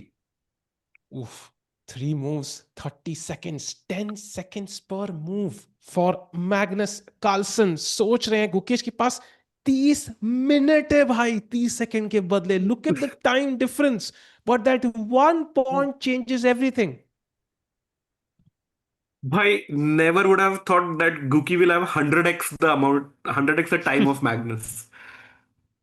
Oh, Pragg played, bhai. He found knight ef3. Let's go. Wow. Pragg is completely winning. Yes. Hi, this is GG. And Sahaj, I told you he will win. Wow. Bhai. Insane, bhai. Insane. By the way, knight c5 check played. Magnus plays king c4. Instantly, 28 seconds. And my f5 played. By the way, time kam hote hi ja raha hai. And 2 more moves to be played. And he has 20 seconds only. Maggie is not happy. He did a gesture. Yeah, he did something. 15 seconds. Come on, play. King have played. Best move, kya? Okay, first mistake from Maggie. f4, some chance. Knight d3, and you can technically win the pawn on f2 or at least create some problems. Played. Bhai, Guki blitzing. Okay, bishop d2 played. Now he has a 10-second increment. That was move 40 chat. But इसके बाद भी 10 second का ही cushion है आपके पास. It's not a lot. I think Gukesh can still more or less save this if he wins the f2 pawn. Best move is king d7, man. That is so hard. King d7. Oh. Magnus double checking भाई screen पे कि 40 move हो गए कि नहीं.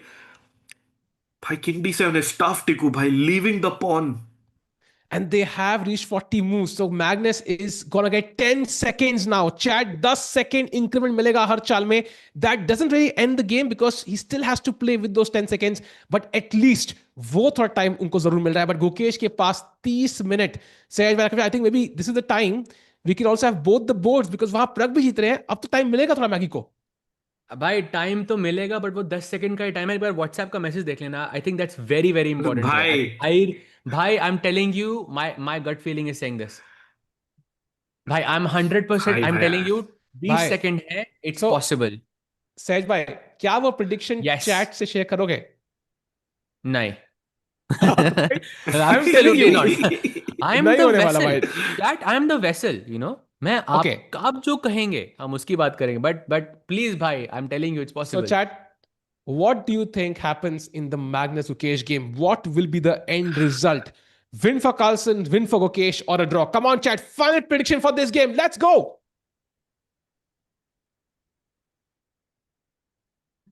Wow.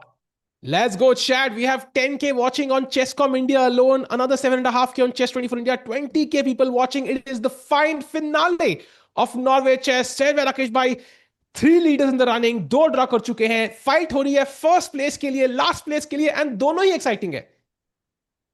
exactly, first place. Continue. First place is epic, last place is epic. But टिकू भाई, I think इतने events हो गए, आई थिंक अराउंड 12 एडिशंस के बाद फाइनली प्रज्ञानंदा जीतेगा और तिरंगा लहराएगा ओस्लो के प्लेइंग वेन्यू पे. ओह सहज भाई, कितना टाइम हो गया यार इंडियन को इवेंट जीते हुए. It's so nice to see Pragg having That is chances. true. It's not over just yet, but उम्मीद की किरण जाग चुकी है. Yeah, classical event for sure. I think it's been a very very long time. Yeah, last I remember is Arjun. वो जो Yeah. the one where he beat Vishy sir in the हाँ, finals. हाँ. I can't remember like classical event in a Israel, very long time. Jerusalem Masters, Jerusalem and of course Masters, Vaishali yes. winning the women's candidates हाँ. was there, but Of open section में course, काफी time हो yes. गया. I'm You're right, talking you're about right. Gukesh, Pragg and Arjun specifically in this context. Of course, there's Divya winning the World Cup as well. Yeah. In that sense. Correct. By भाई the way, कहीं गुकेश तो Arjun correct. पर Continue. Gap पड़ गया थोड़ा दोनों Indians के win में. भाई, and you know what? भाई If दोनों Pragg wins he this, games में चांसेस. सॉरी वही. टिकू भाई बोलो. If Pragg wins this ना, I don't know, like जब तीनों इंडियंस साथ में जीत रहे थे ना, I feel like they were feeding off each other's energy.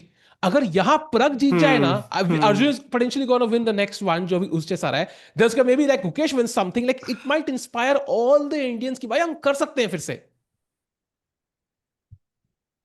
या एंड भाई पहले परफेक्ट ये टाइमिंग वाला टिकू भाई. गेम जीत जाते ओलंपियाड हैं. आ ही रहा है. ओलंपियाड 2-3 महीने दूर है.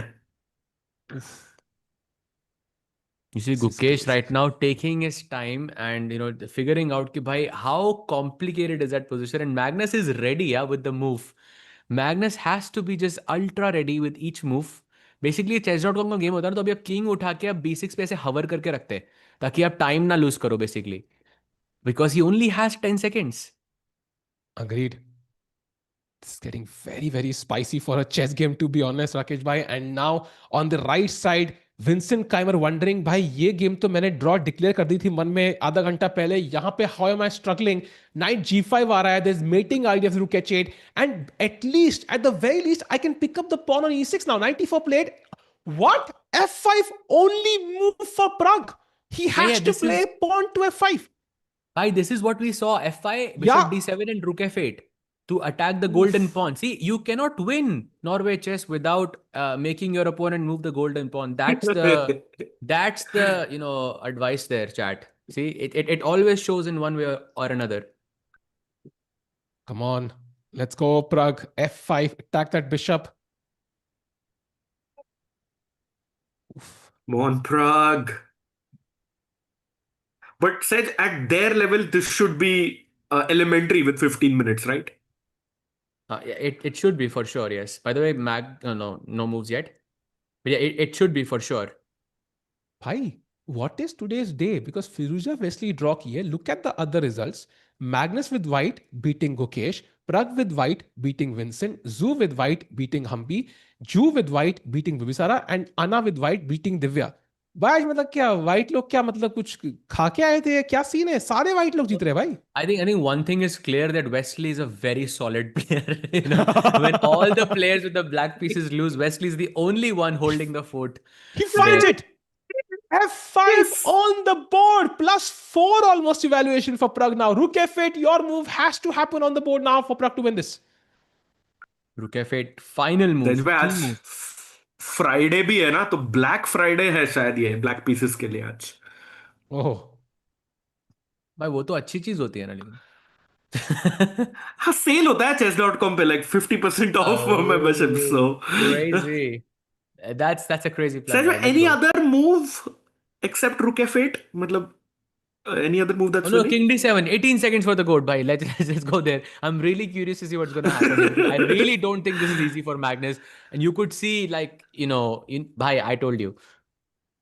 7 seconds, wait, what? मैग 94 played, वेट बिशप e1 पे क्या हो रहा है? bishop D4 check. And then you take on हाँ, F2 with the चेक और knight. पॉन मर गया।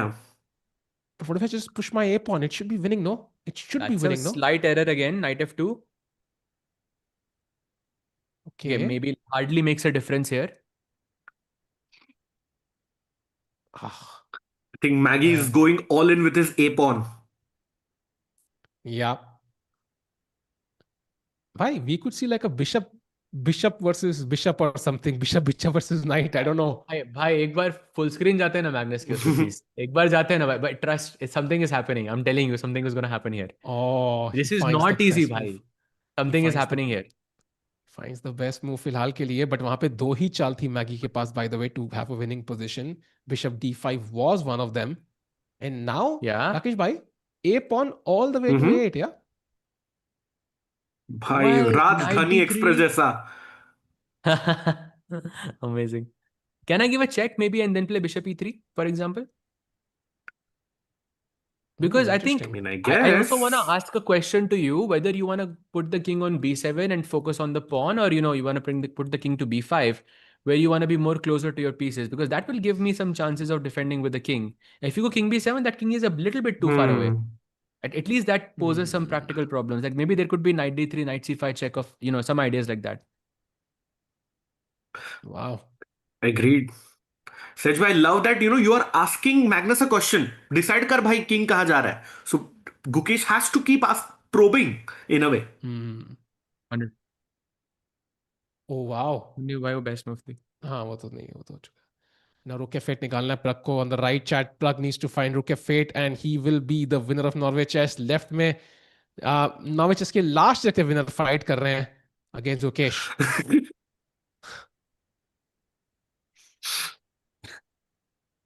भाई that is just sad भाई. Oh, he plays Rook और D8. D8 खेला। Not the best move, but he can still play it. He can still play Rook F8. So what did he want या from Rook D8? Does he want to take on D5? I think that's what he no wants. He wants to take on यार, D5. Yeah. Why else would you play Rook D8, right? Rook F8, Rook F7 was a tempo, because then the bishop on D7 is hanging. But Rook F8, Rook F7 now is not a tempo, so it doesn't make any sense. I But think Rook he's going to go Rook D5. D5, and that could be a draw actually. Really? I think so. Bishop D1. I mean, of course, he's still a pawn up, but I think that pawn on D5 is already a weakness, no? I mean, I would gladly give that away. Oof, that's not. Yeah, what's the bar saying after Rook D5, Tikubai? Rook D5, it's showing like +2 के आसपास. It's on the Okay, so borderline, it's yeah? still winnable territory, yeah? That's Gray good. area. Oh, I like this move knight E5 because knight F7 Rukesh का mate का threat है अब. Yeah, very nice. Nice Pragg, come on boy। Yep, knight F7 and Rook गुकी H8. मस्त आराम से पानी P रहा है, मैग्नस के पास 15 सेकंड है, loving it. Bhai, I'm also feeling the same pressure in this sense, because I want to catch that moment when Gukesh makes the move and Magnus has 15 seconds to respond, because that's going to be very, very interesting, I think. Yeah. Chat, do not go anywhere.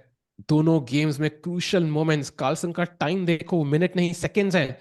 And Vincent Keymer now 8 minutes. भाई we thought that was a dead draw, but कैसे प्रग ने वो chances create किए? H5 still a mystery. Why did Vincent play it? And now he's under pressure. Why Prag could be world number 11 if he wins actually. So he's really really up close. Yeah, world top 10 में आने ही वाले हैं.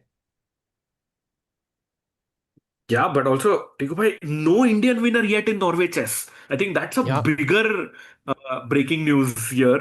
भाई एक बार तो Indian जीत जाए यार। Ooh, भाई I don't know, Chad, if you agree, but Magnus, अगर last या second last and you are first in that event, you have defeated him twice. ये तो आपके CV पे जाना चाहिए भाई. Like Correct. this is just an insane accomplishment. Like I mean, Pragg को 10 tournament invites मिलेंगे इस performance के बाद. And this is reminding us of Pragg in 2025. सहज भाई ऐसा ही खेले थे, event जीतते जा रहे थे वो. Correct. Of course, I remember the Tata Steel one. By that was, I think, the highlight. So I think one of my favorite moments as a commentator was that final day between जो match हुआ था गुकेश और प्रग के बीच में. But by Gukesh could definitely play some mind games. Oh, by the way, Bishop D4 check. Let's go. Oh. Magnus's move. He does play that. He's asking the question B5 or B7. And by the way, B7 is a mistake. B5 only move. 6 seconds. 5 seconds. Ooh. Best Magnus move. Played यार. Best भाई move. Carlsen का intuition अलग ही है राकेश भाई. मतलब like nobody can make this भाई. choice that easily, yeah? हाँ भाई, अभी 100% अभी तो एग्जाम शुरू हुआ है भाई. अभी ये क्वेश्चन 1 था. अभी 5 और आएंगे. Don't worry. रुको अभी रुको आप. G5. देखो 9 second. I think He has to answer right now. start pushing, Bishop bro. makes sense. A4. Bishop Another best move. Let's go. Goat is not making any Hi, mistakes. Pragg completely winning on the right. G6 mistake by Vincent. भाई पर उसको रुक के fit फिर से निकालना है. Come on, रुक के फिट प्रग, रुक के fit. Oh, that is tough, bhai. And if I go knight takes f7, what is happening? GF5 and black kind of wiggles around. It's only plus 1.8 there, Sahej bhai. Rook f8 is Only. plus 5. Oh, but rook f8 is beautiful actually, because pawn takes g6 and the rook on f1 is hanging. That's the idea. Correct. Rook f8 is lights out, bhai. Bhai, this could be like a mating net around the black king. Come on, Pragg, rook f8. You could win Norway chess in the home of Magnus Carlsen. Let's go. And remember 2024 mein Magnus was the first one, Pragg was the first one to defeat Magnus in classical. Yeah. भाई Modi And ji if का tweet Magnus तो को बनता 2 है इस बार पे. हराने के बाद classical में I'm guessing if you don't win the tournament, then something has to go very wrong, yeah? भाई अब तो सबसे ट्वीट बनता है यार. एक बार हराया तो मैं ट्वीट आता है. अब तो 2 बार हराने के बाद अगर जीतते हैं तो ट्वीट तो बनता है. But let's see. Meanwhile 14 seconds for Magnus. They're saying Magnus has to push the a pawn. So, chat, basically what Gukesh is saying is that if you play a4, a5, a6, and I'm going to block you on the a7 pawn, and in that time, black's going to play h5, g4, try to exchange the h pawns, maybe play f3 as well, try to exchange the g pawns, and I'll just give you the f3 pawn for free.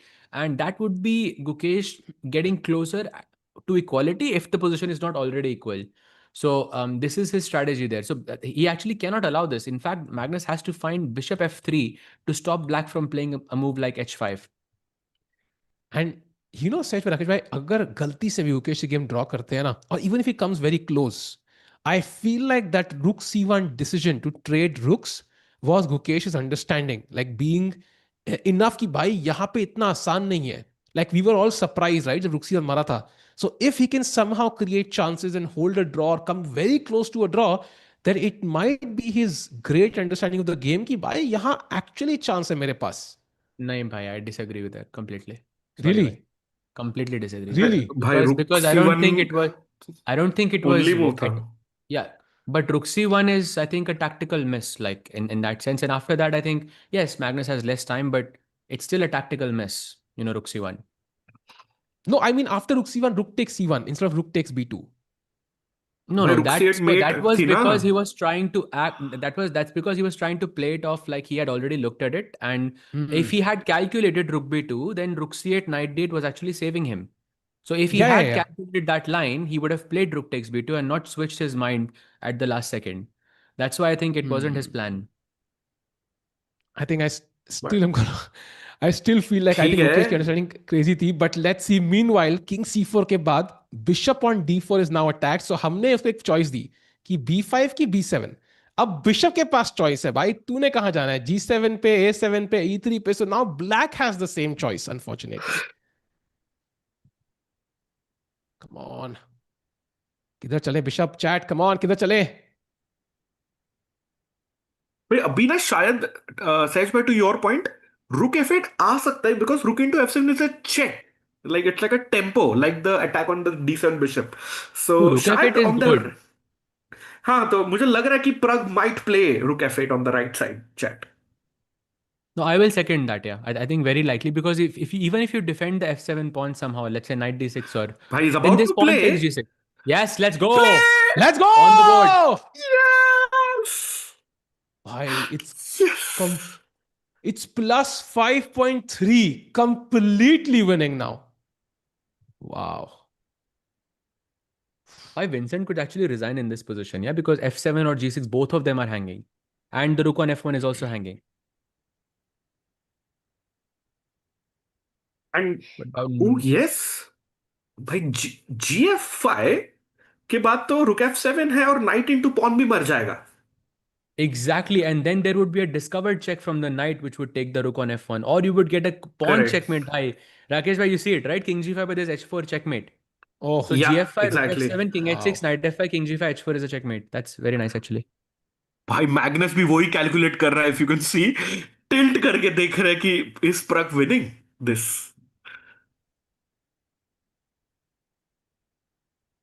By the way, we have, I think, chat. I don't think 10K, 9K watching on Chess 24 India and 11K almost on Chesscom India. Bhai, kitne log dekh rahe Wow, hain? Let's crazy. let's like the Let's stream go. chat. Final day, Bishop Bishop D6 f3. played. Bishop f3 played immediately by the goat. Let's go to stop the move h5. We already saw this. And now 30 maybe you can go knight centimeters. h1 and knight g3 to try and play h5. But then the problem is you can't play g4 because the knight on f2 is no longer defending the square. But you still have to vacate the knight. This knight is not useless because doesn't have any escape squares here. So that's why g3 f5 makes sense. Yep, played. Plays it. Oh, very interesting. We have the Wesley Armageddon starting. I think we can focus on it. The result matters for us. Yeah. Maybe not the game as much. Not really, no, because if Pragg wins, then I think it doesn't matter, no? Who wins? Yeah. If Pragg wins, I think not relevant at all. And then Pragg just takes home the point. But the Bishop D2 played by Magnus. With 3 seconds. Oof. A4, A5 incoming as well. Oh, Gukesh repeats.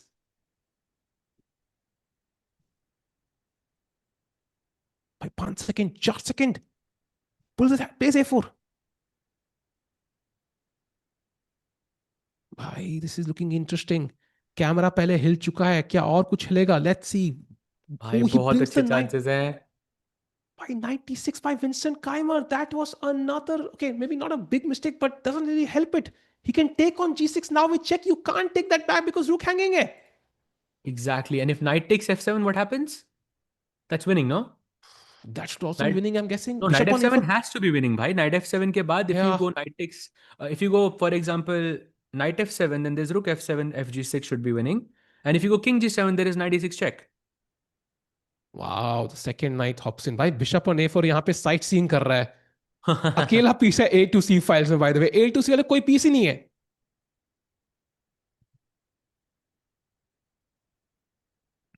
Come on.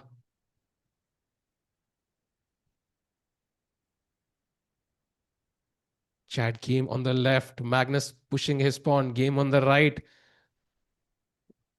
Pragg pushing the F pawn.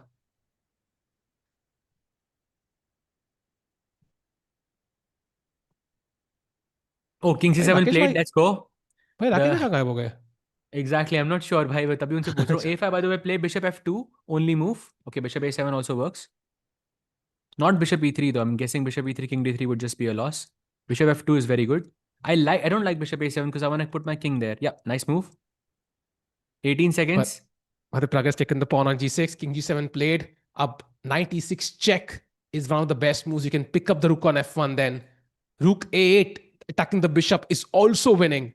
So King D5 multiple winning moves. By the way, Pragg. does Pragg have 96 check? Yes, it's winning. Wow, Played! 96 check is so nice. Wow, Let's go. let's go, That would be a bhai. resignation, no? That's a resignation. Bhai, let's go full screen on Pragg. Yeah, it is completely over, chat. I think Just he's gonna moments play. away. I think he's going to take on G6 and play on for a while, no? Like he'll say, kill. And again, want to mention this to everyone, chat. Pragg was one of, I mean, he was at fifth or sixth place just 4 rounds ago. He defeated Firouzja, Magnus, Gukesh back to back in classical, and now he's about to defeat Vincent Keymer, the German number one, with the white pieces for 4 consecutive wins in classical. That is ridiculous. Wow. Bhai, that's 12 points in 4 rounds. What? Bhai, total उसके कितने point हैं? That's 18 भाई total 18 points he has, and in the last जीतेगा 4 तो rounds he's gotten 12. Yeah, that's crazy. My Norway chess crazy format है. In a normal event, he would not have that opportunity, but win के 3 point मिलते हैं. That gave him that chance. And King G3 moving all the way forward to G5 allowed to. So that's why he picks up that pawn. And should we trade the knight for the bishop now, or do we keep it as it is? उड़ा दो भाई. I like my knight on e5, honestly. I'll go rook a1 or something, rook a6. Because if you give me one check, I can just play king f4 and then you have no checks anymore. Hmm. And also keeping my king on f4 is basically safe, no? Because the knight is on d6. You would need at least 3 moves to give me a check. Yeah. And I'm not even sure where you're giving me a check from, because it should be d3 or g6. I'm covering both of them. Hmm. Pragg King f4 is visibly simple. nervous. Can he become the first Indian ever to win Norway chess? By the way, 4 minutes for Pragg on the clock. He does put the king on f4. King potentially could come to g5 as well. That could be curtains. Rook a1, rook a7 check incoming. The pawns for black are split as well. So यहाँ पे एक weakness e6 है, एक weakness h5 है. And I think जैसे इनमें से एक भी pawn मरेगा ना, I think he resigns, yeah? Maybe even earlier. Yeah, true. I think also it's resignable territory even right now. सोच तो रहा है It Vincent. could happen at any second, I think. Wow. दोनों बोर्ड. मतलब basically टिकू भाई आप जब भी सीओबी के लिए गए ना तब से प्रग जीतना चालू किया है. भाई लकीली कमबैक आने पे भी जीत रहा है. सो उसने वो गाड़ी स्टार्ट करनी थी, वो स्टार्ट हो गई. That's the good news. Correct. अब वो Correct. ब्रेक नहीं लगाना है भाई. अब पूरा फाइनल वो बोलते हैं ना, वो चेकर्ड फ्लैट तक ही has to keep going. And now king f4. By Vincent Keymer could have drawn this. I think he had opportunities. I think maybe he took a bit lightly at the end, and he suffered because of it. So, but yeah, I mean, a well-deserved win for Pragg if he converts this. Vincent, he's about to resign. ऐसा लग रहा है सहज भाई. Yeah, I think he's about to resign as well. But this could be it. The moment of truth. By even Pragg is sort of stretching. He knows the job is 99% over, but he still has to make those finals move. h4 played to block these pawns. Let's activate this rook. Let's bring it to a1. Let's go rook a7 check. There will be a tactic somewhere. Correct. I like rook a1, rook e6 also. Just take this. Why? Simple. Yeah. Why not knight g6, king g6, king g4, and if knight f5, just rook h5, rook f5. But I can play knight c4 also, no? But I'll defend the Not pawn, knight no? Like rook. Okay. Rook f3 maybe. And rook f3. Just whenever there is, I think the knights cancel out each other. Like if your knight is tricky, then my knight is tricky also. That's why I don't like, that's why I said in the other game with Magnus, the knights are always tricky. Bishop on g6 does look stupid rather, actually. It's not doing much. Absolutely. So now rook a1, I think, is the most logical move here. He has Why, 3 minutes. Take your time, Pragg. No pressure here. And also coming back to that point of Tiku bhai jo bol rahe the ki Pragg had a great 2025. This win with Magnus involved gives him tons of points in the FIDE circuit. तो अगले candidates का भी chance पक्का बना रहा है Pragg. Interesting, actually. Wow. Rook And by the a1, way- let's go. Let's On the go. board. Is that resignation? It should be, right? It's very close. Yeah, it should be now, I think. I It's think that super was the close. Come on. killer move, rook a1, because now you know the rook, you can never fork the king and rook. Rook check Exactly. aega, king can walk all the way to f6 at 6. Bishop on g6 is a dud. I think this is basically over. Vincent can resign. भाई वो piece उठाने का मुझे लगा clock stop करने का है यार. Pragg looking at he's looking at the other games, yeah, कि उसका Wesley उसका क्या हुआ. But उनका tie break equal चल रहा है अभी. And that doesn't matter actually if Pragg just I wins. imagine if Pragg just now found out that Wesley drew, like he would be so happy, yeah, because he knows that if he wins this, it's over. Yeah. For sure. Man. Which was the last big event Prague won? I think it was GCT last year, right? Tab se he's not won like a major event, I think. Like That for a still year, I was think. 2025. हाँ एक जीता था. He won some GCT event in 2025 like June or something, like Yeah, exactly yeah. a year back. Correct. So एक साल बाद भाई, and imagine the amount of rating he gained, the amount of aura he gained by winning I Norway think वो भी chess. जीता ना टिको भाई, London chess classic, London chess open जीता था हाँ दिसंबर। वो Right, हाँ right. He played yes London yes Classic. yes Yes. yes. Actually, he's won it twice. Yeah, he also won it in 2019. I know this because I played him in the last round there. Knight f7. Now I think I like Tiku Take on भाई idea. F7. हाँ अभी अभी chop Yeah, and you knights can. cancel out. Just take it. By the way, what a great year for like the the fucking Vaishali sister duo. Yeah, पहले मतलब she won the candidates. Now he's gonna win Norway chess. मतलब साल उन्हीं का लग रहा है मुझे ये. बढ़िया भाई, Magnus again under 10 seconds. Ooh. Rook A7, very nice. I think Pragg is a little bit nervous because King F6 में क्या हो रहा है भाई? But मार can't you दूंगा just knight chop अब. off everything and just King G4? That Oh, will you endgame do has that? to be winning. Of course, King G5 and King. Just take everything. King G5, King H4. No.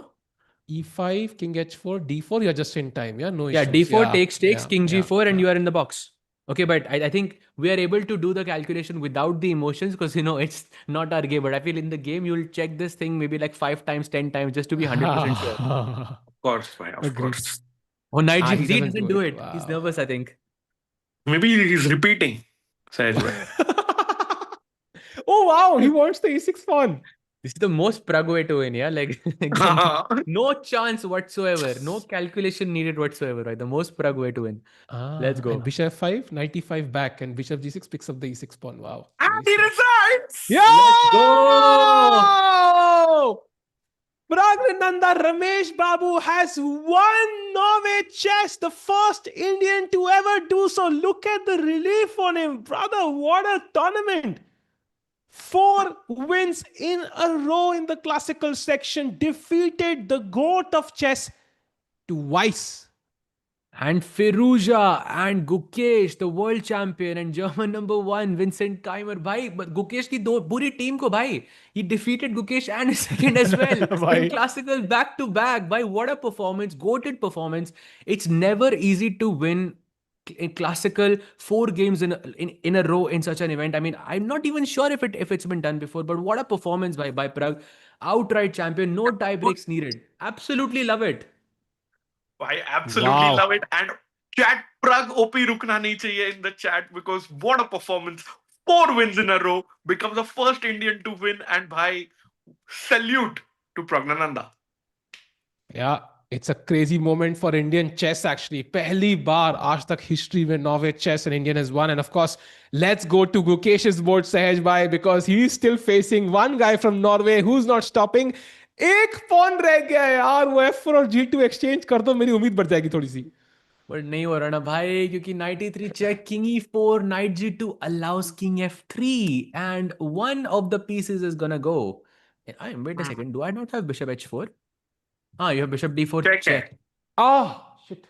Very, very, very sneaky. सहज भाई याद है just after I joined मैं बोला था प्रग जीतेगा classical में. Rakesh bhai, आपके आते ही like because of I think the moment you came everything just turned around for Pragg. Yeah, that is भाई वो you are his lucky charm भाई, I feel. भाई एक बार फ्लैग दिखा दो राकेश भाई जल्दी से, एक बार Pragg OP फ्लैग के साथ हो जाए भाई. Let's go because it's something historic that he is done. अभी रात कल सुबह सुबह ट्वीट आने चालू हो जाएंगे दुनिया भर के बिकॉज भाई he is just kind of played goated chess in the second half of Norway chess and won it outright. And the goat And traded the bishops. Wait a second. But I'll take with the bishop. Yeah, I was thinking f3 and gf3. There's knight f3. Chat, this is a very good endgame exercise for you. If you played f3 here, gf3 is losing. So it's a draw, I mean. But bishop takes f3 would be winning because you want to keep the pawn. gf3 ke baad knight f3 and you cannot save this pawn over here anymore. He could try this, but I think it's too late. Yeah, I feel like the goat will, even with the less time, this is over. Let's go, bhai. Yeah. Pragg OP. Chal, dikh raha hai mujhe, bhai. It's been a year, chat. Yeah. almost more than a year since we've seen this, so it's very very nice, and yeah, love to see it, bhai. Love to see it. Bhai, इतनी बार Pragg OP देखने को मिल रहा है भाई. Amazing. Pragg is back to 2750 as well. Let's go! Bhai, second go. Indian to cross it now, world number 11. So hopefully Gukesh and Nihal follow suit. But right now, of course, Gukesh about to resign, I guess, Sahaj bhai, Rakesh bhai. Yeah, हाँ I भाई, think this is Gukesh. over for the world champion. But I like your idea, Sahaj bhai. Last throw of the dice, एक F3 एक trap use कर लो. भाई but अगर आप 10 minute सोच रहे हो ट्रैप से पहले, फिर तो मतलब देयर इज लेस चांसेस ना that he will fall for it, because you already thought about it. So if you played maybe immediately, कुछ चांस नहीं, but okay, it's already too late भाई. बट या ट्राई तो कर सकते हो. But also question like F3, Bishop F3, King A6. Like Bishop Magnus D5. also has to be a bit careful ना, क्योंकि अगर मैं गलती से अच्छा वो हो रहा है क्या, कुछ knight F1 नहीं आ रहा क्या? Like I he mean, has to make I'm sure not trying to, I'm just trying to restrict the knight and just push the pawn basically. I don't want to take the knight. हाँ मतलब black का king बहुत दूर है basically, ये scene है. So like F3, Bishop F3, King A6, King D5. Now King B6, you push this, King here, push, King D7, push, King E7. You're just reaching in time. And you cannot play King F7 because my bishop is hitting this square. Knight F1, Knight G3, Knight H5, something that we can play No. somewhere. It's too much, it's too little time. This is, I think, a theoretically winning endgame. But let's see. Still 4 minutes left. Plays F3, by the way, and he takes Bishop F3, of course. And now Bishop D5 should be winning, I think. Although the computer says King C3 is a much easier win here. Oh, goat playing your move, Sahaj bhai. Okay, that's not my move, bhai. Like, come on. हाँ Can't मतलब take credit. the more human move basically. ऐसे. Thank you, bhai. Thank you. But he plays G4 now, I think. Oh, he's not even going for the Knight F1. Bhai, I think Guki is going to resign in the next 2 minutes. So let's go full screen. Maybe catch the handshake moment. Because भाई pawn रुक ही नहीं रहा यार. Knight is a slow piece, Tiku bhai, and it's showing. Yeah, and by the way, we have all the other games finished already. That's insane. And White won in all the games. Pragg defeated Vincent, Zhu defeated Humpy, Ju defeated Bibisara, and Anna defeated Divya. So Astro, it was white pieces all the way. This is already the final game of Norway chess. Yeah. पूरा white wash, and the one game that mattered for us, Tiku bhai, उसमें luckily Wesley ने draw कर लिया with the black pieces. And Bhai, actually he won in the Armageddon. Wesley also played I think a fantastic event, but just Pragg just had that insane run. Yeah. And that means Pragg का जीतना जरूरी था. Draw पे he would not have won the event. Correct. भाई क्या neck to neck. भाई Pragg OP मतलब अभी एक और बार हो जाए भाई. Come on chat. भाई क्या खेला है बंदा यार. मतलब insane. पूरे साल का भाई वो compensate करो chat. अब तो Pragg OP बस करते रहो भाई अभी तो. It has to keep going भाई. Exactly, and last time an Indian won in the open section was Samay bhai actually, Super Pog Champs में. So it's been so long. नहीं प्रखर भी तो जीता अभी COB. But वो international नहीं था ना भाई. It was like level पे. Domestic tournament. Bishop F3, I think that's GG's. Yeah. And chat, by the way, this is I know it's not the time or the place for it, but this is the perfect example of why this position is lost. The knights cannot lose a tempo, and there it is. He resigns. Wow, Gukesh loses his third game in a row, this time to the goat of chess, who avoids being in last place, and Gukesh ends up in last place. So first or last, dono hum hai. It's a heroic story for Pragg to rise to first place at Norway Chess, win it as the first Indian to ever do so, but a disappointing end to the world champions run, finishing in last place. Rakesh bhai, I don't know what thoughts you have about Gukesh here. I mean, it's world number 1 beating the world champion here, but it feels difficult. And you know, if you are in Gukesh's team, आप एक ही मतलब चीज के लिए thankful हो कि this is not happening in the world championship. Correct. And I also think that, you know, it was a tough situation to be in the first place. Yes, of course, yesterday, if you look at the game, he really tried to play for a win against Prague. Yes, it worked out in Prague's favor, but that was a very fighting game, I feel. Both of sides were having a very good chance. But, the fact that you're fighting for last place at the black pieces against the GOAT of chess in the last round, and it's not like if you win, you have chances to win the tournament. It's a very bad situation to be in the first place. I mean, hard. I think it's just an unfortunate circumstance, and really hope it comes back. But again, Gukesh is now below 2720. He's 2718, I believe. He's gone down below Nihal Sarin, Tiku bhai. Yeah, he's below exactly. Nihal. In fact, not 2718 Sej, by 2720 तो इस loss से पहले था वो. So I'm guessing I it know. was even worse, no? 2718 हुआ ना अगर Maggi से हारा होगा तो it would be 2718, I think 2718 or 2717. But the point is at 271. That's a number that I think it doesn't suit Gukesh at all. Like, okay, this I understand bad form, I understand, but this is just not okay. Because of course his peak we know is 279 something. Yeah, it cannot happen this much. So of course you can see that he was not in the right frame of mind, I think, in the last couple of rounds. Hopefully he Basically, makes a comeback. it's been bad form for long enough कि it becomes a serious issue, right? Because जितना time पहले हम आगे world championship है उतना time पीछे तक वो बैड फॉर्म एक्सटेंड तो हो रही है. सो राकेश भाई, I feel like Gukesh needs to change something. I don't know what that change is. Sometimes आपके action और result के बीच का difference takes time. You don't see the results instantly. But I hope he's been working on his weaknesses, because otherwise he has 1 or 2 classical events left. I know it's the Olympiad, but it's cutting it a bit too close, yeah, for comfort. 100%. And I think Gukesh also announced he's not playing too many classical events. Rapid blitz पे थोड़ा focus करेंगे. We don't know his next classical event, so that's also a worry. But टिको भाई, एक बंदा आज प्रग जितना ही खुश होगा in Oslo, और वो है जावोकिर सिंदारो, जो कड़ी नजर उसने और उसकी टीम ने मारी थी गुकेश पे, and they would be actually thinking they have got great chances to bring the world title to Uzbekistan. पूछ लेते ना भाई, सिद्धार्थ भाई कैसा लग रहा है भाई? Yeah, we can just ask Siddharth bhai, I'll Sindaro. feel I it. don't know. Are you Sindaro, feeling nice? Javokir, we know the time scramble ended, but what are your thoughts? And like, but yeah. Yeah, and I think if Wow. we go to the main camera, we can actually see Tanya Sachdev also there. जो players का camera था. So I think if the action has finished, Tiku bhai, what an event! Congrats to Prague. एक बार chat फिर से Prague OP हो जाए with the Indian flag. And Tiku bhai, Sej bhai, your last words. I think I'm so happy, and I'm so Let's I feel go. like Prague has he has this type of a performance we've been waiting for from Prague for such a long time. एक वो breakthrough performance Prague का was missing, I think, for a very very long. He came very close in World Cup, when he went into that finals against Magnus. But एक वो breakthrough performance जहाँ पे वो जीते, Magnus को हरा के. I feel like he has finished that what he started in 2023. So it's I think all the praise, I mean, goes to him, and all the effort, of course, to him. Of course, his second as well, of course, Weber Suri OP as well, chat. Of course, he was there. He has been helping him, throughout. And I think Weber has been a very good addition to Prague's team in this sense as well. So yeah, Weber OP as well, chat.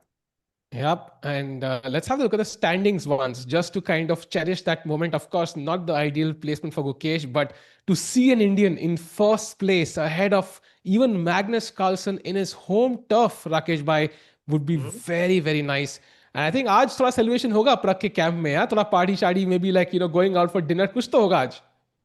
100%. और कहीं ना वो candidates की openings तैयारी ना आज शायद काम आई है टूर्नामेंट में. So that is also possible. And as we have a look at the standings chat, party तो होगी, and I think well deserved for Pragg and his team, everyone. And Vaishali will also be very very happy, and for sure भाई they deserve a big celebration. I am chat and says by correct me if I am wrong, but this is probably Prag's first tournament victory where Magnus Carlsen is playing. It's a first tournament victory for anyone where Magnus Carlsen is playing in the last 5 years. Like if we're talking like that, I think for sure, no, he has won everything else like classical वगैरह के events में, but still I do understand. मैं भावनाओं को समझ गया. I think that is absolutely right. But I was thinking about this. Vaishali saved kind of candidates, I think, for the Indian fans in that sense, and I think Mhm. Pragg now saves Norway chess as well. Like एक वो brother sister का जो duo है, दोनों एकदम end में आके बचाते हैं भाई. Vaishali also had that rampage, 3 out of 3 or 4 out of 4 or whatever she had, and Pragg also had the same. भाई मतलब Yeah. this family is going to be very very strong भाई for years to come, and they're going to dominate on both sides भाई. Let's go. Sir भाई एक बार standings दिखा देना, एक बार थोड़ा सा वो अंदर से वो दिल को खुशी लगेगी भाई. बहुत टाइम हो गया हाँ. Actually. I don't know if you feel the अरे समय सेम भाई भी चैट. पार्टी करने का है ना. अच्छा. हाँ, hmm. And there it Wow. Is भाई. अच्छा लग रहा है यार, देख के थोड़ा अच्छा लग रहा है भाई. 18 point. And by the way, Magnus did not score 18 points. I think he won Norway chess last year with like 17 points, and last year even lesser than that. So this is like a very impressive score by Pragg. And देखो 3 digit कितनी बार लिखे हैं, 1 2 3 4 5 out of 10 भाई rounds. So he won 5 classical games. I have a crazy stat for you. Okay, Guki became a world champion at 18. Pragg became Norway champion at 18 as well. 18 points, I mean. Chat. सो कल मिलेंगे, कल परसों मिलेंगे I think. कल rest day है. I mean, मैं कह रहा हूँ अब 2 हफ्ते का रेस्ट डे ले ही लेते हैं हम लोग भी. 2-3 इवेंट छोड़ देते हैं इस जोक के बाद. But crazy man. I think overall N impressive performance. And मेरे हिसाब से पार्टी तो बनती है, but I don't no Gukesh के कैंप में क्या होगा आज शाम को राकेश भाई, because it's gonna be like ऐसे gloomy atmosphere, a lot of analysis to do and a long flight back home from Oslo. Yeah, bhai, tough. You don't want to be in Gukesh's shoes right now. But I think Gaevsky will be there. Camp mein kafi. I think now probably they might have like a main camp before the World Championship. So not the best timing, of course. But November ज़्यादा दूर नहीं है, chat. And the cities will be announced very very soon. So देखते हैं. Sej bhai, what would you do if you were in Gukesh's camp? Let's say. I would play a lot of blitz, bhai. I would play a lot of blitz, and I would try to understand what went wrong, and I would try to make sure that he's feeling, confident, and he's able to wash this off, whatever this was. I mean, because last round, this specifically this game, I think he made a lot of questionable decisions. It felt very it felt like he's thinking something, and then he's going into something else, and then going into something else. And yeah, that's very much, that's not like Gukesh at all, because he's so, I think, methodical in his approach, and I remember some games of his where I mean I have studied them a lot as well by myself, and it didn't feel like it was Gukesh playing. So I really hope that he's able to overcome whatever this is. Yep, and chat, let's keep in mind, अब उस chess में विदित खेल रहा है, and if Vidit can gain around 9 rating points, he will cross Gukesh as well. So Gukesh could be India number 1, 2, 3, 4, 5. He's already 5. He could be number 6 actually. भाई olympiad खिलाएंगे कि नहीं फिर? भाई actually is he qualifying? भाई come on, you cannot have, Okay, you bhai, can't come on. not have the world champion. Come on, bhai. No, I think he will qualify because वो जो mean average ratings थे उसके 2 महीने निकल चुके हैं. But if it started from this month, like it's not guaranteed actually. Wow. Yeah. Also, by the way, Sej bhai, जो आप बोल रहे थे, on that note, has any Indian except Vishy sir won a classical event when Magnus was playing? Would be a fun stat to look up while we, get ready for Us Chess in 2 days, Sej, Tikku bhai. That's actually a good point. Yeah, I'll definitely be taking a look on that. Yeah, that's actually a good point. That's a good point. And chat, I don't know what Magnus, जो atmosphere वहाँ मुकेश के पास होगा, Magnus का भी similar ही होगा, of course. It will not be nice because he's not used to this. 4th place is not where Magnus belongs. Usually 1st place he settle करते हैं. 2nd place is a pain. So 4th place will be hugely traumatic. So chat, Grand thank you for 2023? joining. Huh? Grand Chess 2023? With it? No, Magnus wasn't playing there. He wasn't Nahin, playing. Yeah, Magnus- he didn't play. He wasn't played playing, the World yeah. Cup. He Okay. played World Cup in one. World Cup में, of course, like there might be some Indians, right? Like Magnus got knocked out in 3rd round. जब Booz But Young Indian GC में and वो so on. कौन सा हम Indian जीते थोड़ी जीता हो है? हम जीते नहीं उससे ना तो आगे रहा होगा ना, उससे आगे रहा होगा. उससे Magnus से आगे वैसे रहेगा. थोड़ी होता है भाई. वो नहीं है. अब टूर्नामेंट जीतना भाई. मैग्नस से आगे नहीं. That you have to win the tournament. But yeah, I think we'll look this up. It will be Yep. interesting. So chat, this was Norway Chess, Salka, one of the biggest events, and luckily for us, it ended with a win for Pragg and India. And of course, even Divya had her chances in the women's section. Gukesh also showed signs of brilliance, but at the end, it was Pragg. And I love that flag, Rakesh Bhai. It is Praggnanandhaa Rameshbabu with the win at Norway Chess. Thank you, Rakesh Bhai, Sej Bhai, and Samir Bhai. Thank you, chat, for joining. We'll be back for US Chess in a couple of days. But meanwhile, enjoy karo this pride moment for Indian chess that Pragg has won at this crucial event. And kal tweet chalu ho jayenge Twitter pe. So bye. Good night. Yes, there is actually a lot of similarities with the football as well. You need to plan your moves a bit ahead. You need to stay sharp. You can't lose 1 second of focus. If you do, you might get punished. You have to sometimes surprise the opponent. Chess, I have a lot to learn. In life, I have a lot to learn. So everything in life, you can always get better and you can always improve. Total Chess can turn chess into an even bigger sport for new audiences.